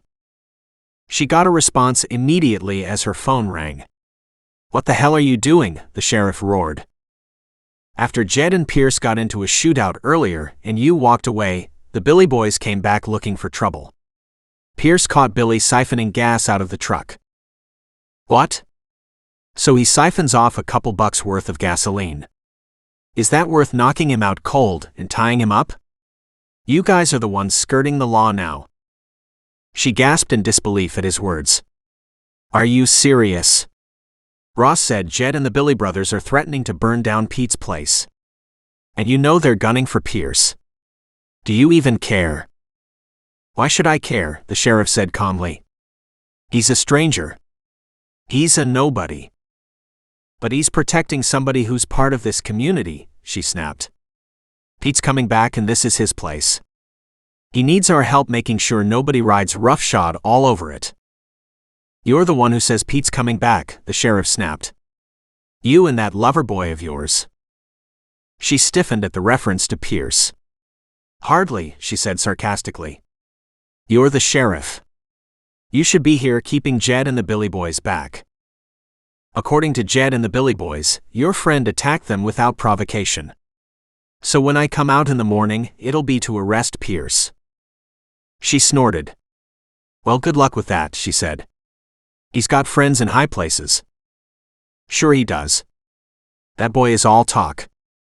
You've always been an easy mark for the men. Offer you a few flowers and a cup of coffee, and you lie down for any of them, he sneered. She was horrified that he'd go down that path. You are out of line. Her voice was hard. And that's not appropriate behavior between colleagues. You were a colleague, he said. But I've just fired you, so you're nobody now. And with that, he hung up. She stared down at her phone in disbelief. Fired. For some reason, that had never occurred to her.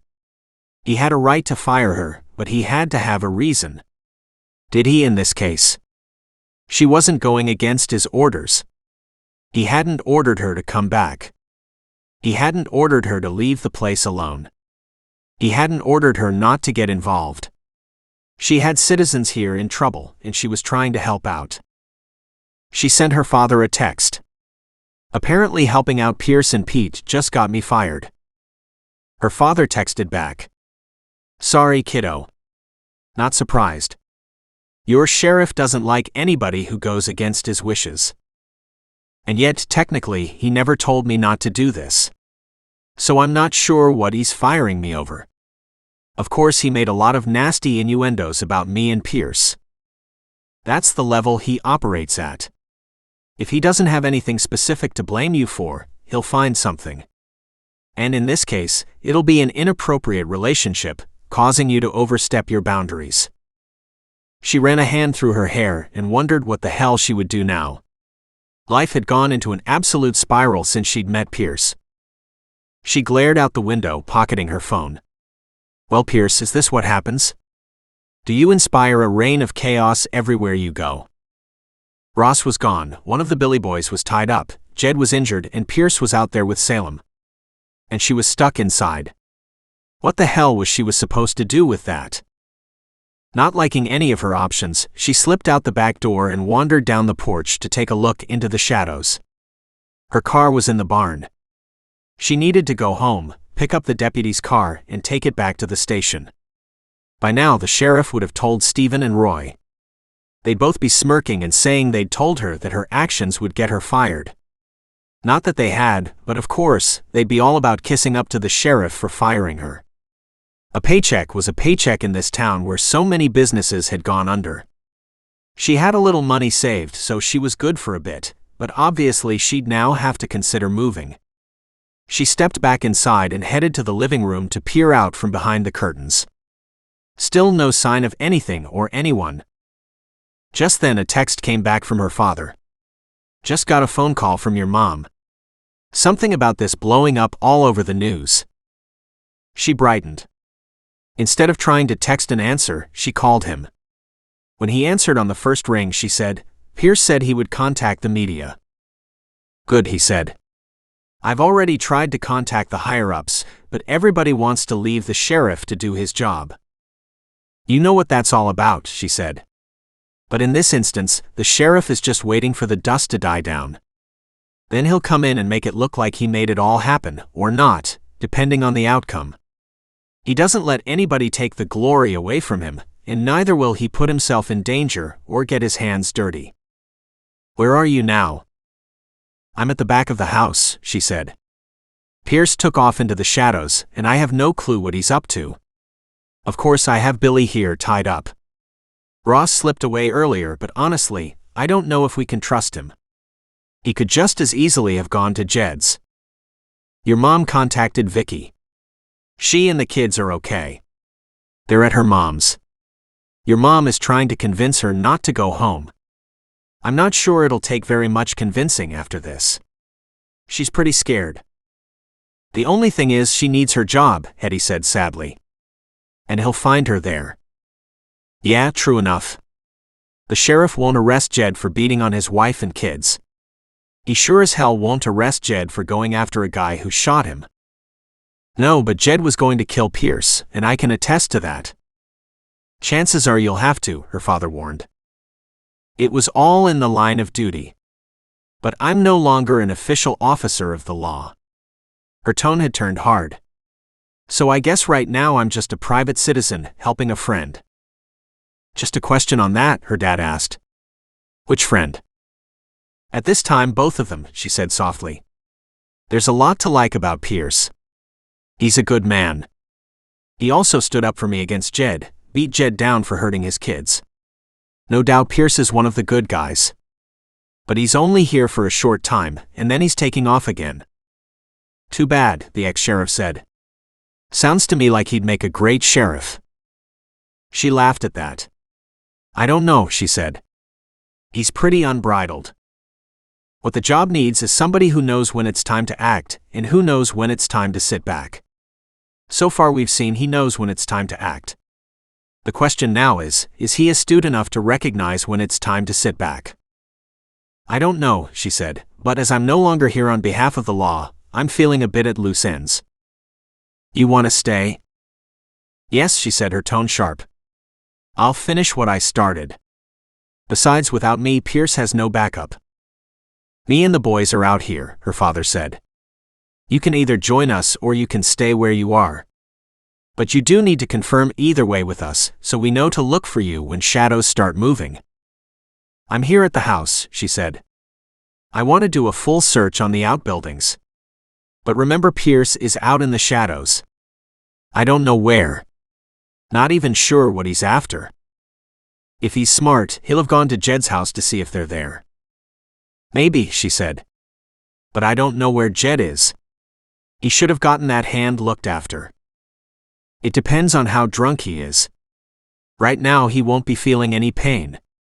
It'll just be that same old festering anger, only now he has a specific target," her father warned. "I'm sorry for Pete. It seems like he's the one caught in the middle of all of this." "He is indeed," she said. "I'd love to see him come back sooner rather than later, get his input on the renovations." "I hear you. But that's out of my hands. If Pete calls me for a ride, I'll be the first one to go get him. Hell, maybe I'll call him and offer him one first. On that note, she hung up. She stood for a few moments, then slipped outside, listening to the silence around her. There hadn't been anything while she'd been talking, but it was so easy to miss a sound. Taking a chance, she slipped to the fence line and crept around to the barn. As soon as she stepped inside, the air felt different, staticky with expectancy. And she knew she wasn't alone. Jed's house loomed large on the left. Pierce leaned against a tree and studied it. Jed was out front beside a pickup, looked like a reject from the junkyard, swearing and cursing at something. Then that seemed to be all he did besides drinking and abusing people in Salem. Jed might have been a good man in his heyday, but circumstances and the bottle had dragged him down, way down. There was no way to make heads or tails out of his words either, but apparently the truck wouldn't start. No surprise there. A providence that Pierce would look on with a smile. He couldn't be sure what Jed's plan was, but it likely wasn't anything decent. Just then Jed turned and stumbled back to the house, and Pierce meant stumbled. Jed could barely keep himself upright. He'd obviously come home and consumed the better part of a bottle. He held a propane torch canister in his hand, which also didn't say much good about what was going on in his head. He made it inside the door, slamming it behind him. Once again, words filled the air, but they were just the same repeated swear words from before. Pierce slipped up to the corner of the house and peered in the window. Jed appeared to be alone. He was pouring a slug back from the bottle that only had a couple inches left on the bottom. When he ran out, if he did run out, then things would get ugly yet again. Jed would need a steady influx of that booze to keep him going, to fuel his anger, to numb his gunshot wound. Either that, or it would knock him out. But he had a huge tolerance. So many alcoholics could function at levels that would knock out normal individuals. Pierce studied Jed as he moved around the house, knocking papers off the table and dumping chairs to the side. He was trying to light the propane torch in his hand with a sparking fire, trying to get it to give him a few inches of flame. It was an accident waiting to happen. Jed swore again when it wouldn't light. This time Pierce sighed with relief. When something cold nestled his hand, he jumped slightly and turned to look down. "Well, Salem, you are one sneaky dog," he whispered. He crouched lower and gently stroked her head. She looked at him with those huge eyes, worried she was trusting the wrong man yet again. He brushed his hand down the back of her neck, scratched her rough and said, "How are you doing, huh? You shouldn't be over here. This is one guy who'll torture you and watch you burn alive." She seemed to understand his words because she shot a hesitant look toward the house. He straightened, peered in the window, and saw Jed coming around to the rear kitchen door. Calling Salem to him with hand signals, Pierce raced back to the tree, the two of them blending into the fence in the woods. He watched from a distance as Jed tripped out the back door, standing there cursing the moon, shaking a fist at the sky. Pierce wondered at the anger that drove this man. And then he heard Jed speak. "Goddamn it, Vicky. Get your fucking ass back home again. I'm hungry. A man needs to eat, you know?" Pierce's eyebrows shot up. So he was upset about Vicky. He saw a phone in Jed's hand and realized Jed was talking. Then he smashed the phone against a fence post. A shot Pierce didn't think Jed could make, except for the fact that he was drunk. And somehow drunk seemed to have the luck. "Goddamn bitch. No way you get to leave me," he roared. That made more sense. Vicky was gone, and here Jed was. That was the last straw for him. And just like that, he fired up that spark to get the torch to light, and indeed it did. Out came a good foot-long shot of flame. And that had Jed laughing like a loon. He shut down the burner again, lit it once more to make sure it worked once more, and then walked around the house toward his junkyard truck. Pierce knew the real trouble had just started. They were heading into a full-blown war right now, and it was one nobody would win. His first priority was to avoid loss of life. The second priority was to avoid loss of property. And the only property he gave a shit about was Pete's. Seeing Jed get into the truck and manage to start it up, put it in gear and reverse it down the driveway had Pierce racing back toward Pete's property. With Salem running free at his side, the two matched pace for pace with the truck on the road. At least the driveway would take some twists and turns, whereas Pierce cut across the back 40 and would be there hopefully at the same time. Chapter 11. Back in the house, Hetty saw Billy lying on the floor, staring up at her, absolute hate in his gaze. She crouched and said, "Oh, I'm sorry you're awake. You're much easier to deal with when you're unconscious." "So are you," he mumbled around the cloth in his mouth, glaring at her. She ignored him, knowing he was very much of the opinion a woman should be available whenever a man wanted, and it didn't matter if she was willing or not. She walked to the front door and stared out. Her knees were weak from her damn fast mad dash back from the barn, but now she knew that was where the danger was. Only one handgun did not an army make. Hating to be inside, she walked back to the kitchen and slipped out into the darkness. Instantly she felt better. She hated that she'd run away from the evil presence in the barn, and wondered at the sense of going back in again. Was Bobby there? If so, she wasn't ready to take him on, not on her own. Not when she didn't know where Jed was. She checked out the lay of the land, slipped to the right, away from the barn, caught up with the fence and crept along the side so she was between the barn and the house where she had a better vantage point. A copse of trees was there, and she could hide a little easier. From that point she crouched down low and watched. When her phone buzzed in her hand, she took a look and read the message from Pierce. Shit, she snapped. This was so not cool. She forwarded the text to her father, adding, "Jed is liquored up and running around with a working blowtorch." She could only hope her father and his men stopped Jed before he got here and caused any more trouble. If ever there was a mangy dog that needed to be put down, it was Jed. In the last 2 years of being a deputy, her job had been pretty damn easy. She'd learned a lot from her father and less than nothing from the current sheriff. She wondered if tonight's media hype would cause a kerfuffle. Or would it garner only a brief mention and disappear like so many other incidents? She really wanted the sheriff gone, but didn't know how to make that happen. Waiting for something to happen was interminable. 5 minutes became 10. Where was Jed? He should be coming any moment. And whoever was in the barn, what were they doing? Just waiting for Jed to show up? In the distance she could hear an owl's long cry. She turned to look up, but didn't see any owl. Her eye caught a sign of movement. She twisted slightly to spot Pierce motioning at her several trees behind her. She nodded, took a careful look around, and then crept low along the grass. There was no way to make it fast or slow and not be noticed. There just wasn't enough here for total ground cover. If she was lucky, whoever was in the barn was deep in the barn and not looking out the double doors. When she reached Pierce's side, she hunkered down and whispered, "What the hell's going on?" "Jed is gunning toward murder and arson," he said. "I was hoping our backup would come a little faster." "My father, Roger, and Stu, one of his former deputies, are here," she said. "They're hoping to stop Jed before he gets here." "Somebody has to," he said. "Jed is just a live wire. He's on a rampage. I think he got a call from his wife saying she was leaving him." "Oh shit. That would be really bad timing on her part," Hetty said. "And sent Jed, who was already on the edge, or rather over the edge, completely off the cliff," Pierce said. Her phone rang. "Dad, what's up?" "Jed is 1 kg drunk. He must have seen us without us seeing him," he said. "When he didn't show up on the roadway as soon as we expected, we went looking for him. Found his abandoned truck, that second work truck of his, parked off-road. He left it and obviously took off on foot. We checked his ride, specifically for the torch. And yeah, he still has it.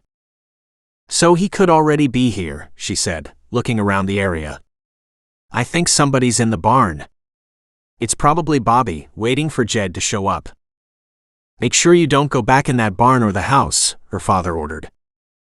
"I'm out in the trees with Pierce." He also said he heard part of a conversation with Jed about maybe Vicky leaving him. "If that's the case," her father said, "nobody is bringing Jed in tonight. He'll take out as many as he can, including himself. But if he doesn't get stopped here, you know he'll be going after his wife next. Please get her someplace safe," she told her father urgently. "I'm sending Stu to Vicky and the kids." He'll watch over them, even move them if he has to. Hetty nodded. Those kids have been through enough already. We can't have Jed taking them all out just because he's pissed. He's been pissed for a long time, her father said. Make sure you're not a target of Jed's rage tonight. Not planning on that, but someone needs to stop him. And I want to make sure we take down Bobby in the barn if that's who's there, she said. I just can't be sure it is. She turned to look at Pierce. He held a finger to his lips and disappeared in front of her. Pierce is about to confirm who's in the barn, she said. And if Jed sets Pete's house on fire, he'll burn up Billy. That'll just be another shitstorm. Don't go back inside that house, her father repeated. She hung up the phone, pocketed it, and slipped back through the trees around to the barn, watching Pierce creep up close. The barn had double doors on this side, and a single door and window on the back. She never understood why barns didn't come with multiple windows, so you had better access and better light, but apparently they didn't. At least not during the time that this one was built. As she watched, Pierce sneaked up to the double doors and waited. There wasn't a sound. She wanted to tell him to stop, not to even bother, that they could wait Bobby out. Then they could just watch and keep track as Bobby tried to leave. But Pierce didn't appear to be the waiting kind of guy because, even as she watched, he disappeared inside the barn. Pierce studied the interior of the barn. He was as low to the ground as he could get, tucked alongside the wall and hunkered under a saddle stand with a big old leather saddle on top. He listened with his eyes closed and his ears wide open, and he could hear feet shifting impatiently on the left at the back. Whether he'd been seen or not, he didn't know. The barn was too dark at the moment, and he hadn't been here long enough to have the lay of the land. Chances were good Bobby knew the interior better than Pierce did. As he waited, the back door opened, and somebody stumbled inside. "Bobby, you there?" Bobby whispered, "Yeah? What took you so long?" "A roadblock was out there for me. Had to walk the last part." "A roadblock? The sheriff?" "No way, man. That's what we pay him for." "Well, we didn't pay him enough because there's at least one truck, if not 2 or 3. "Could have just been somebody broke down," Bobby said. "I don't know. It doesn't matter. I got the torch." "We didn't have to have a torch. We needed gasoline. We could take it from her car, but we might need that as a getaway vehicle." "That's what Billy was supposed to get. Where is he?" "No idea," Bobby said, his voice hard but fretting. "Last I saw he was getting gas from the truck, but I never saw him again." "Goddamn fucking shit," Jed roared. "It's gotta be that asshole." "Yeah, I think you're right," he said. "But I don't want to torch the house until I know if my brother is in there." "We're torching the house," Jed said. "If your brother is in there, goddammit, he better get his ass out fast." "I don't know if he's alive or not," Bobby said. "But I'm not killing him if he's unconscious or if he's tied up and can't leave." "We'll run out of options pretty damn soon," Jed said. "And I'm not waiting around for the roadblock assholes to get here." "What do you want to do?" Bobby asked. "I want to go in. We'll start the fire between the barn and the house and do a quick run-through of the house. If Billy is there, we'll get him out. But nobody else gets to leave. We'll shoot them if they try." Chapter 12. She watched as Pierce slipped back out the door and crept along the high grass to the back. She could only imagine what he was doing, because she certainly couldn't see. Then he came back around to the front, and in a move that surprised her, he closed both front double doors and threw a board across them. She raced down to meet him. "You locked the men in?" He nodded. "Their plan is to burn the place down." He held up his phone. "I recorded it all." "Oh wow, that's incredible." "Not really," he said. "In normal circumstances, the sheriff would arrest these guys for attempted arson, not to mention trespassing, breaking and entering, and any number of other nasty things. In this case, we've got calls out to the other county sheriffs close by. One is on his way. One contacted your sheriff, and he said he's got a madman running loose, being me I presume, and that's the way it goes," he said with a half-shoulder shrug. Fort Collins has a police department, and they've been alerted to the problems. Give me a minute, and I'll send this recording to them. He sat down with his back against the barn door and started to text. She squatted beside him, and just as she lowered herself down, a bullet came flying from inside the barn door right where her head had been. "Shit," she said, and hit the ground flat. That had been close, too damn close. "We can expect them to keep that up too," he said. "Let's get a safe distance away." They made their way back to the trees, where they could watch both ends of the barn. "They'll try to come out through the window," he said, "but it's pretty high and small, or they will open the front doors by shooting their way out." "And then what?" "I'd love to set a trap for them," he said, running his hand through his hair as he studied the barn. "Or I can just make it so they can't get out." "That sounds like a better idea to me." And he took off across the yard toward his truck. There he started it up and drove down to the end of the lane, where Jed had dropped off his beloved truck for his previous visit, before he got shot in his gun hand. She watched, wondering how he would start it, when all of a sudden it came trembling toward the barn. She shook her head, wondering at the madness of this night, as Pierce pulled Jed's truck up sideways and parked right in front of the double doors so that he had to crawl out the passenger side in order to get out. She watched as the back door rattled, and bullets shot through it. The window was shot out, and broken glass shattered everywhere. "Don't do that," Jed roared. "We'll get cut on the way out." "I ain't getting out that way anyway," Bobby said. "That window ain't big enough for me." She wanted to laugh, but it was such a bizarre night she didn't dare. She stayed hunkered low, keeping watch. Bullets flew out in all directions, as if one of them stood in the center of the room and just started shooting, hoping to hit somebody on the outside. When the shots slowed down, Pierce called out, "You're firing into Jed's truck. It's parked at the double doors." "What the hell?" Jed exploded. "You leave my truck alone." "Not my fault if you shoot it," Pierce said. "When you run out of ammo, let me know, and I'll open the door for you." Immediately, a barrage of gunfire headed in the direction of his voice. But Pierce was no longer there. She shook her head and sat down to wait. Pierce was right, at some point they would run out of ammo. But she knew these men. They came prepared for bear. They could also burn down the barn and her car with it. And just then she realized Pierce had thought of the same thing. Because without a word he went racing behind her, flat out to the back. She stood up. "What the hell?" But he didn't answer. The next thing she knew, he slowly drove the tractor toward her. She frowned as he built a massive firebreak around the barn so that if they did light the barn on fire, it would collapse in on itself and not spread to any other buildings around it. She looked up at the trees. A couple branches could catch fire, but not many. She had no idea how much value was in that barn itself, but it was a hell of a lot better to lose that than to lose the house.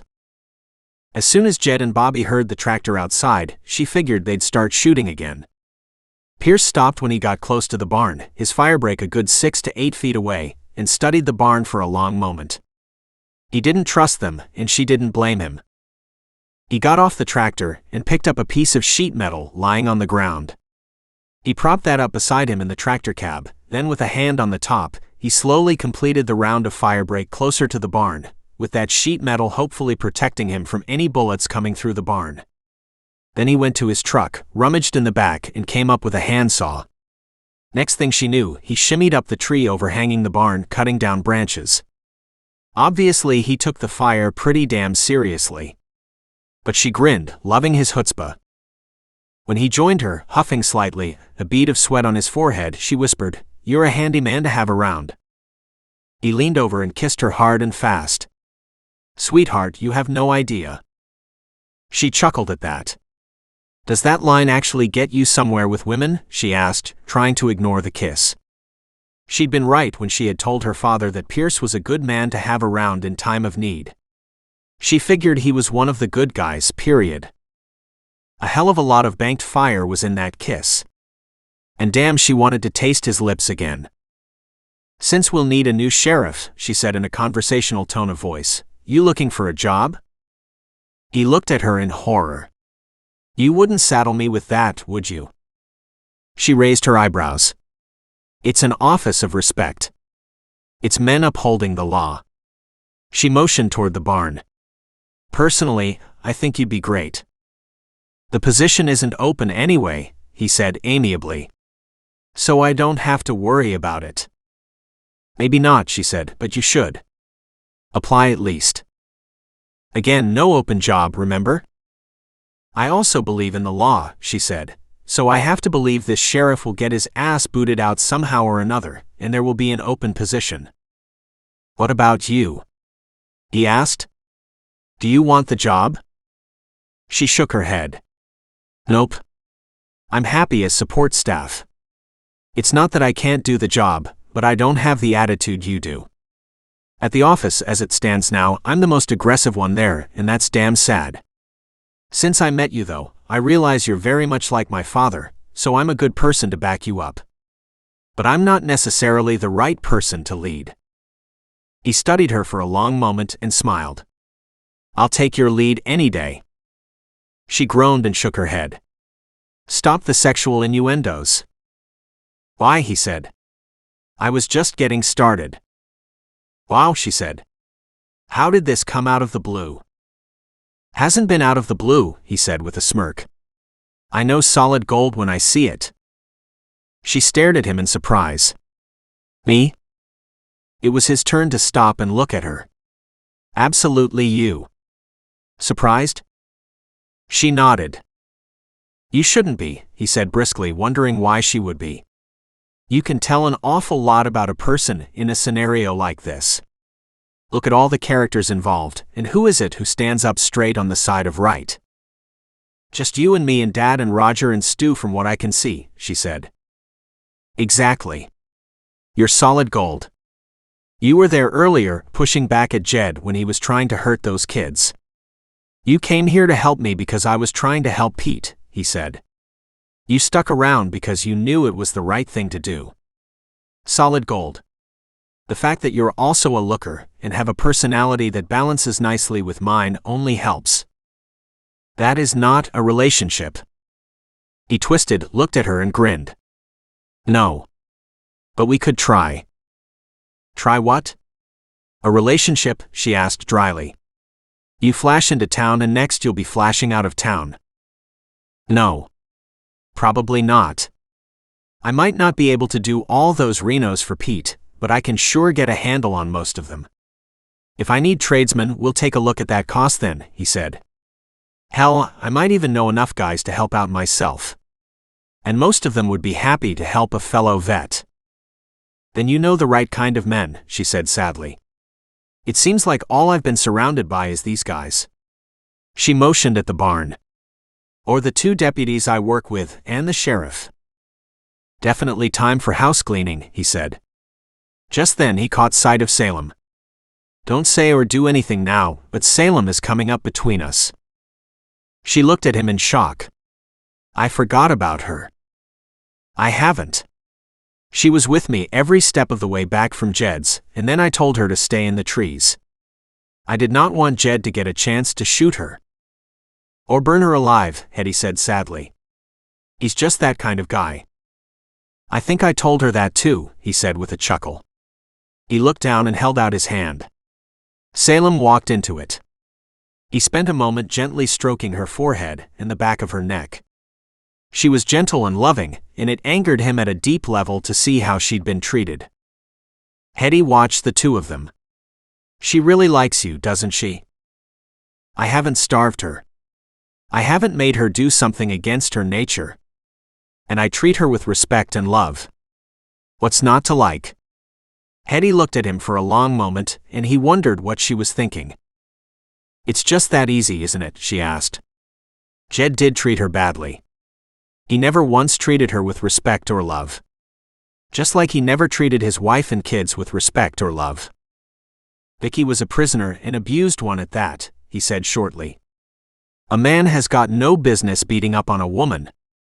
You guys can't fight back the same. You don't have the meanness we have, and you don't have the strength. And if you're in a marriage, you're there because you want to be, at least at first because there's respect, there's love, and because there's a commitment, he added gently. Too bad it doesn't work out that way most times, she said gently. Ever been married? He asked. No, she said. I came close a time or two, but in one case, a local job fell through for him, and I realized I didn't love him enough to leave here. She gave Pierce a crooked grin. Unfortunately, it took me a little too long to figure that out. Better late than never, he said. Imagine if you had gotten married and had 2 kids, then realized how unhappy you were. I was also very young, 2 months short of my 18th birthday. And I just wasn't ready. That is young, he said. And the other incident. Somebody I thought would be the one. An evident note of bitterness filled her voice. But apparently a half-dozen other girls thought the same thing. Ouch, he said. Yeah, that's the other kind of relationship. I don't do those.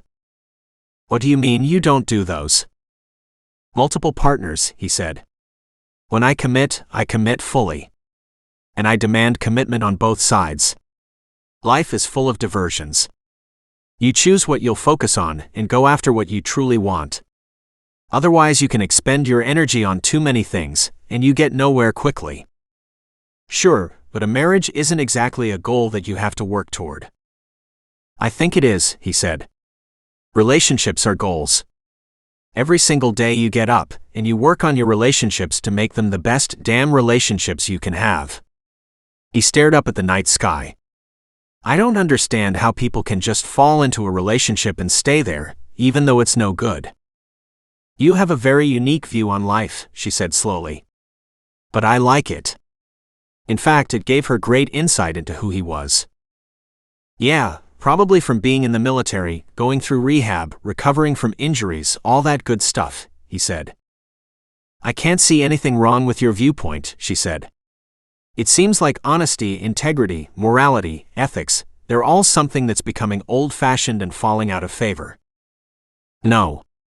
You just had a tainted view for the last few years because the people you work with suck, he said, startling a laugh from her. I hear you there, she said, but I'm really glad you don't suck. See? That's what I mean. We click.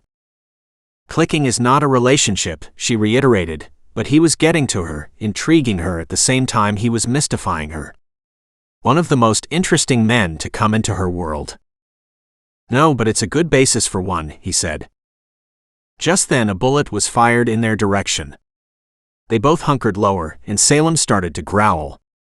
Pierce placed a hand on her shoulder. Easy, girl. He studied the darkness. Did that come from inside the barn? I'm not sure it did, she said. They might have kicked out part of the back wall and snuck around on us. It's all too possible, he said almost philosophically. Salem growled again deep in the back of her throat. She really doesn't like these guys, does she? Asked Pierce. But we can't watch 4 sides at once. I know, she said. But I really don't want to see them get out before our backup arrives. I'm not sure where the backup is, he said. Chances are, it'll be a little far away yet. Dad and Roger are out there keeping an eye out. But we should have others coming too, she said. We put out the call at least an hour ago. Maybe. Just then more shots were fired in their direction. Salem growled yet again. Pierce put a hand on her fur to calm her down. She doesn't like gunfire, does she? Hetty asked Pierce. No. When she was attacked with Pete, insurgents had opened fire. I'm sure she associates that gunfire with what happened to her life and to Pete. Hetty gasped. That's terrible. Unfortunately, it's all too common. Dogs are almost human in many ways. The gunfire increased, a heavy barrage that kept their heads lowered. We're sitting ducks, he said. Quietly he grabbed her hand. Follow me. And just like that they were up and racing away, Salem at his side as they went deeper into the woods. Bullets fired in their direction once more. We can assume they escaped the barn, she gasped. Yep, they're out and free, or they have backup. Who would that be?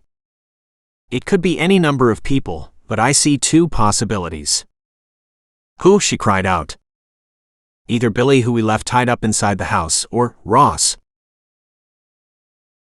Chapter 13. She hated to concede he had a point, but it was valid. If it's Ross, he parked somewhere out of sight and walked. He probably parked at Jed's and walked in. He could have released Billy, and now we've got both of them after us. Shit, she said. She picked up her phone and called her father. Did you see anyone on foot? No, he said slowly. Roger said he thought he saw a shadow, but when he went to investigate, no one was there. We're under heavy gunfire, she murmured. We had 2 of them pinned in the barn, Jed and Bobby, but now we're in the trees running away from the house. You stay hidden, her father ordered. You be careful, Dad, she snapped. There's likely 4 now, all heavily armed. At this point, I want the bloody National Guard. He chuckled. You won't get that, but you will get us. And we do have word that Fort Collins is on its way. They're about 10 minutes out. At the mention of 10 minutes, her heart gave a sigh of relief.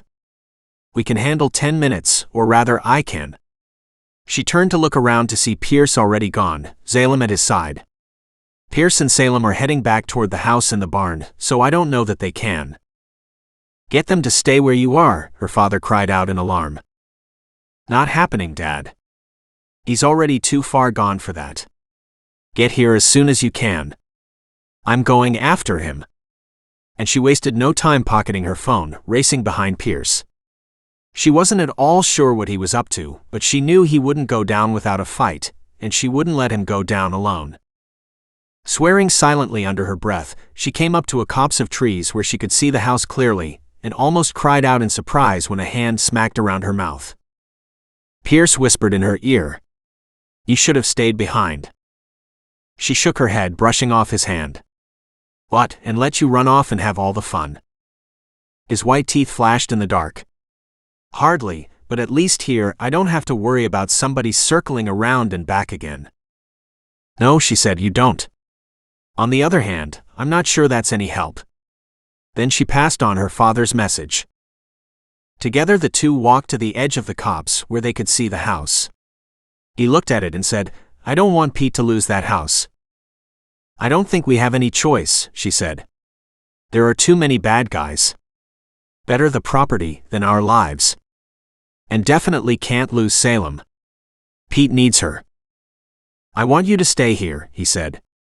There might be 4 of them loose now, but I can knock that number down to half. There's a good chance I can take their weapons, and that'll give us a decided advantage. What can I do to help?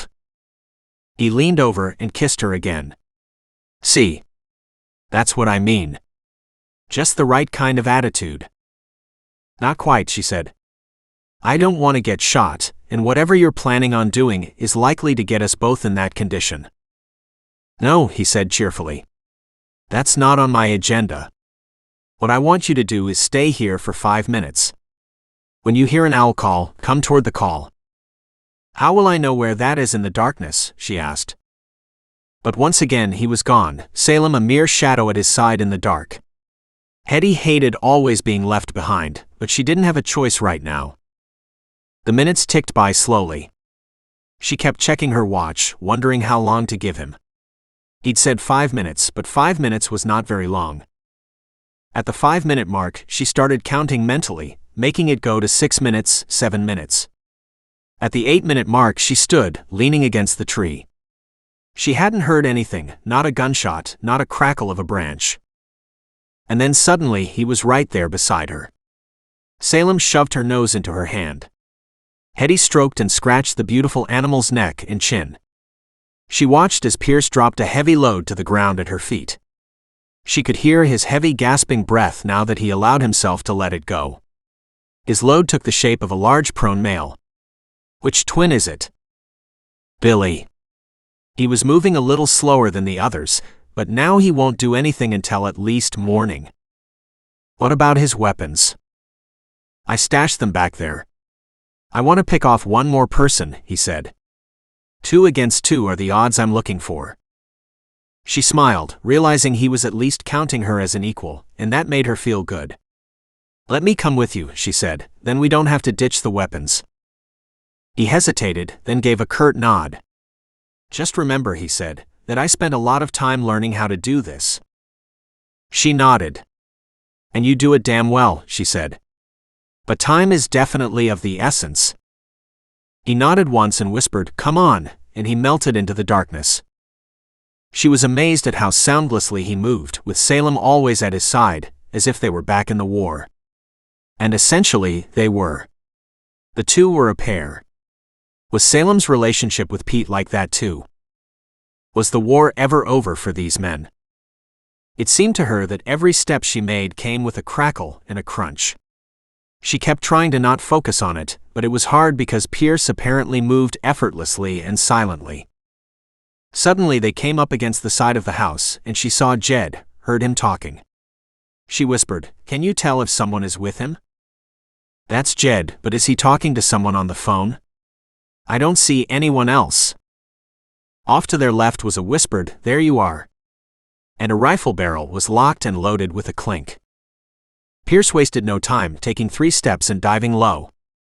She watched as he flattened the gunman to the ground, pulling the rifle from his hands, then he turned and smacked him hard in the head with the rifle butt. Salem latched onto the stranger's ankle, growling in a most horrible way. "Easy, girl. We got him." Slowly he persuaded Salem to back away from the man. Hetty stood at Pierce's side, taking the rifle as he handed it over to her. "Is that Bobby?" she asked. "Yeah," he said. "Let's get him to his brother." He looked at her. "Can you grab his feet?" "I can for a little way," she said, "but these guys—" "I know," he said.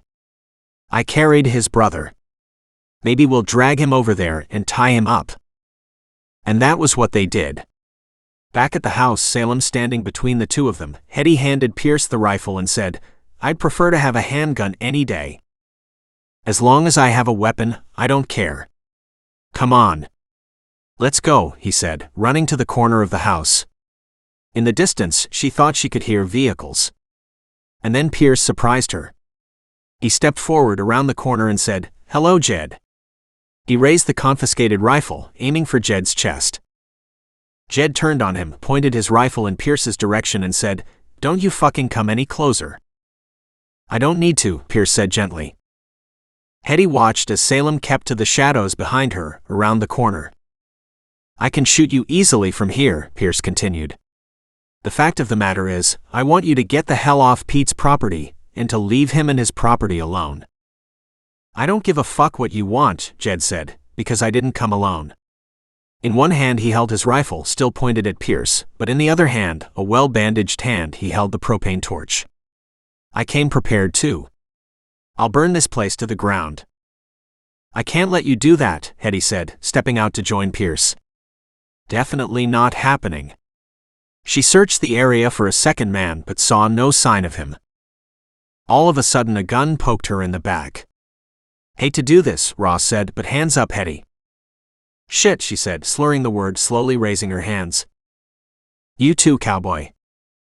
Pierce had absolutely no problem doing the same. "See?" taunted Jed. "Not alone." Ross chuckled. "Not such a smartass when a gun's pointed at you, are you, Pierce?" "I'm enjoying the entertainment here." "Thanks, Ross," Jed said, his rifle lowered to his side now, but a wild-eyed expression overtook his face, topped off by a madman's smile. Hetty turned to look at Ross. "I'm really sorry you did that, Ross. I thought about it for a long time, and I figured I was running away with my tail between my legs, and with nothing to show for it. Whereas if I stayed here, I still could get it all," he said calmly. She nodded gravely, then smiled. "But you're wrong." And she dropped, kicked out, hit him hard in his kneecap. When he buckled, she flipped, kicked him in the jaw, and down he went. She grabbed his rifle and turned, holding it on Jed. Drunk Jed was a little slow to react, or more entertained with Hetty taking down Ross, and was caught off guard, his rifle still at his side, still pointing downward. Pierce looked at her, then at Ross groaning on the ground and said, "Wow, nice job." "Aikido," she said. "Ross, you should have left. But don't you worry. Now you'll for sure get free room and board again, but also an awful lot of very unwelcome company." With Ross and both Bobby and Billy taken down, that left just Jed. And hearing the vehicles in the distance, Pierce stepped forward and said, "Jed, put down your firearm and the torch." "Hell no," Jed snapped. This ends here and now. Absolutely it does, Pierce said quietly. Your 3 backups can't help you now. It's just you. I didn't need them anyway, he roared. And he raised his firearm. But instead of firing, he lit the torch. Pierce swore, took aim and said, "Put that out or I'll shoot you down." Without warning, Jed fired, but because of his bad hand, missed. Pierce bolted to the side and dashed behind his truck as Jed laughed like a loon. He'd obviously flipped a mental switch and was incapable of rational action or thought. Realizing Hetty was behind him, they split and came up on either side of Jed. But he was already lighting bits of grass with the torch as he moved toward the house, laughing more and more. Flames licked up the dry, overgrown grass, racing in all directions. At the front veranda, Jed howled, "You can't stop me," he said. "Even if you shoot me, I'll drop this, and it'll light up this place like nothing." "We'll put it out before it gets anywhere," Pierce said calmly. "We have to redo that deck out back and put in a ramp anyway, just like for this veranda." "No fucking way Pete's coming home," Jed said. "This is Ross's place, and he doesn't want no broken person ramp." He turned the torch toward the steps. Pierce jumped him, knocking away the rifle, but Jed sent blue flames at him. Pierce jumped back, and Jed, realizing his advantage, started to laugh again. "Come and get me," he jeered. "You think I don't want to toast your skin alive for what you did to my hand?" The vehicle din got louder. "This won't end well," Pierce said. He used hand signals to keep Salem behind him. If Jed saw her, he'd make her his first target. She deserved better than that. He called out to Jed, "The cops are coming. Everybody in town, and even from neighboring counties, who can give us a hand are headed here. You sure you want to take a bullet and die this way?" "Why the fuck not? At least I'll see this place burn. You took away my wife and kids. You blew up my hand. You ruined my life." "Oh, grow up," Hetty snapped beside him. "You're the one who chased away your wife and kids. You're the one who ruined your life. And no way in hell will let you just stand here and burn down Pete's place." "Well, Pete ain't coming back," he snapped. "So shut the fuck up." "Jed?" A thin but valiant voice called from the first vehicle to come up the driveway. Even in the dark, the voice was recognizable. "What the hell are you doing, man?" Pierce barely caught Salem as she went to race past him. Giving her a hard command to wait, she sat but squirmed in eagerness. She'd had no trouble recognizing Pete's voice. But the danger wasn't over. Jed had a personal hatred for the dog. Jed faltered. He turned to the pickup parked sideways in the drive. Pete opened the door so everybody could see him. Jesse hopped out of the driver's side, came around to Pete, dropped his wheelchair down on the ground and helped him into it.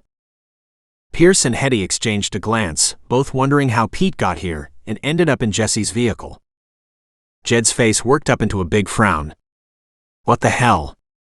Ross said you weren't coming back. Would you shut that torch off, please?" Pete said quietly. "You'll burn down my house and I need it." "You should have stayed where you were," Jed said, moving a couple steps closer. He held the torch out in front of him, as if to burn Pete. "We don't need no broken down pieces of sorry-ass shits here." Pete nodded. "You know what? Ross told me that too.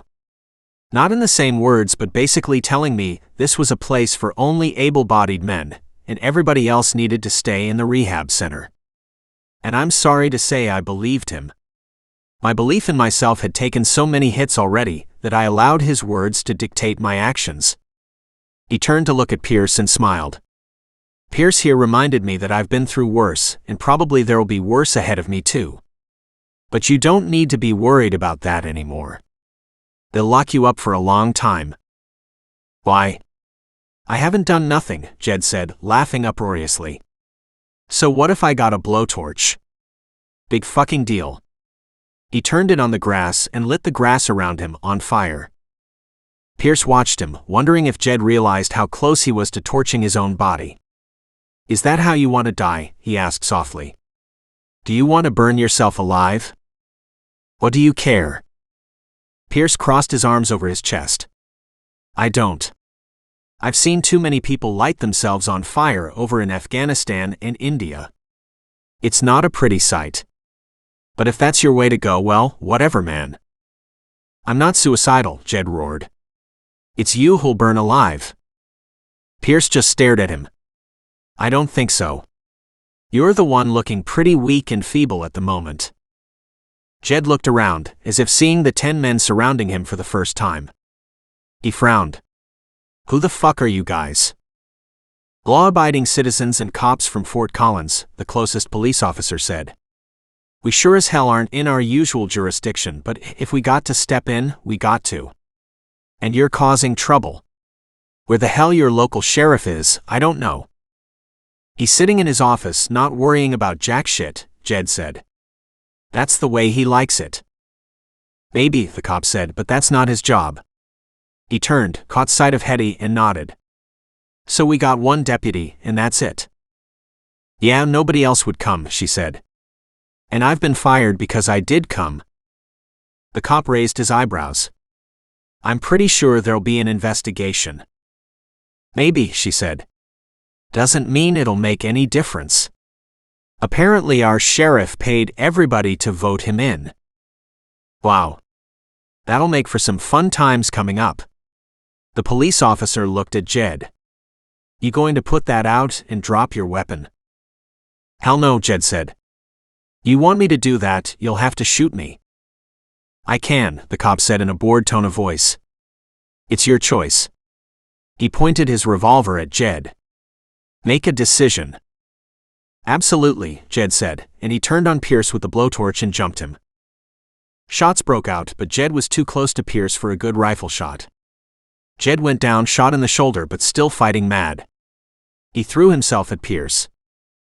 Pierce sidestepped the man, grabbed the blowtorch from his hand, shut it off, stopping the blue flame, and stomped out the grass fire Jed had started. Jed swore and cussed, and as they watched, then dropped to the ground crying like a baby. Hetty threw herself into Pierce's arms. He held her close and said, It's okay. It's over. She gave him a quick hug, looked up at him and said, It might be over, but you damn near got torched.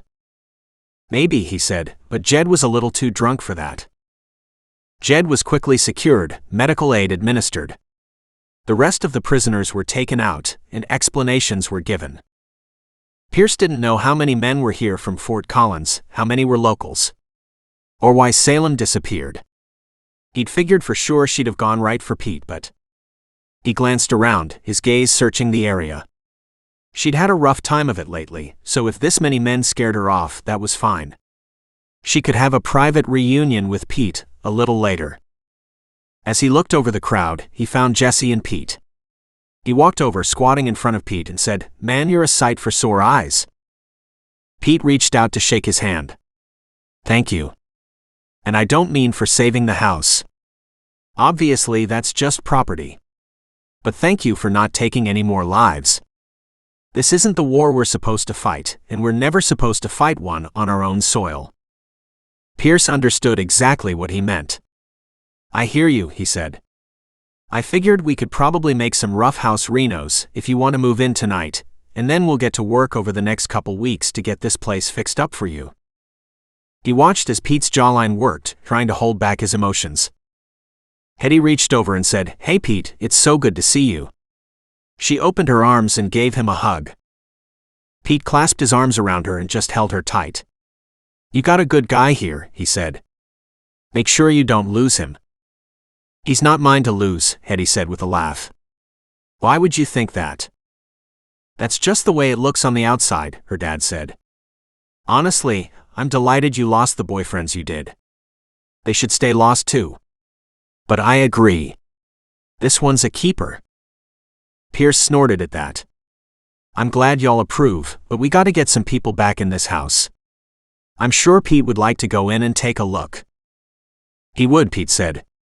But there's one other thing I really want to know. Pierce nodded. Pete wondered where Salem was. Only Pierce had no idea where Salem had snuck away to. Just then a kerfuffle was heard at the trucks. Jed had somehow managed to get another firearm free and was holding a handgun against a cop's neck. You guys are going to let me go, Jed yelled, anger now replacing the tears from earlier. No fucking way I'm going to jail for the rest of my life. Maybe not if you're dead, Pierce said. Backing up, dragging the cop with him, Jed said, "If you think I won't kill this guy, you're wrong." "You might shoot him," one of the other officers said, "but you'll get a dozen bullets yourself. You won't survive." Jed kept backing up toward the barn where his truck was. "Maybe. Or you guys can let me go. I'll take off out of here, and you'll never see me again." Pierce didn't believe that, and he sure as hell wasn't interested in making a deal with a drunk lunatic.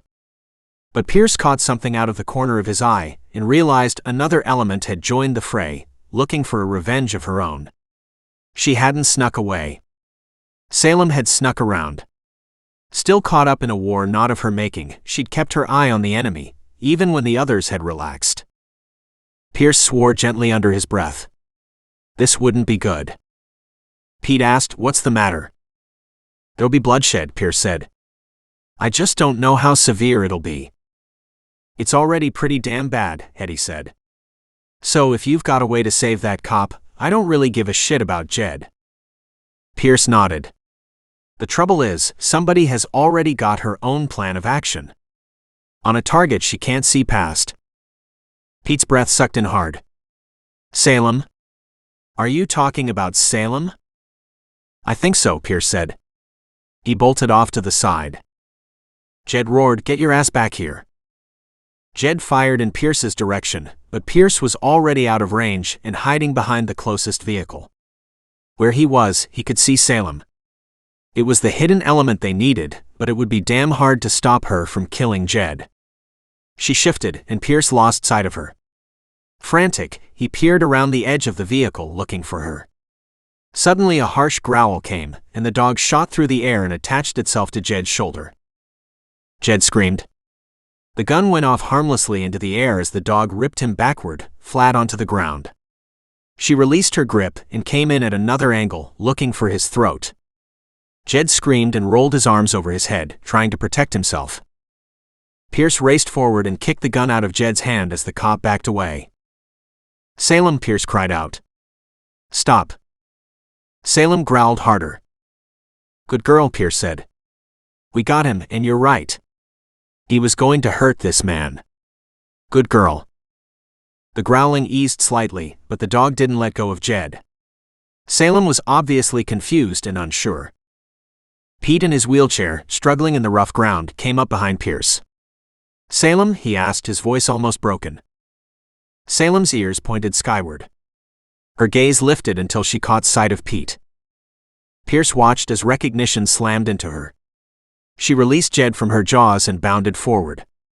And into Pete's lap, almost knocking him and the wheelchair over. Pete wrapped his arms around her, his tears evident. He hugged the dog tight. "Oh my God. Salem." The cops had Jed under guard now. Pierce looked at them. "Do you think you can keep him this time?" The man, grim-faced, nodded. "He's a slippery bugger." They handcuffed Jed, ignoring the screams as his shoulder was wrenched backward into the steel bracelets. "He'll need medical treatment," one of the cops said, "though I'd just as soon put a bullet in his head than do that." "If he has an accident on the way to the hospital, I won't complain," Pierce said. He looked at Jed with a hard glance. "If you ever come back on this property, you can bet there's a bullet that'll hit you right here." He poked Jed between the eyes. "So you're warned." But Jed was in too much pain to bluster. Instead he blubbered like a child.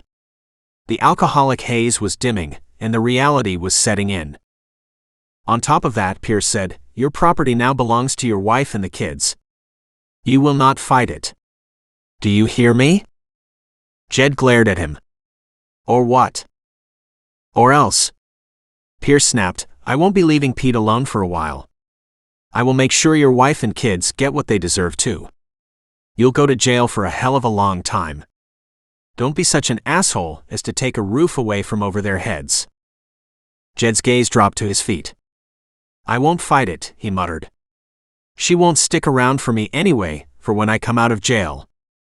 "Why would she?" Hetty said. "You beat her. You beat the kids. You terrorized them all." Jed appeared to crumble in front of everyone. "I took a wrong step somewhere," he said. and I couldn't find my way back. Now you have lots of time to think about your return journey, Hetty snapped.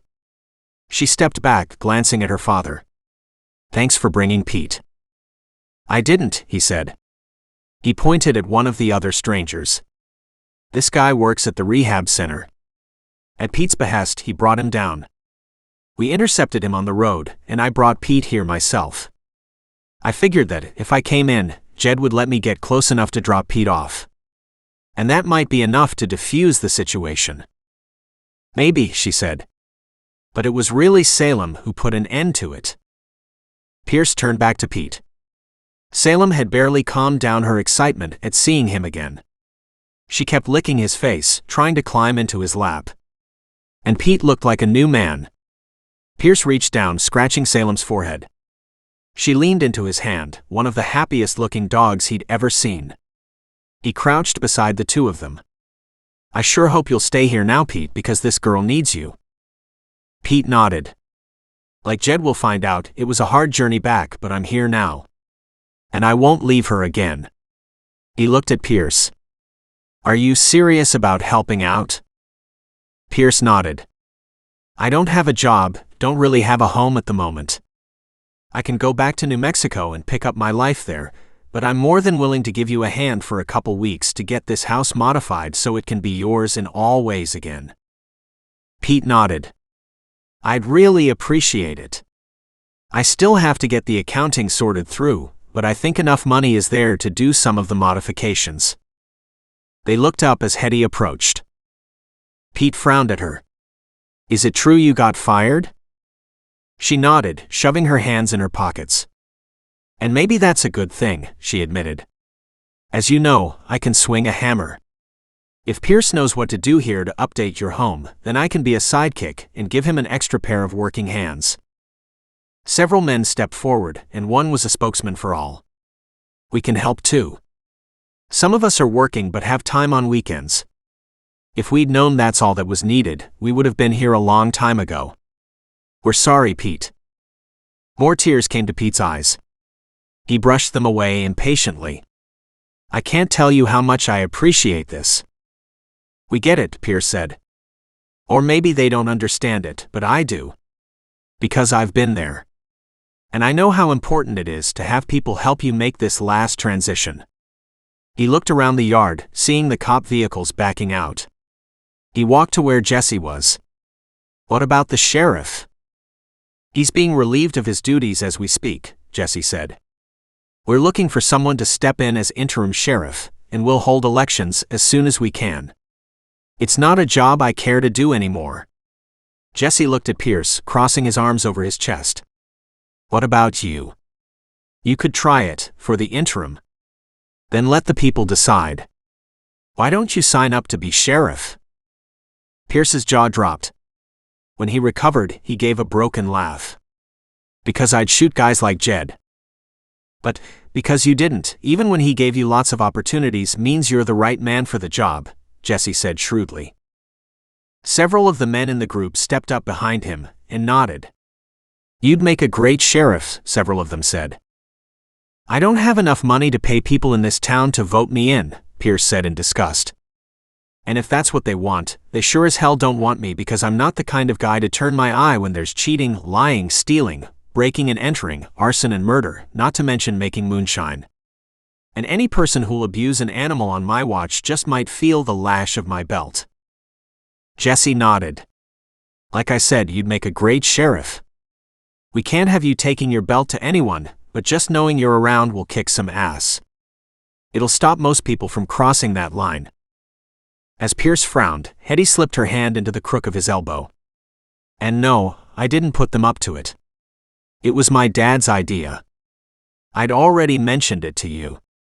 I think you'd be a hell of a sheriff. At that, Pierce snorted. You don't know me very well. I know you well enough, she said. And I'm hoping to get to know you better. Either way, I still think you're the right person for the town.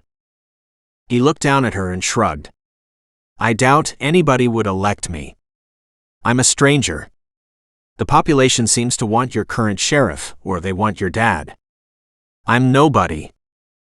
Not true, said one of the men behind Jesse. This has already been pre-approved by the townsfolk in an emergency town hall meeting tonight. You'll find you get more support than you expect. Well then we'll see, Pierce said, tilting his head, giving a short nod. I guess you can put my name on the ballot. Doesn't mean I'll get the job though. Hetty and Jesse exchanged a glance that made Pierce suspicious. But their smiles were obvious. You guys really think I'd win?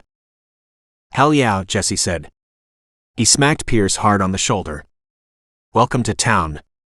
You're already hired as the interim sheriff. Election in 3 months.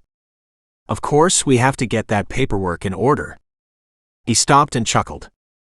Maybe I should make that welcome to the family. He turned, still laughing uproariously, and walked back to his truck. Within a few minutes, all the vehicles disappeared down the road, leaving Pierce, Hetty, Salem, and Pete in the yard. Pete looked from one to the other. Is it that serious? Pierce looked at Hetty, wrapped an arm around her shoulders, tucking her close. We haven't had 2 seconds to know the answer to that. I know which way I'm leaning, but I hate to rush a lady. She chuckled. All you've done is rush me. She reached up, kissing him on the cheek. Let's just say, Pete, we're both looking to finding out if my dad's right. Pete smiled, his arms looped around Salem, who looked like she'd finally found her home again. So what's the chance some food is in the house? I'm hungry. Salem barked in agreement. And on that note, everyone laughed. They headed inside to see how much of the groceries Hetty had brought they could eat right now. Chapter 14. Hetty learned more about house renovations than she thought possible. Pierce himself appeared to be always around, always helping, always building, regardless of the work being done. And sure enough, with Hetty at his side, her father and several other volunteers had gutted the bathroom and were even now installing grab bars for Pete to use. Tiling was about to start, and that was the finishing stage. The ensuite bathroom was completely open so Pete could get a wheelchair in and out, or he could walk on his prosthetics, with or without crutches. So far the prosthetics offered to Peter were pretty ugly in appearance and fit, and definitely in need of an upgrade. But a phone call from Kat, Badger's partner, had given Pete the best news ever.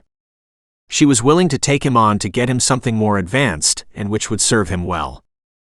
Pete still had both arms, but one had been injured and was weaker.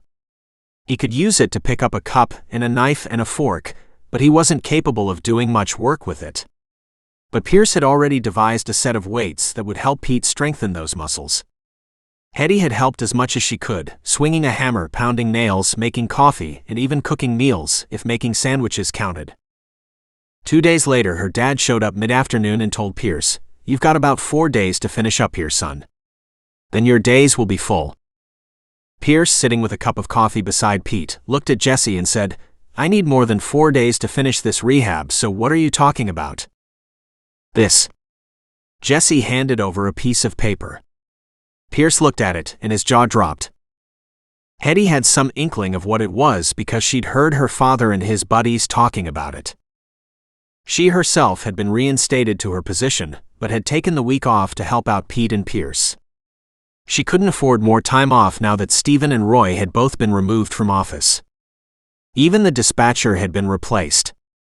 A lot of court cases would be filed soon, charging the sheriff with various crimes, although she wasn't exactly sure with what. Ross, the Billy Boys, and Jed wouldn't be seeing daylight for a long time. She wanted to feel sorry for them but couldn't. They were assholes of the first order. Pierce handed the piece of paper to her, and she could see the stunned look on his face. But Pete had been looking at the page over Pierce's shoulder, and he started to laugh. He reached out and smacked Pierce on the shoulder. "Well, interim sheriff, how do you feel?" Pierce shook his head. "I told you that I'm probably not any good at this," he warned. "And I told you that we need somebody who can make decisions on the side of right," her father said quietly. "You've got 3 months to prove you're the right man for the job." He grinned. "I've asked to be on the committee for the election, and you can bet I'll be doing a lot of lobbying to get you in there." The town was pretty fed up with the old sheriff. He looked around at the renovations and said, "I love this. Nice job." "So then what?" You'll take over my spot here? Pierce asked jokingly. Nope, you've got the rest of this week. You're supposed to show up for work on Monday, he said. If we absolutely have to, we can push that back a week, but considering nobody is in the station, we need you as soon as possible. Understood, Pierce said, frowning. Hetty could see the wheels turning in his head. Apparently her father could too. Think out loud, son. Think out loud, Jesse said. We can't figure out what you're considering until you speak up. I'm thinking about how much work there is to be done here, he said slowly. I don't want to leave Pete in the lurch. I was kind of hoping you'd live here for a bit, Pete said. Even as the sheriff, you can stay here. Pierce looked at him in surprise. Are you okay with that? Pete grinned. Hell yes. I'd like to see you live here for a long time, but that would entail Hetty moving in too, and I highly doubt she wants that, Pete teased. Hetty could feel the color washing up her cheeks. That's not fair, she said. Her father guffawed loudly. You're in a shitty-ass little rental now. What you guys should do is fix up someplace nearby so you're close to Pete. That won't happen anytime soon, Pierce said calmly. Pete's renos are the first priority. We have to make sure he's got a fully accessible kitchen and bathroom and properly equipped vehicle, and that he can get in and out of his house on his own. We can work on the rest afterward. The rest? Pete said, dazed. What else could you possibly do? Depends if you want access to the upstairs or not, Pierce said. We could put in an elevator. Pete looked at him and his jaw dropped. That would be a lot of money. It would be some money, Pierce said with a nod. So that's one of those questions where you have to ask, is it worth it to you? Wow. Pete looked at Pierce and said, but you still haven't answered me. I guess it's a yes then, Pierce said, but about starting the job as sheriff, I want to make sure that bathroom is 100% ready and that we've opened up those double front doors and I've at least gutted this kitchen. Pete just chuckled. You know that usually these renos take months, right? Pierce shrugged and said, for a lot of people it takes months. But for a lot of people, it doesn't. I promised you full accessibility, and I'll make sure you get it. We'll keep working, Jesse said. Once you're sheriff, you can be in a supervisory capacity here. Come home after work and tell us what to do the next day. Pete clapped his hands and shouted with joy. I can't believe this, he said. Why the hell didn't I come home earlier? Because Pierce wasn't here, Hetty said. Remember that part. Pete gripped Pierce's wrist. Man, I owe you big time. Pierce shook his head. We all owe you, he said firmly. You took a hit for our country. Pete mumbled under his breath and then said, I sure wish the rest of the world thought the way you do. You have a good group of friends around you now, Pierce said, all the others nodding. You should be fine. Pete looked at Pierce and asked, and what about you? You'll accept the help being offered too. What help? I don't need any help. Pierce frowned. Hetty heard a vehicle came up the road and chuckled. She knew exactly who was coming. What she didn't know was how Pete would respond to the upcoming news. Just then her father decided it was time to go. Pierce date? He sighed. A week from Monday, he said. I'd like the extra week off to make sure Pete's okay. I'll go in next week, Dad, Hetty said. Good enough. A lot of people went to bat for you, Pierce. We know you'll do a good job. And on that note he turned and his cronies walked out with him. It was already late in the afternoon, almost dinner time. Hetty looked at Pete and Pierce and said, barbecued steaks for dinner? I would absolutely love a barbecued steak, Pete said. Used to love barbecuing. He looked at his prosthetics and frowned. Today sounds like a great day to get back into it, Pierce said. We'll move the grill up on the deck so you can get to it. Pete grinned. Wouldn't that be something? Remember that your legs are injured, not your hands, Hetty said, as she'd said many times before. There seemed to be this disconnect sometimes with Pete because, being without his lower legs, he had a sense of not being able to do anything. Whereas he was capable of doing so much more. She'd even caught him swinging a hammer today with Pierce. A little weak and off-center, but he was helping and smiling as he did so. She smiled. "I'll take Pierce out for a walk if you don't mind." "Absolutely not," Pete said, waving at the backyard and beyond, grinning. "You guys need private time too. When are you moving in, Hetty?" She shot him a look and shook her head. He nodded. "Pierce will be living here for a while," he said. "At least I hope." "I won't leave you in the lurch," Pierce said. "Doesn't mean somebody else might want to take my place, though." Just then a knock came at the door. Pete called out, "The door's unlocked. Come on in." The door pushed open, followed by light footsteps. Then a soft female voice. "Pete." Hetty watched the color drain from Pete's face.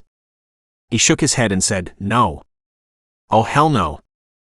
In a firm voice, Hetty said, "Yes." He looked at her, startled. "You are not disabled," she said. "You're perfectly capable of handling anything and everything life throws at you. You need to gain some strength. You need to have a mindset shift. But you're well on the way.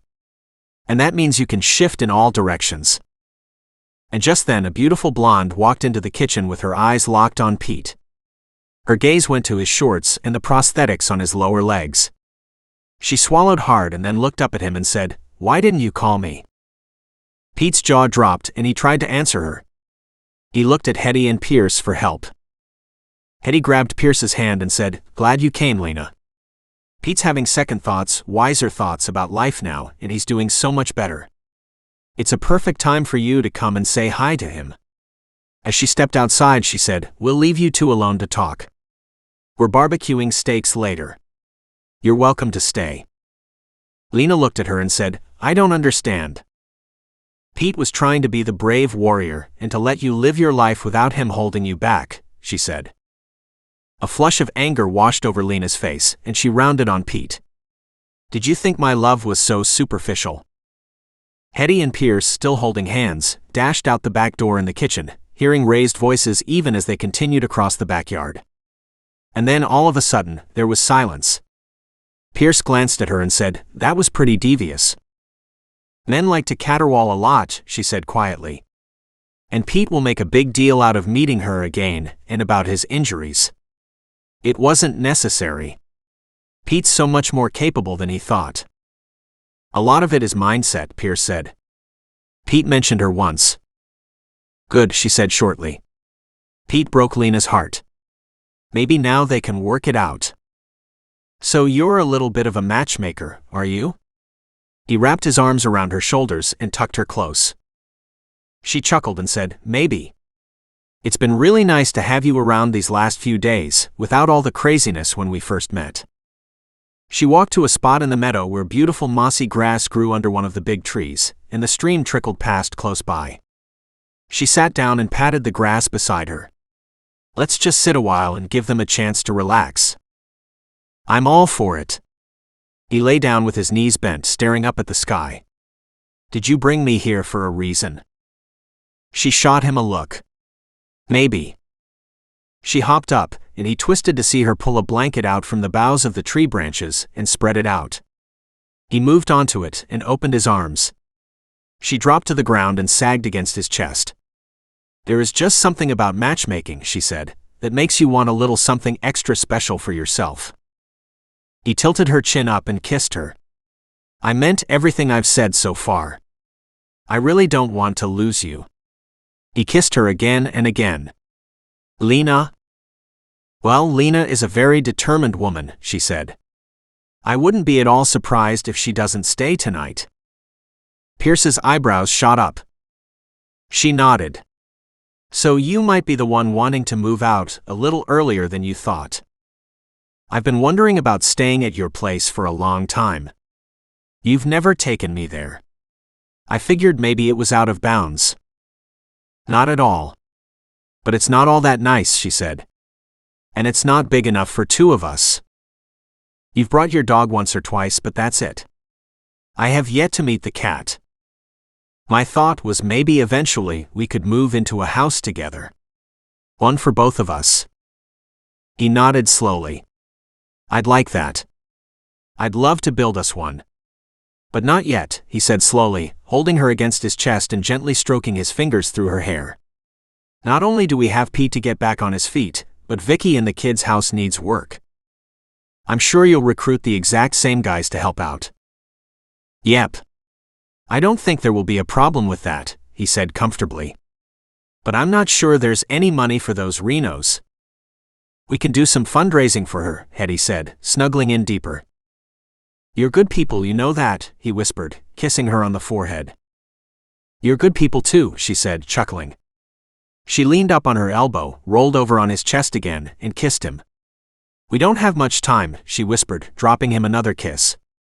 And then another one. She sat up, straddling him, and slowly pulled her t-shirt up and over her head. His hands slid up to her ribs, cupping her bra-covered breasts and murmuring, I'm not sure there's anything quite as nice as making love outside. She nodded. I figured you would think so. It's not that I'm into public displays, she said, but there's something so very elemental about being out under the wind and the sun, just the two of us. Then a bird flew over, squawking at them. She chuckled. And Mother Nature. Before she realized it, her bra slid down her arms. She watched the look of wonder come over his face, and she'd never felt more beautiful as she sat on his hips. In theory, she said, what we're doing is pretty perfect, but we still have on way too many clothes. He chuckled.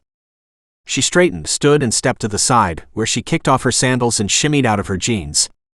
There she stood in just a tiny scrap of lace and cocked an eye at him. Like what you see, she challenged. He bolted to his feet, his t-shirt going in one direction, his shoes in another, and his jeans and briefs hitting the ground faster than she thought possible. And then he stood before her, his eyes feasting on her, and she chuckled. His gaze ripped up to hers and he asked, What's so amusing? She pointed at his feet. You still have a sock on. He pulled it off and then pointed at the scrap of lace she still wore. You still have clothes on too. She took a step closer and said, You do it. He snatched her up into his arms and kissed her with a hot, fierce passion that ignited a storm between the two of them. He'd wanted this right from the beginning, but with everything else going on, there just hadn't been that perfect moment to explore each other. She wrapped her arms tight around his neck and half climbed his frame. Finally, he picked her up, his hands under her buttocks, and lifted her so he completely held her. She gasped and said, What about your prosthetic? Do you hear me complaining? He whispered and kissed her passionately. Finally, she couldn't stand it anymore. She slid her legs back down, dropped herself to the blanket, and opened her arms. He kneeled beside her, pulled off the scrap of lace, and let his eyes feast on the bounty before him. He stroked her legs from her toes, over her knees and upper thighs, to gently curl in the tiny strip of hair between her legs. She moaned as his fingers delved gently between the plump folds and then slowly moved up to caress her hip bones. He spread apart her legs, with his knees planted between them, dropped a kiss right at the tip of the tiny strip of hair, and dragged his lips to her belly button, where he dotted a line of kisses to one hip and then the other. His fingers were stroking, caressing, sliding under, separating her cheeks, touching spots she hadn't realized were so sensitive. She arched and moved, shifting forward and backward from his touch and then needing so much more of it. She grabbed handfuls of his hair and pulled him up, closer to her face. She whispered, Come. I want you now. But he resisted her orders, letting his fingers stoke the fire as he gently, reverently explored her body, the hills, the dips, the smooth skin along her ribs and over her hips. Slowly he stroked her flat belly to slide through the curls at the apex of her legs. Pierce, she cried out, her fingers clenching and releasing as she twisted beneath his ministrations. Shish, I'm here, he whispered, sliding a finger between the moist skin folds to slide one finger in and then two. She moaned, twisting her hips, rising and falling in response to the rhythm of his fingers. She reared up, tugged on his upper arms and pulled him toward her, ordering, Come. Chuckling, he shifted closer, supporting his weight on his elbows. He positioned his hips so he slid just inside her and stopped. He leaned over, taking her lips in a rousing kiss, his tongue sliding deep inside to war with hers. At the same time, he slowly penetrated her body. She moaned, her hips wiggling, adjusting to his unexpected size. And finally he was there, seated at the heart of her. When she could, she opened her eyes to stare up at him and whispered, It feels so damn good. He nodded, his voice harsh and deep as he whispered, "Yes. But only because it's you." He kissed her again and again, but he kept his body still. She twisted against him, her hips trying to rise up to set him in motion, but he wasn't having any of it. Finally she lay still, her body acquiescing as he slowly pulled back and then dove in again and again and again. She cried out, her body now writhing beneath him as she arched. He drove deeper and deeper, longer and harder, until finally she exploded, crying out for him. He held her close in his arms as he drove in again and again, until his body shuddered, quaking in his own release. A moment later, he slowly rolled over on his side and tucked her close to him. Together, with the afternoon sun beating down on their heated bodies, they slowly recovered. "Wow," she whispered moments later. He nodded but didn't seem too bothered about talking. She grinned, reached to kiss him and said, "Not into small talk, are you?" "You did me in," he said, his voice still hoarse. "Does that mean you're done for now then?" His eyes flew open. "Hell no." He kissed her lightly. "We have just gotten started." He grinned and hugged her close. "Promise?" she whispered. He gazed deeply into her eyes and answered, "I promise." Epilogue. Even as Pierce stared in disbelief as the votes came in, giving him the job of the sheriff in Arrowhead, Colorado, back in New Mexico, Zane Carmichael sat down at Badger's desk and said, "I hear some dog hunting is going on." Badger shifted back in his chair, steepled his fingers and studied Zane. "Do you have any K9 experience?" "No," he said. "Artillery IEDs, all kinds of military experience, but nothing with dogs.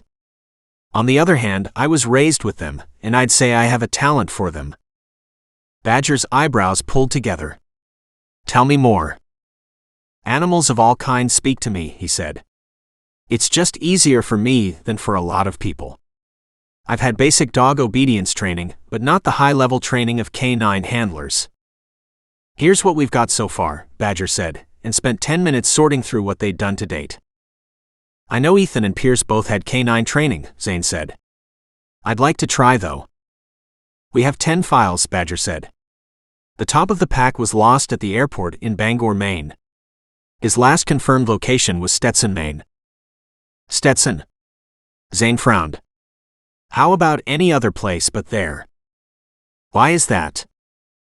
"I've got family back in Maine, just outside of Corinna," he said. "As much as I love my family, Holly, my younger brother's widow, is somebody I'm trying to avoid." "Why?" Badger asked. Zane gave him a lopsided glance. "I cared too much. Brody's widow was my ex-girlfriend. After my baby brother passed away, I went home for the funeral, but left as soon as I could. Holly was leaning on me too much, as if wanting me to step into my brother's shoes, and that was the last thing I wanted," Zane said bluntly. "I'd like to be loved for myself, not because I'm a reflection of another man." "Wow," Badger said. "Sounds like you need to get back to Maine then." He picked up the file. "I've got a younger male here called Catch." He frowned at the name. "He's well known for his ability to catch, apparently." He studied the first page. "He was sent home after not following commands well enough under fire. He ended up with PTSD after one particularly bad bombing, and they couldn't get him to function properly afterward. He was returned to a training compound, then shipped out to an adopted family. He was lost at the airport, and the adopted family never got him. He showed up in Bangor, and we were alerted, but nobody could catch him. Our last notification said he was picked up by a hunter.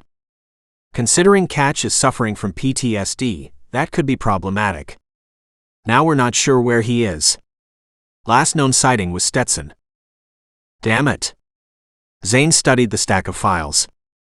"You sure you don't want to give me one of the others, a long way away from Maine?" "Just for that reason alone," Badger said, leaning forward, "sounds to me like Maine it is. If you're ready." He picked up the file and tossed it at him. Catch. This concludes Book 2 of the K9 Files, Pierce. Now hear about Zane, the K9 Files, Book 3. The K9 Files, Zane, Book 3. Going home wasn't part of his plan. Agreeing to travel home to Maine to hunt down Ketch, a canine dog the system had lost track of, wasn't an easy decision for Zane.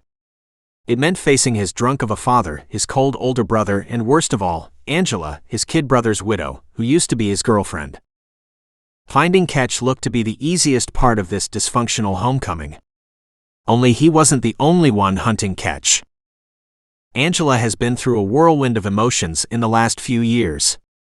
But the good thing in all of this was the hope that Zane would finally come home again. They had a history to clear up and a future to forge, she hoped. A call for help brings the injured shepherd to Angela's doorstep, plus a hunter looking to finish what he started. All thoughts of a future with Zane are threatened now and forever, as the hunter decides two-legged prey are just as good as four-legged ones.